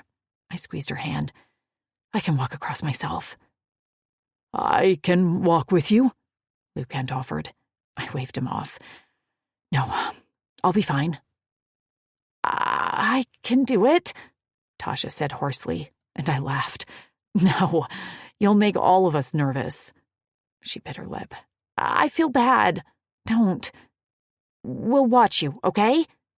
She linked her arm in Luke Kent's to make sure you make it across safely. It's that one, right? I pointed to a ledge with a small hut and a clothesline with some shirts swaying in the breeze. Luke Kent nodded. I hugged Tasha. I'll see you soon. Be safe. I set out across the swaying bridge. The ropes were thick and sturdy, but the crashing of the waves hitting the rocks below sent my heart racing.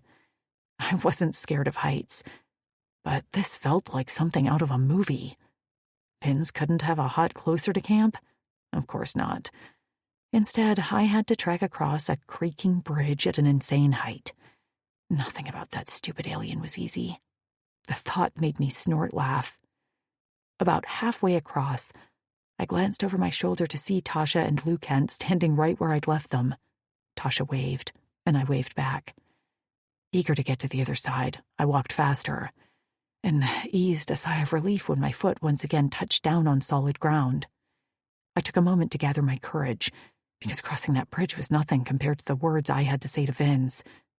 Marching up to his door, I rapped my knuckles on the wood paneling. A scuffling sound came from inside, followed by an annoyed, "What?" I wanted to burst through like a wrecking ball. But I took a deep breath and called out, "It's me."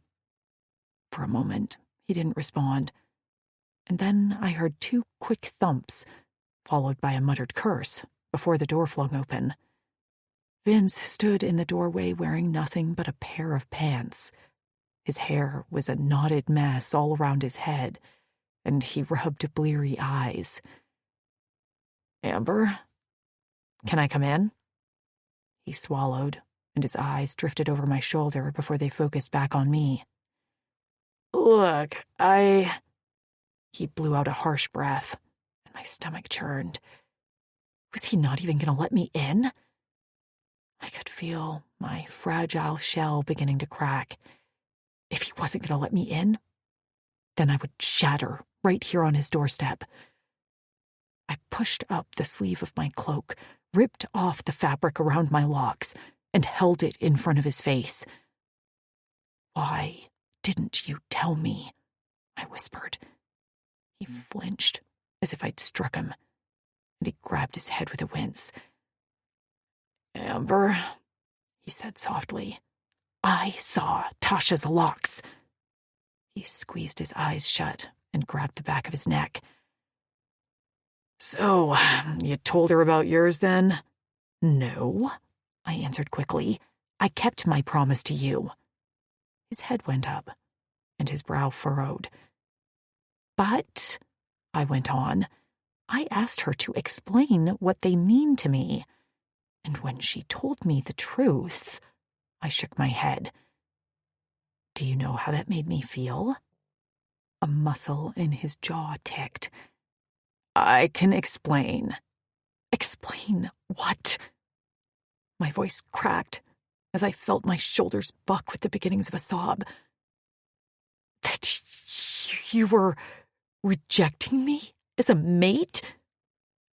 His eyes went wide, and he grabbed my arm, yanking me inside. He slammed the door behind me. My back hit the wall, and then he was in my space, crowding me with his big body as his arms caged me where I stood. Words failed me as his violet eyes burned into my soul. I didn't reject you. You told me these meant nothing, when according to Tasha, they mean everything to a Drixonian. So why did you lie to me? If you didn't want me, you could have just told me. He slapped the wall near my head to silence me. I didn't reject you. I'm rejecting myself as your mate. Struck dumb, I stared at him. I'm sorry? He spun away and gripped his hair, tugging on it as he paced back and forth. No honorable Drixonian male in their right mind would reject you.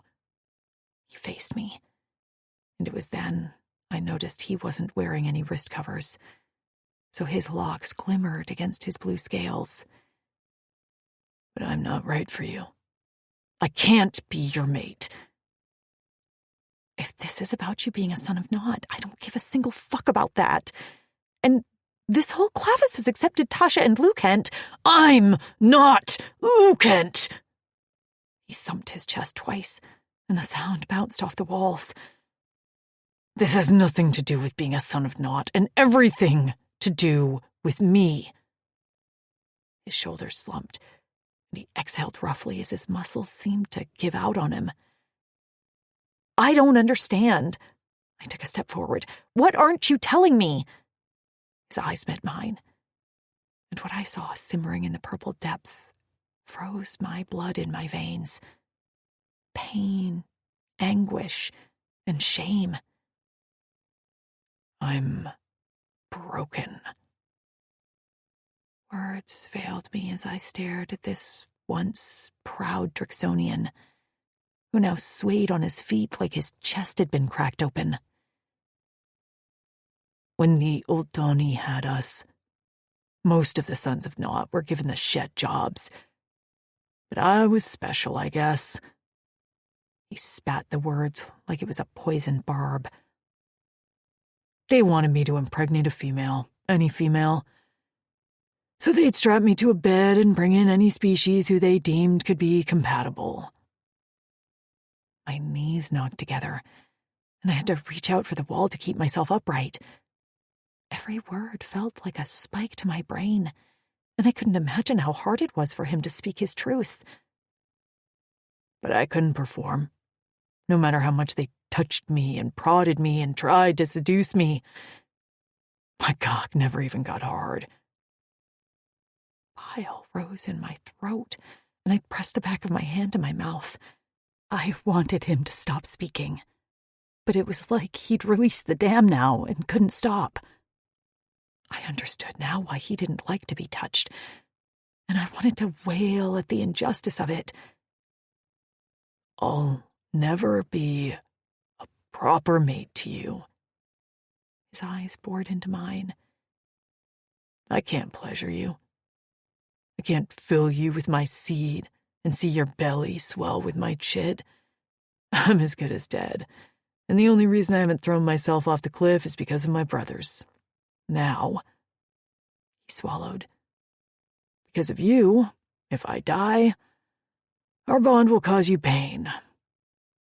So I'll stay alive for you, Amber. But I can't be your mate. He took a staggering step to the door as if to leave, but I stepped abruptly in front of it. He jerked to a stop, chest heaving. Please, move. I shook my head. Amber, please. I'm sorry. I finally found words as I fisted my hands at my sides and steeled my spine. No way would this conversation end here. I'm so sorry that happened to you. He didn't respond, and his face didn't change. But I don't accept this. You didn't ask me for my opinion. You rejected yourself before asking me what I want. I'm flecked up, he pleaded. I hear what the other warriors say about me, and I don't bother confirming or denying anything. But I'm known as the reckless one, the crazy one. I refuse to bring you down with me. I don't want anyone thinking less of you because I'm your mate. I don't care about that. And we don't need to physically mate. There are other ways to be intimate. His eyes flashed. It is paramount to a Drixonian warrior to pleasure his female with his cock. It matters to me. The conviction in his voice raised the hair on the back of my neck. I had to be respectful of his culture. But how did I get him to see that it didn't matter to me without patronizing him? I tried a different tactic. Why is there a lock of blonde hair braided into yours? He jerked back like I'd shocked him. What? I saw that night at the fire. His jaw worked, and he glanced away and down before answering.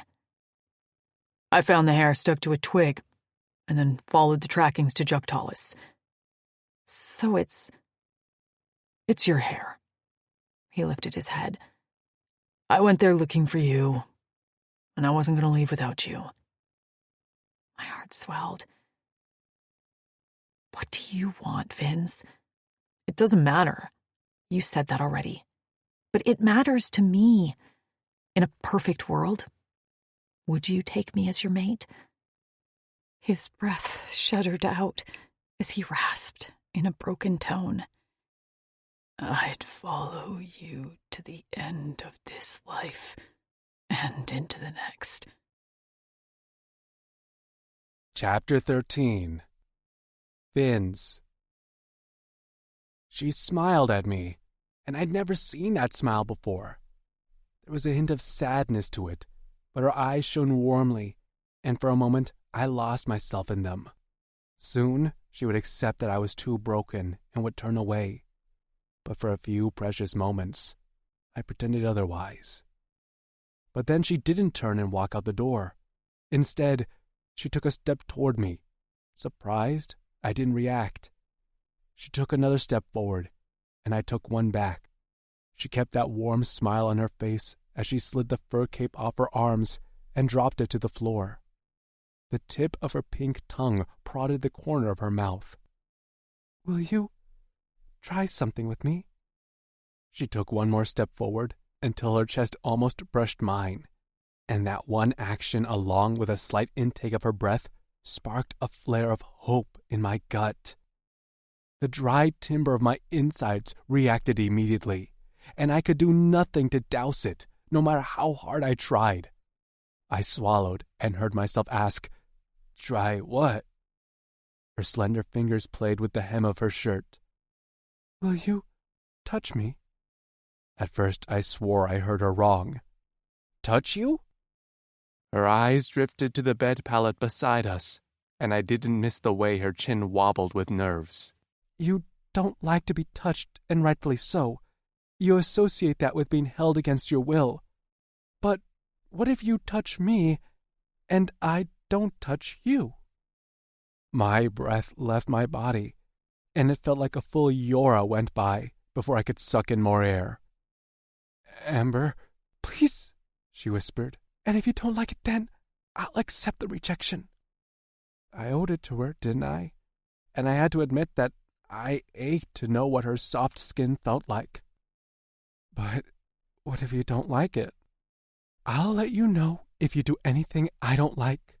I trust that you'll stop. She paused. Do you trust me not to touch you in return?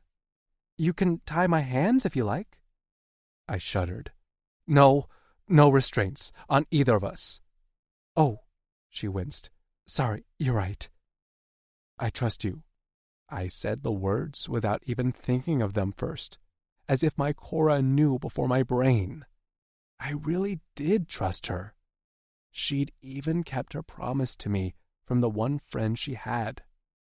She held out her hand and beckoned me with her fingers. "Come closer, then."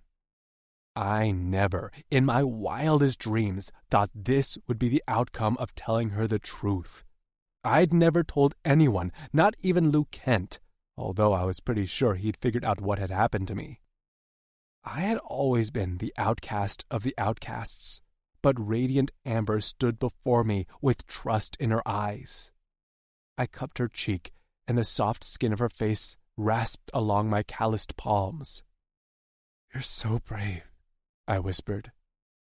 She smiled, and her eyes glistened with unshed tears. "You are too." I had seen some Drixonians interact with their mates, so while I didn't have the proper pleasure training most warriors did, I wasn't completely ignorant. I pressed a hesitant kiss to her forehead, then her nose. Pulling back, I asked, "Did you like that?"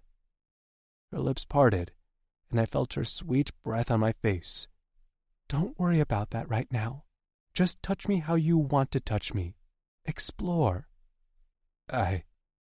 With a shaky sigh, she gripped the bottom of her shirt and pulled it over her head. She wore nothing underneath, and I took a surprised step back as her breast drew my eye. She didn't stop there as she towed off her shoes and slipped off her pants until she stood only in a small scrap of fabric that covered her cunt. Her pale skin was dotted with small brown marks, and a few scars marred her stomach. Something stirred in my groin, and my stomach cramped. Her nipples pebbled in the cool air, and she shuddered as tiny bumps rose all over her skin. "What's wrong?" I asked. "Nothing." "Why is your skin bubbling?" She glanced down with a frown. "Bubbling? Oh," she smiled. "That happens when I'm cold." Not even thinking, I scooped her up and crushed her against me. She let out a yelp as I dropped both of us to the bed, and then drew the fur up to her chin. Tucking around her, placed the back of my fingers on her forehead. "Warm enough now?" She rolled her eyes. "Vince, I was naked on purpose." Then her smile dropped, and she looked me square in the eye. "Did you not like it? Did that make you uncomfortable?"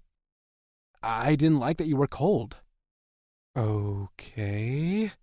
She drew out the word. "I very much liked looking at you."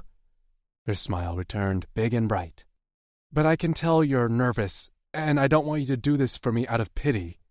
"Pity?" I nodded. She rolled onto her side to face me, but I noticed she took a lot of care not to touch me. "I felt drawn to you before the locks, even when I thought you'd eat me. You take care of me, make me laugh even when you're being frustrating, and I find when you're not around, I miss you." Her light lashes brushed the top of her cheeks as she blinked slowly. "And I'm attracted to you. I want you to touch me, Vince, and that takes a lot for me to say. A lot was done to my body without my permission, too." Her words broke something loose inside me. She did understand more than most could what I went through. That hope continued to burn, raging through my blood as this beautiful human female gazed up at me like I held her world in my tainted hands. "Vince?" "Yeah," I rasped. "I'm not cold anymore." This time her blue eyes shone with something else, a rising heat laced with lust. With one finger, I hooked the top of the fur at her collarbone and tugged it down slowly to below her breasts. Plump and topped with dark pink nipples, her flesh begged to be touched. When I lifted my hand, my fingers shook.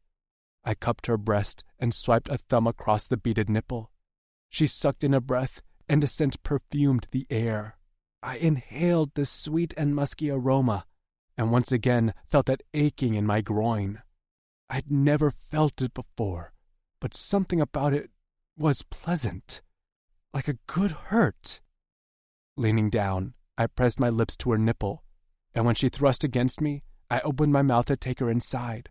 Lashing the hard bud with my tongue piercings, I sucked harder when she made a pretty keening sound. I glanced up to see her biting down on her bottom lip as a red flush rose up her neck to stain her cheeks. I liked touching her like this, and she liked it too.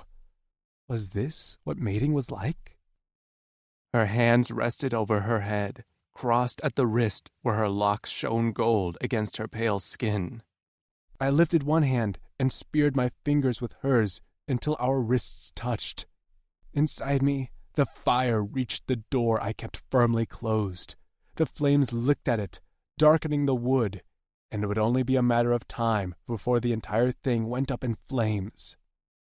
For once, I didn't flecking care. Burn the whole damn door down.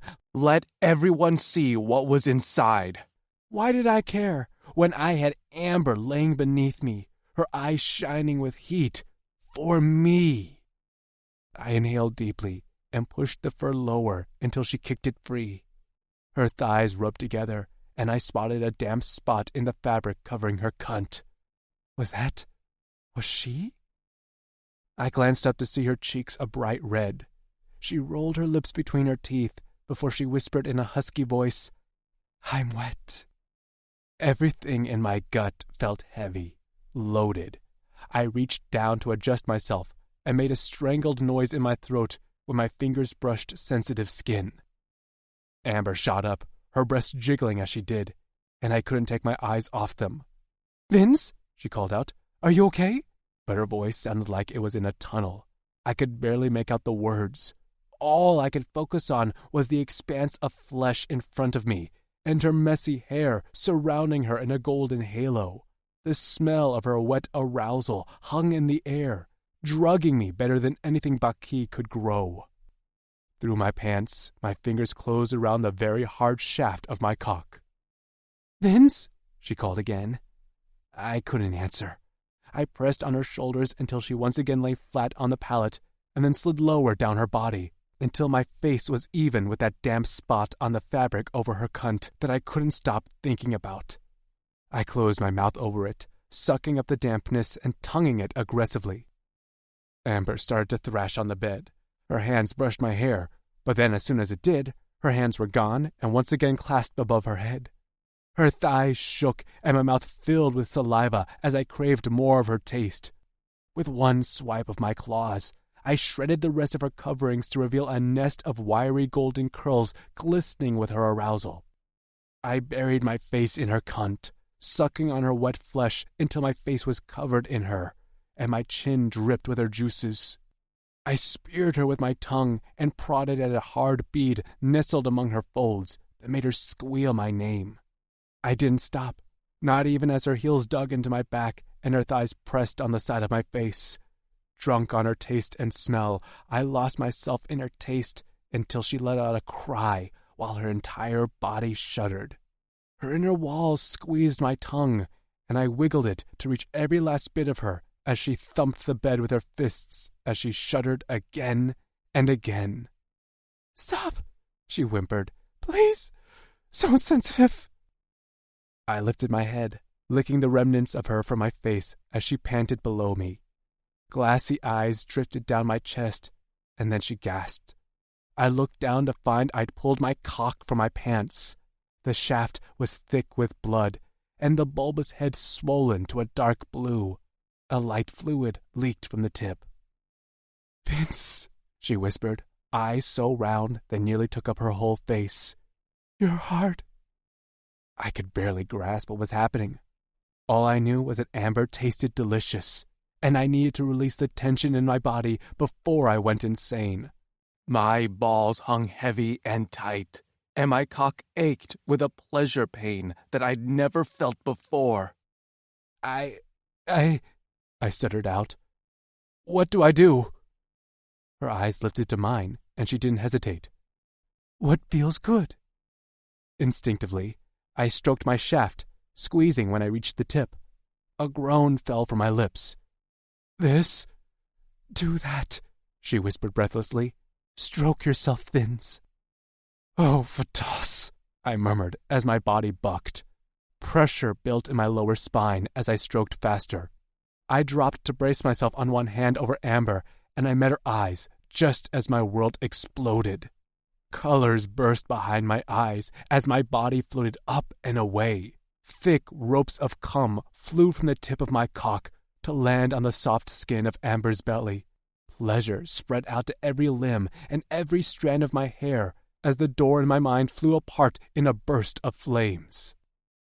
I collapsed at Amber's side, heaving, shaking, unsure if I was in a state of bliss or agony. That was when her arms closed around me, and she pressed my face to her chest. "You opened the door for me," she whispered. I felt the hot splash of a tear land on my cheek. "You opened it. And Vince, you're beautiful." Chapter 14. Amber. Vince's arms curled around my stomach and locked tight. His head burrowed into my chest as if he was trying to fuse himself against me. I dodged a sharp horn from poking me in the eye as he nuzzled deeper. Ever since our locks had appeared, I'd had this nervous feeling like I was missing something. And now that the door of Vince's aura was open, I no longer felt anxious. Behind the door was a kaleidoscope of colors, shifting and swaying in the breeze like a kite. The colors dipped and spun like a bird that had just learned to fly. And in my hand was the string, keeping him connected to the present. His long, dark lashes fluttered against my skin as his breathing slowly returned to normal. Finally, he lifted his head, and his eyes shone with a reverence I'd never seen directed at me. His fingers cupped my cheek with a gentle touch I didn't think he was capable of. "I can feel you," he said softly. "No one else could have opened that door and made sense of what was behind it. For as long as I can remember, I've been in pieces. And now you're there, holding me together and keeping me there."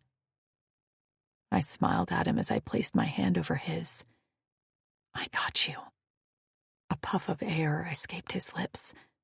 "I don't deserve. Don't tell me. You don't deserve me." He pressed his lips shut and scrunched them to the side. "Was that what you were going to say?" I could tell he thought about lying for a moment, until he conceded with a nod. "For as long as I can remember, my days have been about counting how long I have until I need to sleep. But then you came for me. I found the braid hidden at his nape and tugged. I never would have had the courage to escape on my own." "You're courageous to me."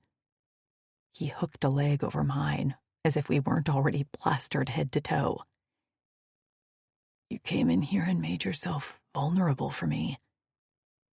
"It was for you, but it was for me too. I've always been able to be brave for other people, but for myself, I lacked the courage. Until it came to you. The thought of never knowing what we could have been forced me to cross that stupid rope bridge. I felt in my soul that there was something wonderful behind that door, and I wanted it for myself." "It's yours," he whispered, brushing his lips along my jaw. "If it wasn't for your bravery showing up at my door," he shook his head, "I don't know how much longer I would have lasted. I stalked you around camp since we arrived. I couldn't bring myself to talk to you, but I couldn't let you out of my sight. I looked for you." "I know." He winced. "I saw." "Don't do that again." I tapped him on the nose. "You can't get rid of me now. I'll be stuck to your side." Rap-a-tat-tat! The door nearly burst on its hinges as someone knocked heavily on the other side, and a deep voice called out, "Vince?" I tried to leap from the bed to cover myself, but Vince's weight kept me down. He seemed to have no intentions of moving. He snarled over his shoulder at the door. "What?" There was a pause before the voice, which I now recognized as Lucent, spoke again. "Is Amber in there?" "She is. Now go away." I smacked him and shot him big eyes. "Vince." "What?" he snapped. "We're busy." "Vince?" This voice was Kutzal's. "Come out." "How many of you are out there?" he growled. There was a murmur, and then the sound of someone counting. "Like half a dozen?" That was Tasha. "Oh my God, Tasha's there." I pushed on his shoulder, which was an absolutely immovable object. "Get up!" "I don't want to." His eyes flared. "I have you in the furs, and I'm not getting up." "Vince!" I whisper shouted. "We can get right back in, but this is weird, and—" "Amber?" Tasha called. "What's going on in there?" Lucent said, with another heavy knock on the door. With a howl of rage, Vince spun from the bed in a blur of black hair and blue muscle. He pulled up his pants and marched to the door, where he opened it, maybe half an inch, enough to poke an eye out. "What?" Finally, free of my alien mate's weight, I leapt from the bed and tossed my fur cloak around me. I rushed to Vince's back and tapped him on the shoulder. "Open it wider." "No," he said like a petulant child. I kicked his shin. "Open the door." With an irritated huff, he swung it open. And for a moment, the light of the setting sun blinded me. Gripping my cloak closed with one hand, I shaded my eyes with the other to find a whole damn crowd outside. Tasha, Lucent, Axton, Kutzal, plus a few other Drixonian warriors. One carrying a tray of food, another with a few skins of water, and a few more with weapons. I blinked. "What's going on?" Tasha's eyes were huge as she took in our appearances. I didn't blame her. My hair was a wreck. I smelled like semen, and Vince's face was a mask of pure rage. But he also smelled like, well, me. My friend swallowed. "Just a welfare check?" "What's that?" Vince barked. I rolled my eyes. "I'm fine. We were just talking. We had some things to talk about."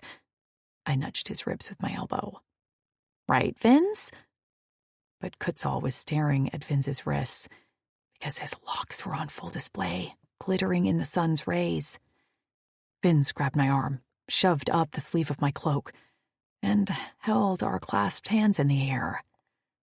"We're mates." A rush of heat flooded me over his bold declaration. He went from avoiding me to outright claiming me in front of everyone who mattered to him. Tasha clapped her hand over her mouth.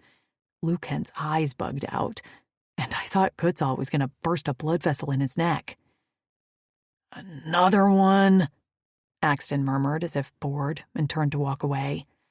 After dropping off the trays of food and water, the other warriors followed him, leaving us behind with a pissed-off Kutzal, a shell-shocked Lucent, and a very mirthful Tasha.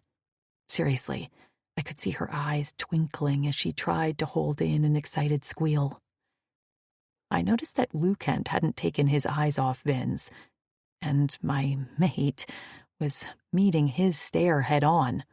Lucent took a step forward. "Are you okay, brother?" Vince's arm shook slightly as he lowered our hands. "I'm good. Better than good." He tugged me against him and nuzzled his nose into my hair. "She's a goddess." Tasha swiped at her eyes. "No one deserves to be called a goddess more than Amber." She took a step toward me, and Vince immediately blocked her advance as if protecting. I glared up at him. "She's my best friend and wants to give me a hug." "Oh," he murmured. Okay. But he didn't move.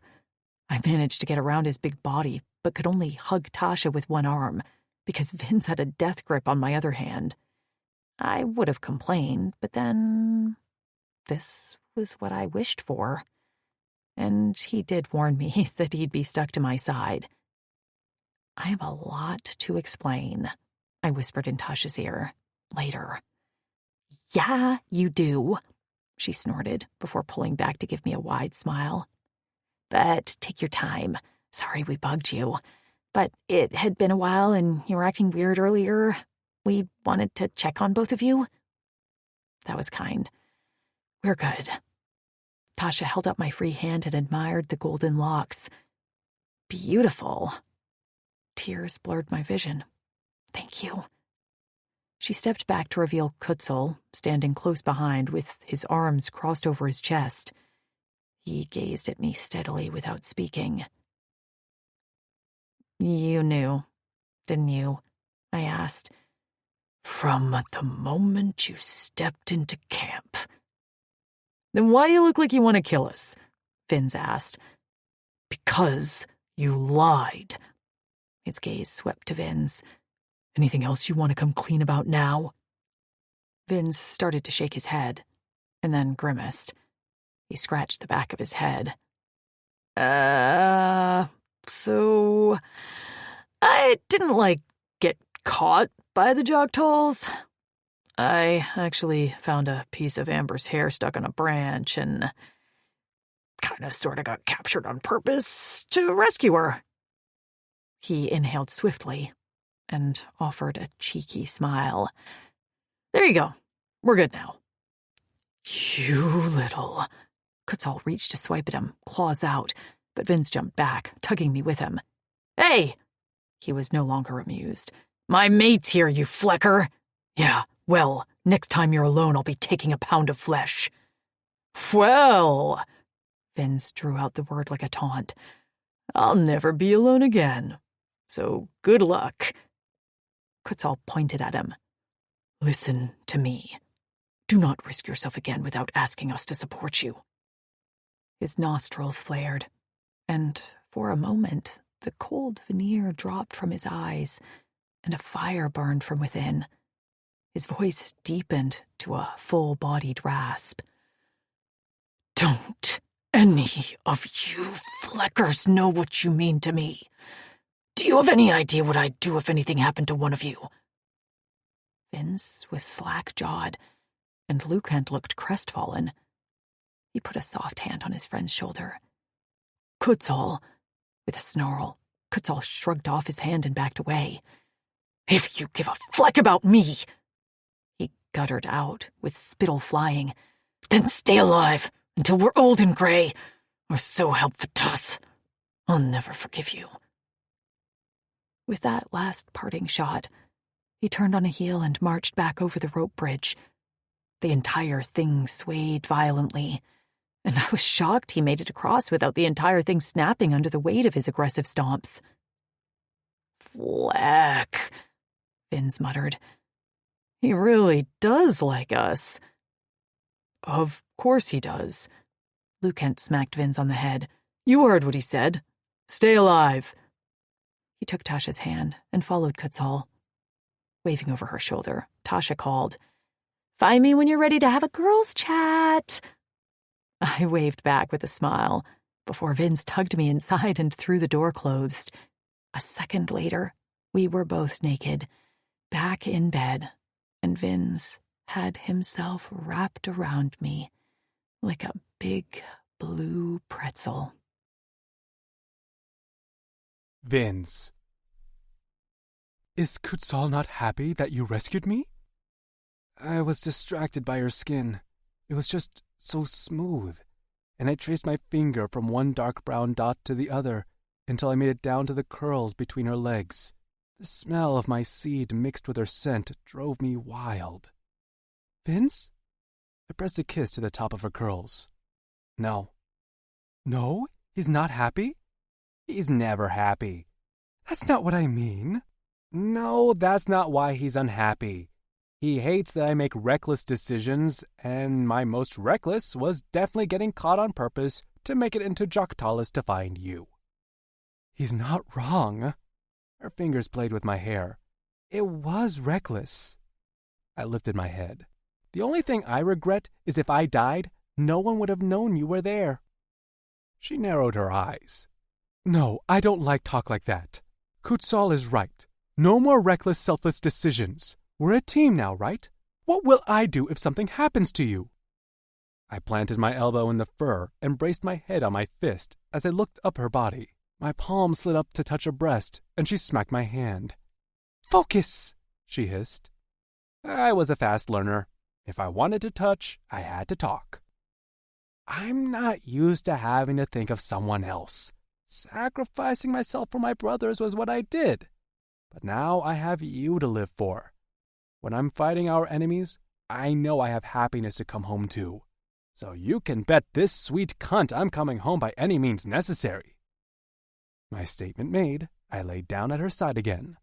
Something gurgled inside her belly, and I lifted my head. Are you hungry? She bit her lip with a small smile. I guess I am. I suddenly remembered the food and qua outside. I retrieved it quickly and crouched on the floor by the bed pallet, while Amber sat up with the fur tucked under her arms. I didn't like that her skin wasn't as exposed, but I guessed I'd tolerate it for the meal. I handed her a skin of qua, which she took with a blushing smile, and then tied her hair for her off her face. After that, I ate my own food quickly. I hadn't realized how ravenous I was, but after spending my seed for the first time, and learned my cock could harden, I was famished. Amber ate better than I'd seen her eat in a long time, and soon the trays were empty except for a few scraps. Amber drank on the bed, drinking the rest of her skin, while I knelt watching. One slender pale foot poked out from beneath the fur. Drawn to it, I ran a claw up the arch of her sole.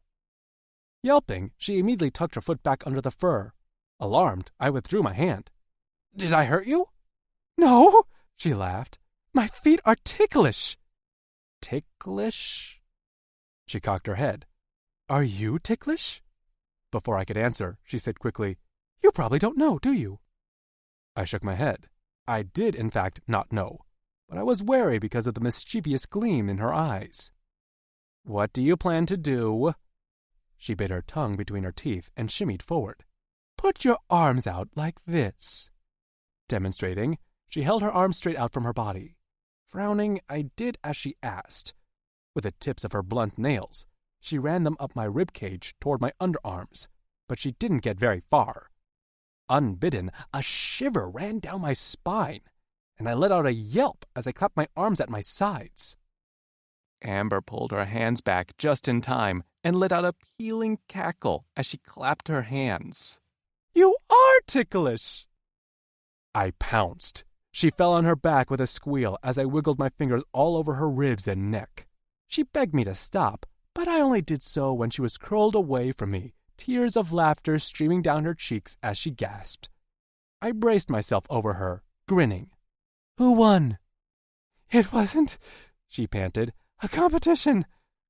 Uncurling, she flopped onto her stomach, arms and legs akimbo.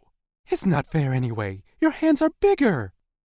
With the fur twisted around her ankles, so much skin was on display, from the slender nape of her neck to the gentle slope of her back and the round globes of her ass. I palmed one, and she sucked in a breath, eyes instantly heating at my touch. Folding her arms under her face, she watched me as I ran my hands down the backs of her thighs and then up between her legs. There, I cupped her sex, dipping a finger into her wet folds. The heaviness between my legs returned almost instantly, and I glanced down to see my cock hanging stiff and full between my legs. My arms shook, still barely able to believe what I thought wasn't possible was indeed happening, thanks to the golden-haired goddess in my furs. Vince, she whispered. I glanced up and met her eyes. Can I try something? Yes, I answered instantly. She smiled. Roll on your back. I did immediately, and she rose above me, her breasts swaying beneath her. The smell of her arousal hung thick and heavy in the air. Her lips pressed against mine, and I sank into the furs as she parted my lips and sank her tongue inside. I tasted her back, reveling in her taste before she ended the kiss all too soon. Then she was prowling back down my body. Every once in a while, the stiff peak of her nipples brushed my scales, and my cock stiffened further. When she reached my groin, she glanced up at me with a cunning smile before she lowered her head over my cock. Unsure what she planned to do, I held my breath. When her lips closed over the head of my cock, submerging the tip in a hot, wet heat, I hollered. She didn't stop, only continued to suck me in until her lips came to about the middle of my shaft. Her throat bobbed, and she pulled off my cock with a loud exhale. "You're pretty big, so I think that's all I can take." I was beyond understanding what she meant. All I could think about in that moment was the incredible feeling of my cock in her luscious mouth. Panting, I stared at her. She cocked her head, one curl slipping from the hair tie. "Did you like it?" Still speechless, I nodded. With a smug smile, she once again took me into her mouth. Hollowing out her cheeks, she sucked me down. My brain went haywire. My vision went white around the edges. My balls rumbled with the need to spend my seed, and when she pulled off again, I pounded the bed with a groan. "Hold on," she murmured with wet, swollen lips. "I have something better."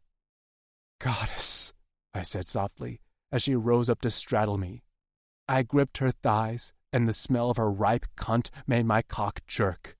Her fingers closed around my shaft, and before I could comprehend what was happening, she lowered herself onto me. My cock entered her slowly, and the tight heat of her cunt squeezed my shaft just right when I finally understood what bliss meant. She pitched forward, catching herself on my chest with her palms as she wiggled her hips until I was fully seated inside. Her lashes dipped as her chest heaved. Are you okay?" I could only nod. Her smile widened as she tossed her head back and lifted up once before plunging back down on my cock. I saw stars. I saw Fatas. I saw the future. Her inner walls squeezed my shaft, and my body took over. Rolling us, I laid her out flat on her back, my golden goddess, and thrust into her. She let out a cry, and her fingers delved into my hair. "Yes!" She arched her back against me. "Just like that!" "Fleck, yes!" I growled and pounded into her tight body. I was flying high, my colors running wild, but held together by the amazing creature below me. With every squeeze of her cunt, she welcomed me into the perfect home of her body. Suddenly, her inner walls rippled. She yelled out a hoarse cry and bucked as she came on my cock. "Never letting you go, my goddess," I rasped as I soared us to new heights with every thrust. "Perfect for me, made for me, like I was made for you." Her eyes opened blearily, and the smile she beamed at me was better than the sun. My body locked, my cock pulsed, and I released into the tight cunt of my Korra Eternal. The orgasm ripped down my spine, exploded in my balls, and I felt the aftershocks in every scale on my body. I gathered my mate in my arms, and I did the one thing I never did. I thanked Fatas for everything that had happened in my life, since it all had led me to my golden goddess.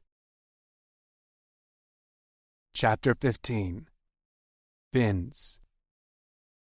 My legs shook and my scales itched. My fingers twisted together, and I couldn't seem to get my hands to stop moving. "She's fine. She and Tasha are tucked away in her hut having a girls' night or something like that," Lucan said.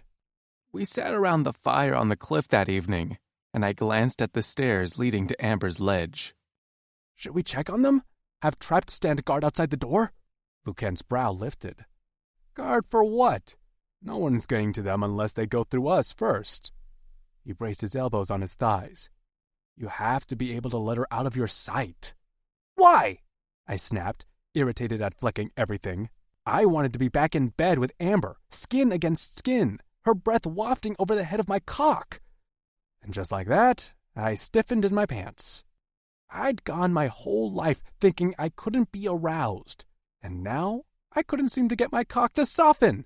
Ever! Lieutenant barked my name, and I turned to him with a jerk and a scowl. What? Relax. No! Want some Yuza? I need to be alert for threats. Lieutenant dropped his head in his hands. Fleck, you're going to be even more annoying now. In the darkness, a shape approached, and by the confident gait, I knew right away it was Kutsal. He took a seat near me and placed a torn pair of pants in his lap. From his pocket, he produced a needle and began to stitch the tear closed. After his rare display of emotion outside my hut, he'd acted like it never happened, and I was content to not revisit the conversation. I watched him pull the needle through the thick leather and decided I needed something to do with my hands. Want me to do that for you? He glanced at me out of the corner of his eye. You so crooked. Who cares? I care. I slid on the log until our shoulders bumped and stretched my neck to survey his sewing. Pointing to a series of stitches, I said, That's not straight. He glared at me. Why are you sitting so close? Because I want to. He did that to me earlier, Lieutenant sighed. Now he wants to touch all the time. It's exhausting. So you want me to stay traumatized and unhappy? I pouted at him. No, but we'd like you to give us personal space. Kutsal shoved me away with his elbow. I slid right back and hooked my chin on his shoulders. Please, Drexel, I'm cold. Cold, Kutsal muttered, giving up and returning to his sewing. Your body is hotter than ever. I turned my head to rest my temple on Kutsal and focus on Lieutenant across from me.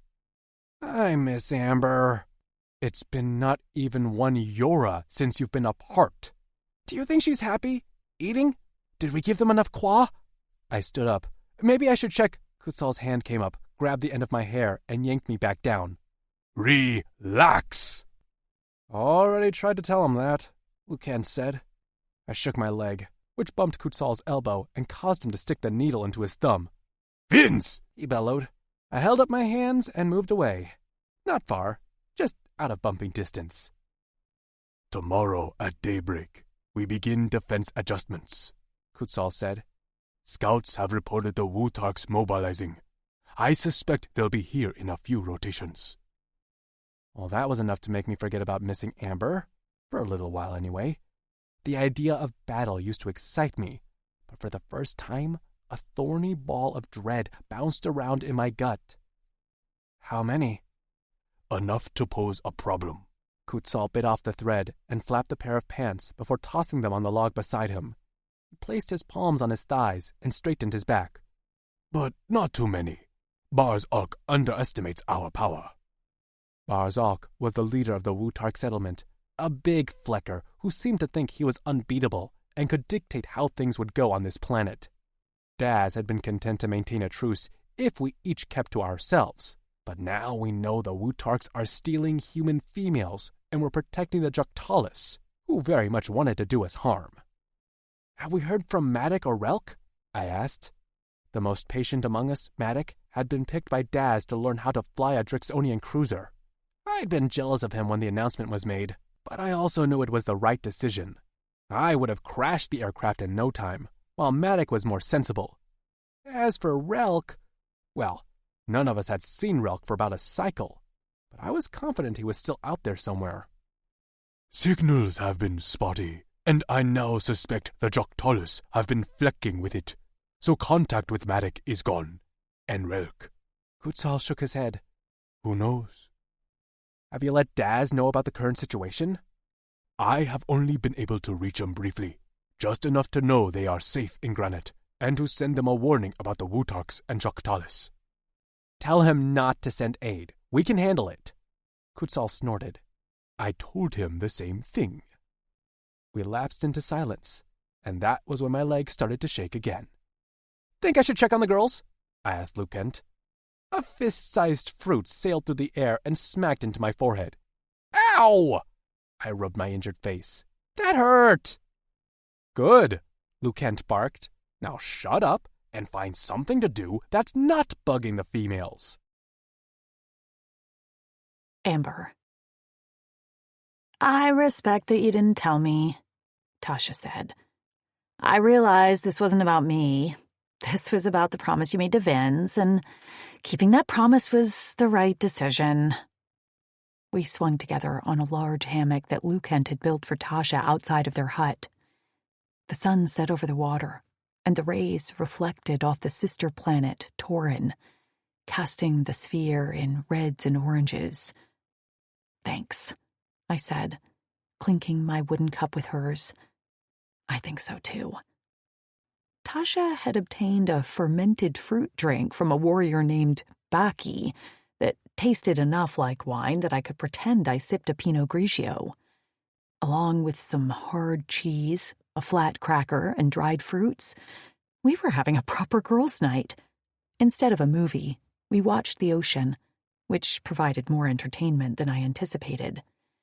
Gray birds circled overhead, sometimes dipping to gulp that water.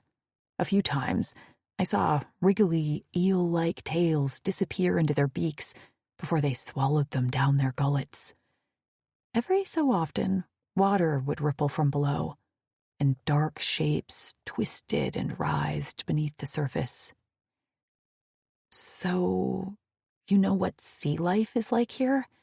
I'm curious why the Drixonians don't have ships. Apparently, Tasha sipped her wine with a pleased gasp. Torin and Corin are made up of pretty strict land and sea species.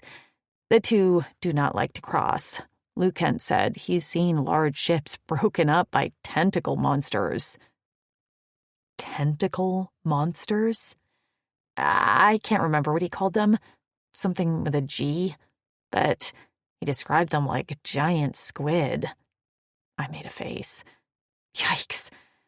Okay, so land it is. That's fine. I'm not great at swimming anyway. That's why this camp on the coast is easy to defend. No one is crossing the sea to get to us. I plucked at the fur blanket tucked around my waist. Do you feel guilty that we're here safe and the rest of the girls are... I bit my lip. Tasha rolled her head to face me. I did, until Lucent told me that my staying alive is the best way to help them. We think the Wutarks may attack soon, so we can't leave camp, but as soon as we're able to again, we're going to work on finding their trail. I won't rest until we find them. Her hand reached for mine, and I laced our fingers together. I won't either. You know Trix is alive. Lou and Maisie are hopefully together, and Nev. Tasha swallowed. I hope Nev is okay. She's strong and capable. I know, but she's small and so sensitive. I nodded in agreement. Nev didn't have an altar as far as we knew. Sometimes I'd thought it was that she was highly intuitive to others' feelings, almost like an empath. But Nev told me she had always been like that.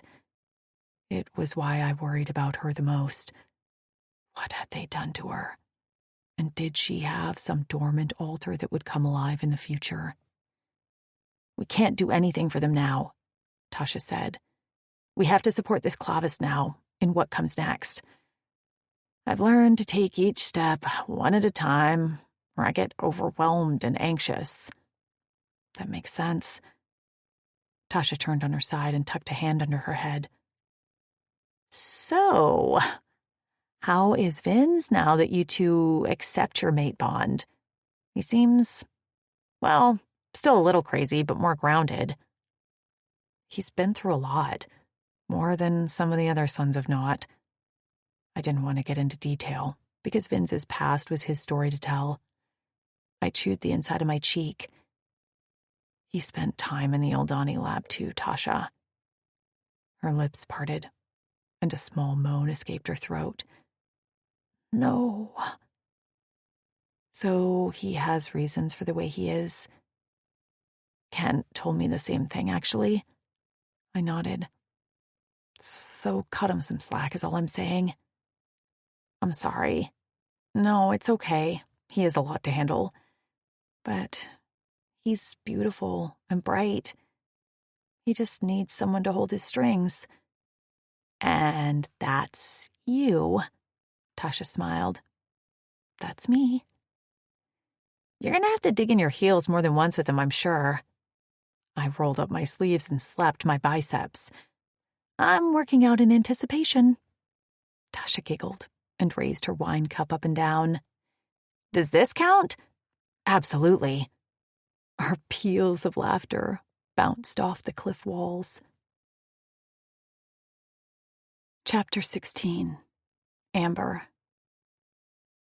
Vince's arms hugged me so tightly that I wondered how we hadn't fused together overnight. His colors rested quietly on the ground, rippling occasionally, but close enough I could reach out and stroke them in my mind.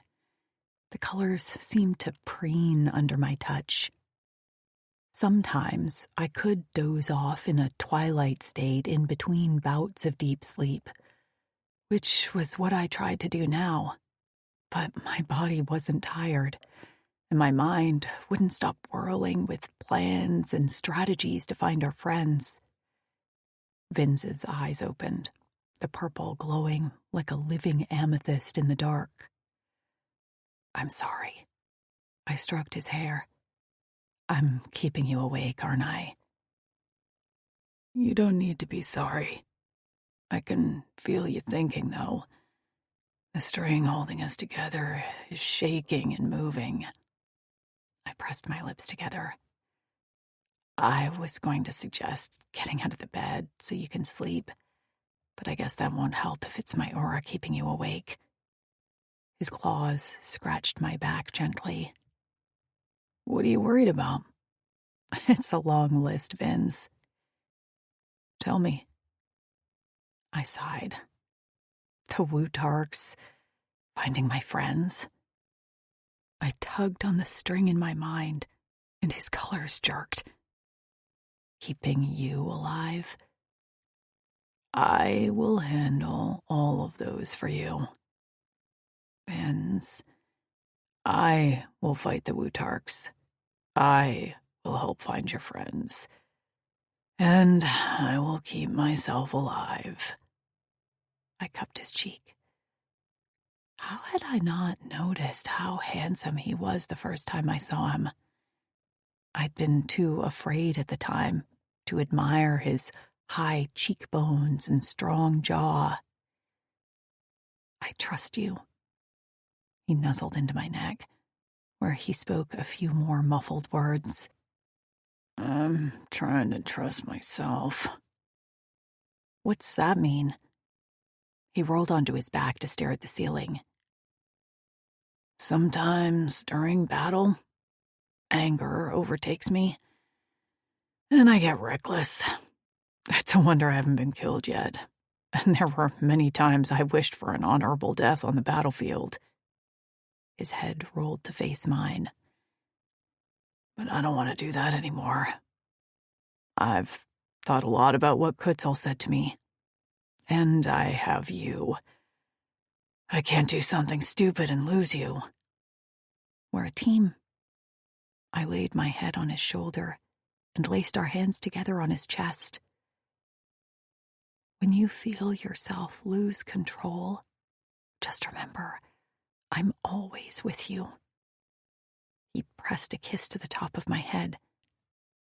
My perfect mate.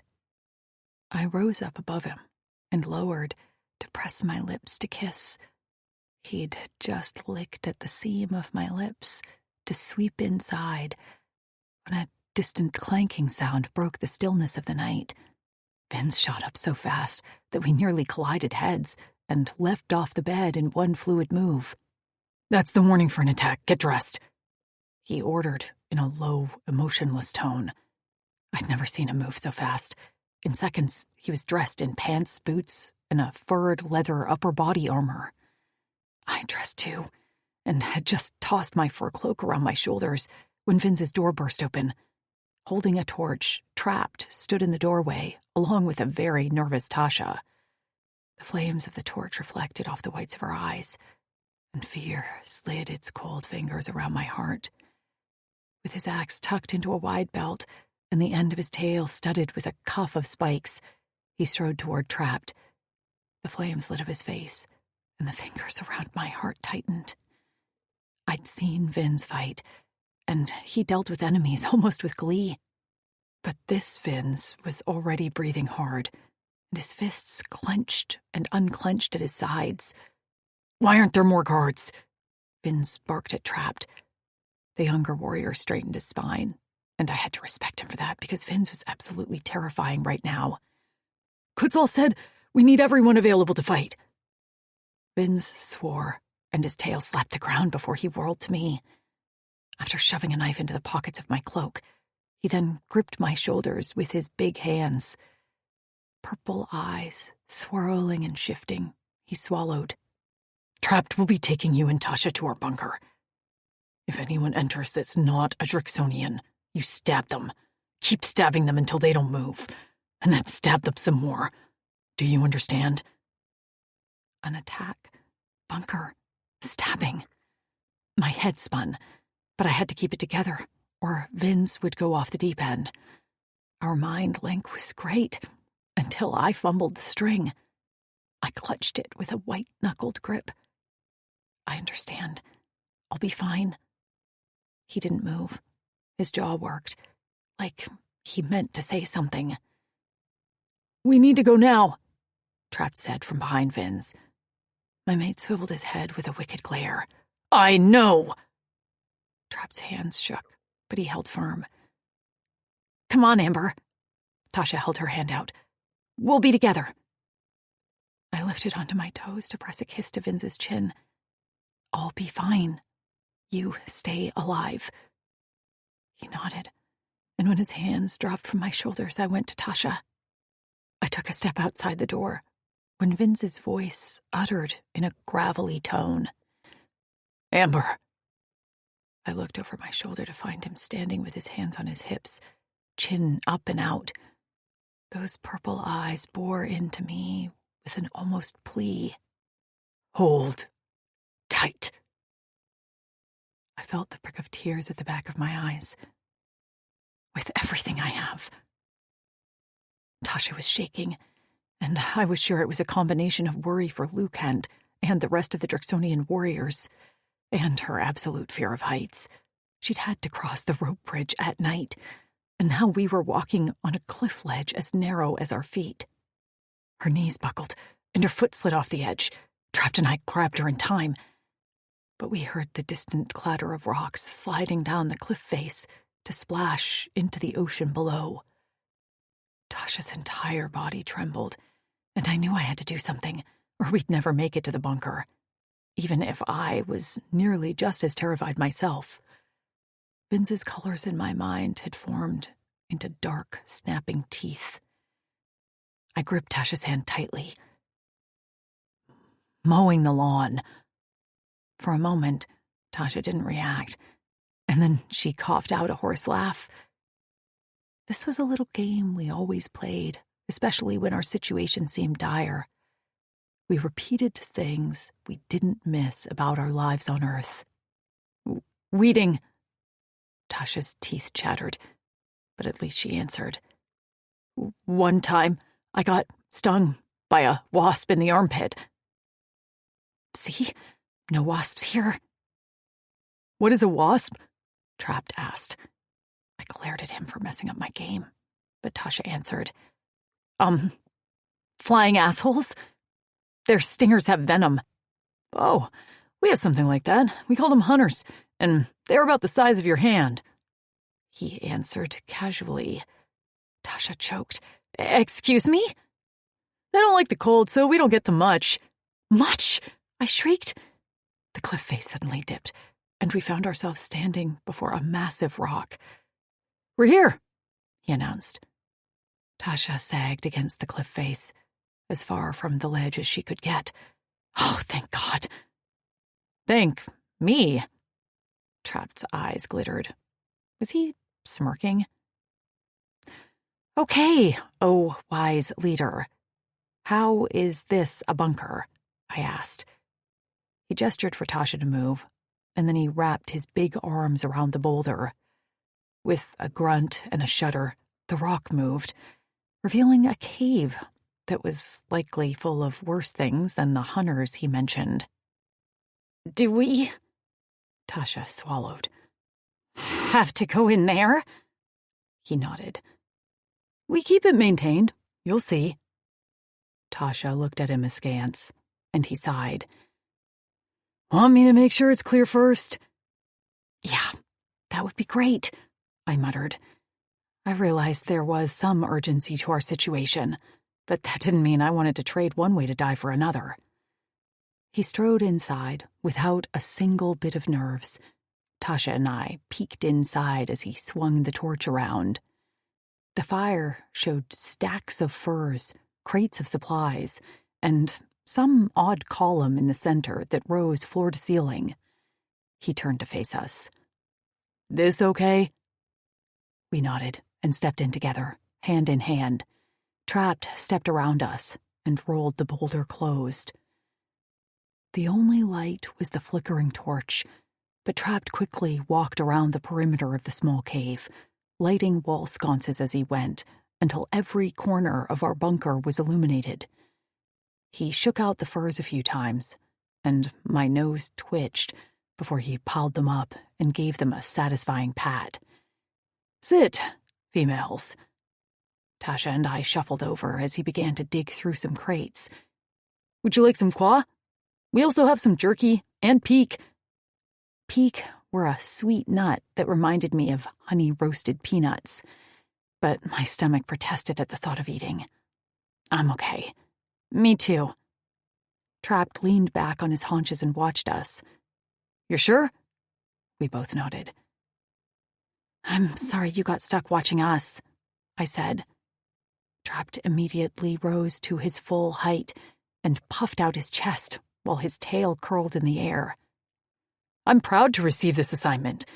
It is the ultimate honor to fight to defend females. Oh, a warm flush heated my cheeks. Well then, thank you, Trapped.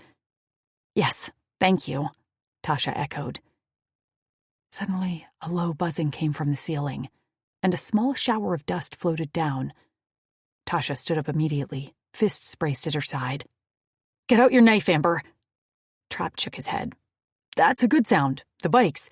It means the Dricks are mobilizing. The bikes? Tasha's brows rose into her hairline. Haven't you seen the Dricks hover bikes? The motorcycle-looking things? Yeah. I saw some of the warriors working on them, but I wasn't sure what they were. They had no wheels. That's like... Tasha waved her hand. Who they are. Each clavis is like its own alien motorcycle club. Trapped stood near the column in the center of the room. Come here, he beckoned me. You can see. I rose and walked over to him. With gentle hands, he positioned me in front of the column, where I now noticed a set of 2 lenses like binoculars. After adjusting the height of the lenses with a lever, Trapped pointed to them. Look through. You will be able to see. I took a shuffling step forward and peered into the lenses. At first, I wasn't sure what I was looking at, until I realized the column was like a submarine telescope, enabling me to see the happenings up on the surface of the cliff, in the common area, and in the distance, the line of trees leading down to the mainland. There was still a distant rumbling that sounded like a swarm of bees. The campfire was flickering softly, but otherwise, I could detect no movement. Suddenly a blur flashed between 2 trees, and I sucked in a breath. I gripped the cool metal of the column. Trapped. I think someone's here. I pulled back and pointed to the lenses. I saw something. Eyes narrowed. He leaned in quickly, and after a few seconds tightened his jaw. Pulling back, he nodded. The Wutarks are here. I looked through the lenses again as the blurs began to materialize into large, hairy shapes. I'd been asleep when they'd stolen us from camp, but I'd been awake by the time they delivered me to the gates of Joktalis, and the memory of the feel of their thick arms and hot, smelly breaths would forever send a chill down my spine. Trapped. My voice shook. His hand briefly touched my shoulder. Don't worry. Kutzal knows how to defend this camp. I swallowed and nodded. As the first Wutark broke through the tree line, the buzzing revved to a higher decibel. The telescope shook against my cheeks, and more dust and stones from the ceiling rained down on our heads. But I refused to look away as dark, flying shapes soared into the air, ridden by blue aliens with long, dark hair. The Drix were attacking. Distant war cries rattled down the telescope and through the walls. Laser fire flew from the bikes as they descended on the first wave of Wutarks. Bellowing with rage, a few Wutarks went down before a second wave of the hairy warthogs unleashed a volley of arrows into the air. One of the bikes wobbled in the air and free fell to the ground behind the tree line. I gasped, trembling, as I tried to find Vince. The Drix in the air returned laser fire, breaking up the archers, and soon the Wutark advance had dissolved into chaos. And then a Drixonian entered my view. He stood tall, with a large sword strapped to his back, wearing a full set of leather armor, and his entire tail coated with a spiked plating. Machetes lifted on his arms, top of his head, and all down his back. Kutzal cut an absolutely imposing, terrifying figure as he stood stone-faced with determination. I understood then and there why he was the Drexel of the Lone Howls. Behind him was Axton, 2 swords spinning in his hands, Lucant behind with a machete-like blade, and bringing up the rear of their small grouping was Vince. He stood with his axe fisted in his big hands, face streaked with dirt like war paint, and his golden locks flickering in the moonlight. Vince, I whispered. What's going on? Tasha asked.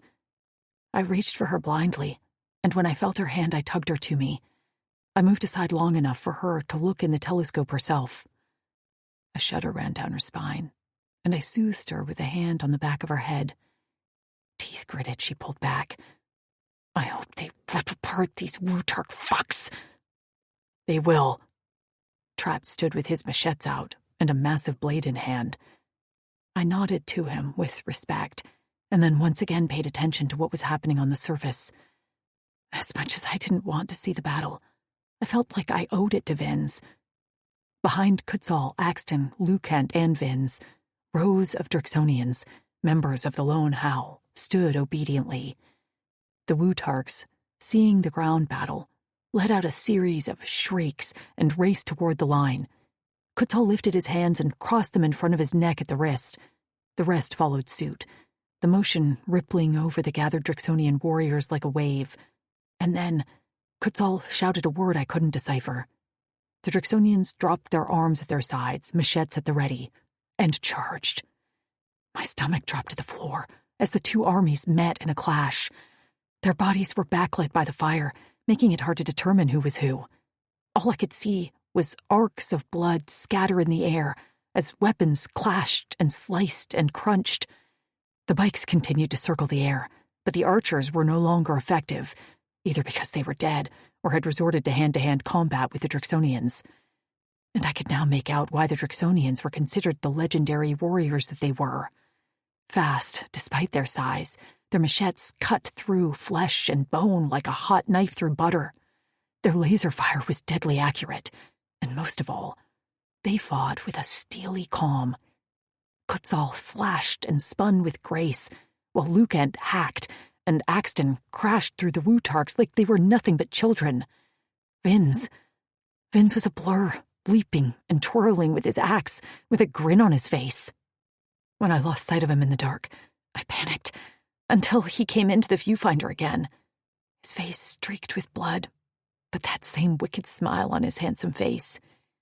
They're winning, I whispered, stepping back for the viewfinder when more Wutark bodies joined their comrades on the ground.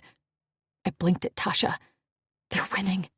As they should be, Trapp said, still maintaining his position at the front of the bunker. Tasha leaned in and watched the remainder of the battle, while I stood nearby, swaying a bit on my feet as I processed the violence. Soon, the rumbling on the surface of the cliff fell silent. I no longer heard the clash of weapons and the cries of the dying. Tasha and I sat down on the furs, finally managing to drink a little water and eat some peak. Trapped didn't move, and he stood with his back to us, one leg slightly braced behind him, as he faced the boulder, ready for any threats. I couldn't be sure how much time had passed as Tasha dozed on my shoulder, but a voice outside the boulder jolted her awake. "She is all," came the deep tone from the other side. Trapped rolled back the stone, and standing in the round entrance of the bunker, backlit by the sunlight heralding a new day, were Vince and Lucent. Vince. Fight still raged in my body. I wasn't settled. This battle was over, but the war had just begun.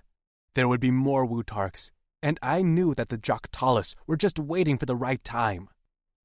Before retrieving Tasha and Amber, we'd tossed the dead bodies of the Wutarks off the cliff into the freshos below.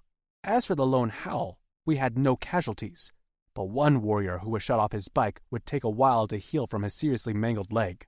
Our healer promised he'd recover, though, and he'd receive special attention from Kutsal, which he'd gloried in. Amber and Tasha helped the other less wounded warriors who lay around the cliff's surface amid pools of blood and discarded weapons.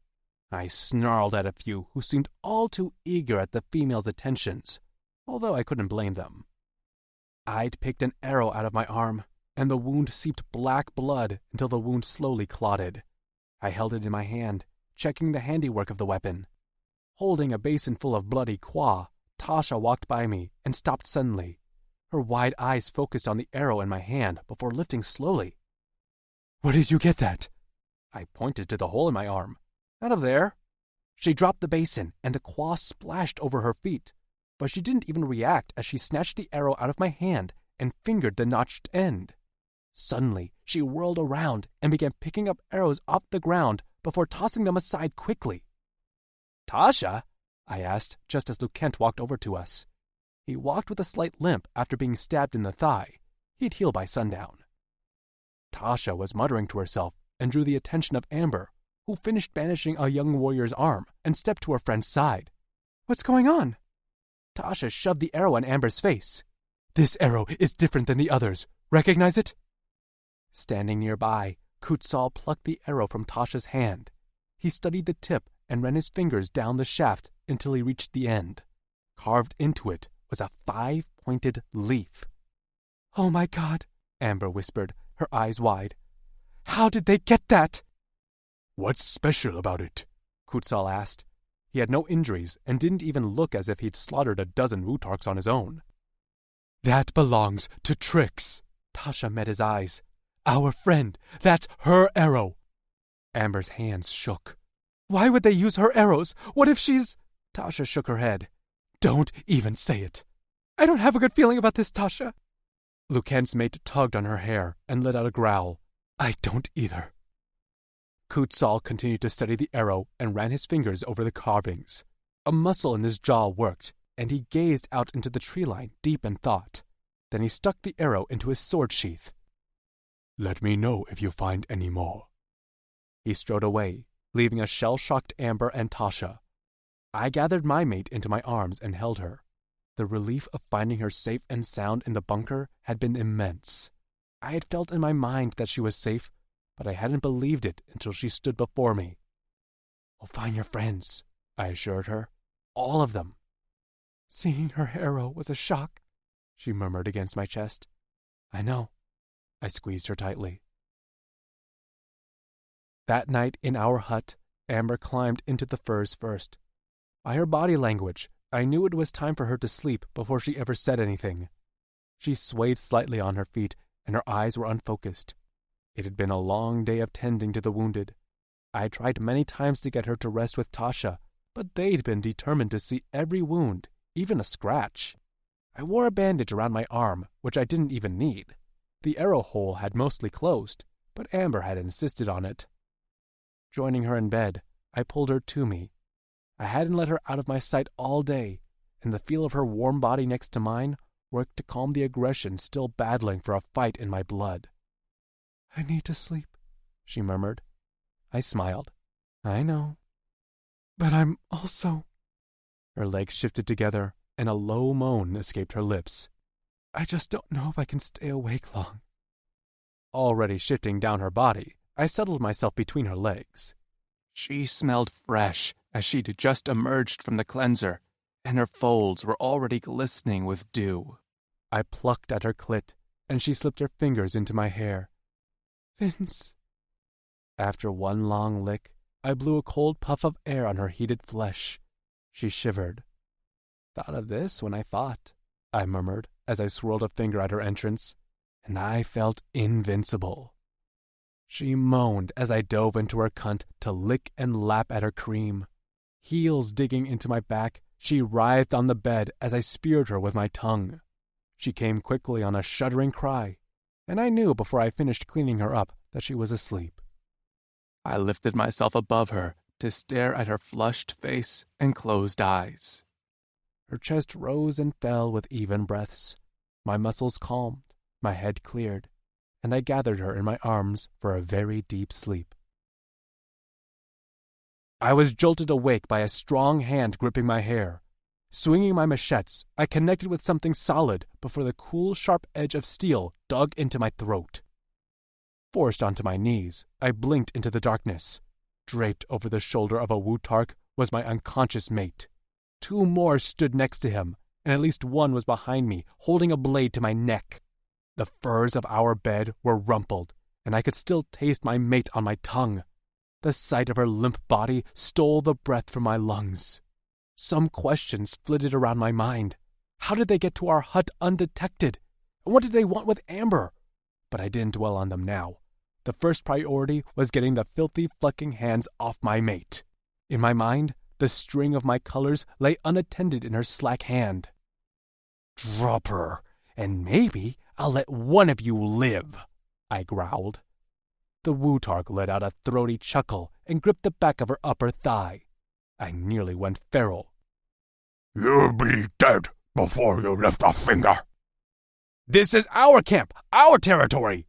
"And we are taking your female. Make a sound to wake anyone, and we'll slit your throat." The Wutark behind me pressed the blade deeper into my skin. I went still. Any other time, I would have shouted my head off and thrown myself on that blade blissfully for a female. But now, I hesitated. Amber had asked me to stay alive, and so had Kutsal. But if I remained silent, they'd take my mate. My mate. Rage lit my blood as my cora pounded. The string in my mind lifted, floating away from Amber's lifeless hand. My thoughts scattered, and for a moment, I was back to the Vins I'd been before. Ungrounded, reckless, coming apart at the seams. Suddenly, her finger in my mind twitched. I focused on that, waiting for a sign, anything, before I speared myself with a knife to save her. Her hand twitched, and her fingers lifted. They brushed the edge of the string as it hovered out of control. Then, with one dizzy lunge, she grasped it into her fist. My world came into focus. My colors settled. I listened to the sound of the night outside our hut and met the Wutark's gaze, who held my mate. "I'll find you, and I'll rescue her." He grinned, and mucus dripped from his nose as he snorted. "I'm looking forward to seeing you try." A searing whistle reached my ears a moment before the knife at my throat went slack. The Wutark behind me fell to the ground, a laser hole in his temple still smoking. The Wutarks lurched for the door just as it swung open. Standing in the doorway was Axton, machetes out and twin swords flailing in the moonlight. He cut down the 2 Wutarks, leaving the last one for me. He didn't get far. Sliding on the ground, I chopped at the tendons above his hooves. Bellowing in pain and rage, he dropped Amber. Before she hit the ground, I scooped her up, and Axton swung his blades together with a clang of metal. The Wutark's head hit the ground a moment before the rest of his body. Axton wasn't even breathing hard. He wiped his blades on his armor and then turned to the doorway. Kutzal stood there, arms across his chest, eyes glowing fiercely. He strode toward where I stood, holding a lifeless Amber. His hand gripped the back of my neck, and he crashed our foreheads together with a clunk. I didn't dare speak. Kutzal was not an affectionate Drexel or friend. This display of respect between Drexonians was one he rarely used. His breath panted hot on my face, and his eyes bore into mine. "I'm sorry," he whispered. "I'm sorry that I couldn't protect you from the Uldani's cruelty. But that will never happen again. I'll always have your back." Clutching Amber with one arm, I gripped the back of his neck and squeezed. I wavered. "I know," he said softly. When the Wutarks had me on my knees, I had heard the barely there clink of a sword outside. Amber kept me grounded, and I trusted you. Kutzal nodded, and when he released me, he was once again Drexel of the Lone Howl. "I'll get some warriors to come take care of the bodies. Sleep in Tasha and Lucan's hut for now. They are waiting for you." Sleepover," Amber murmured. I glanced down in shock to see she had one eye open.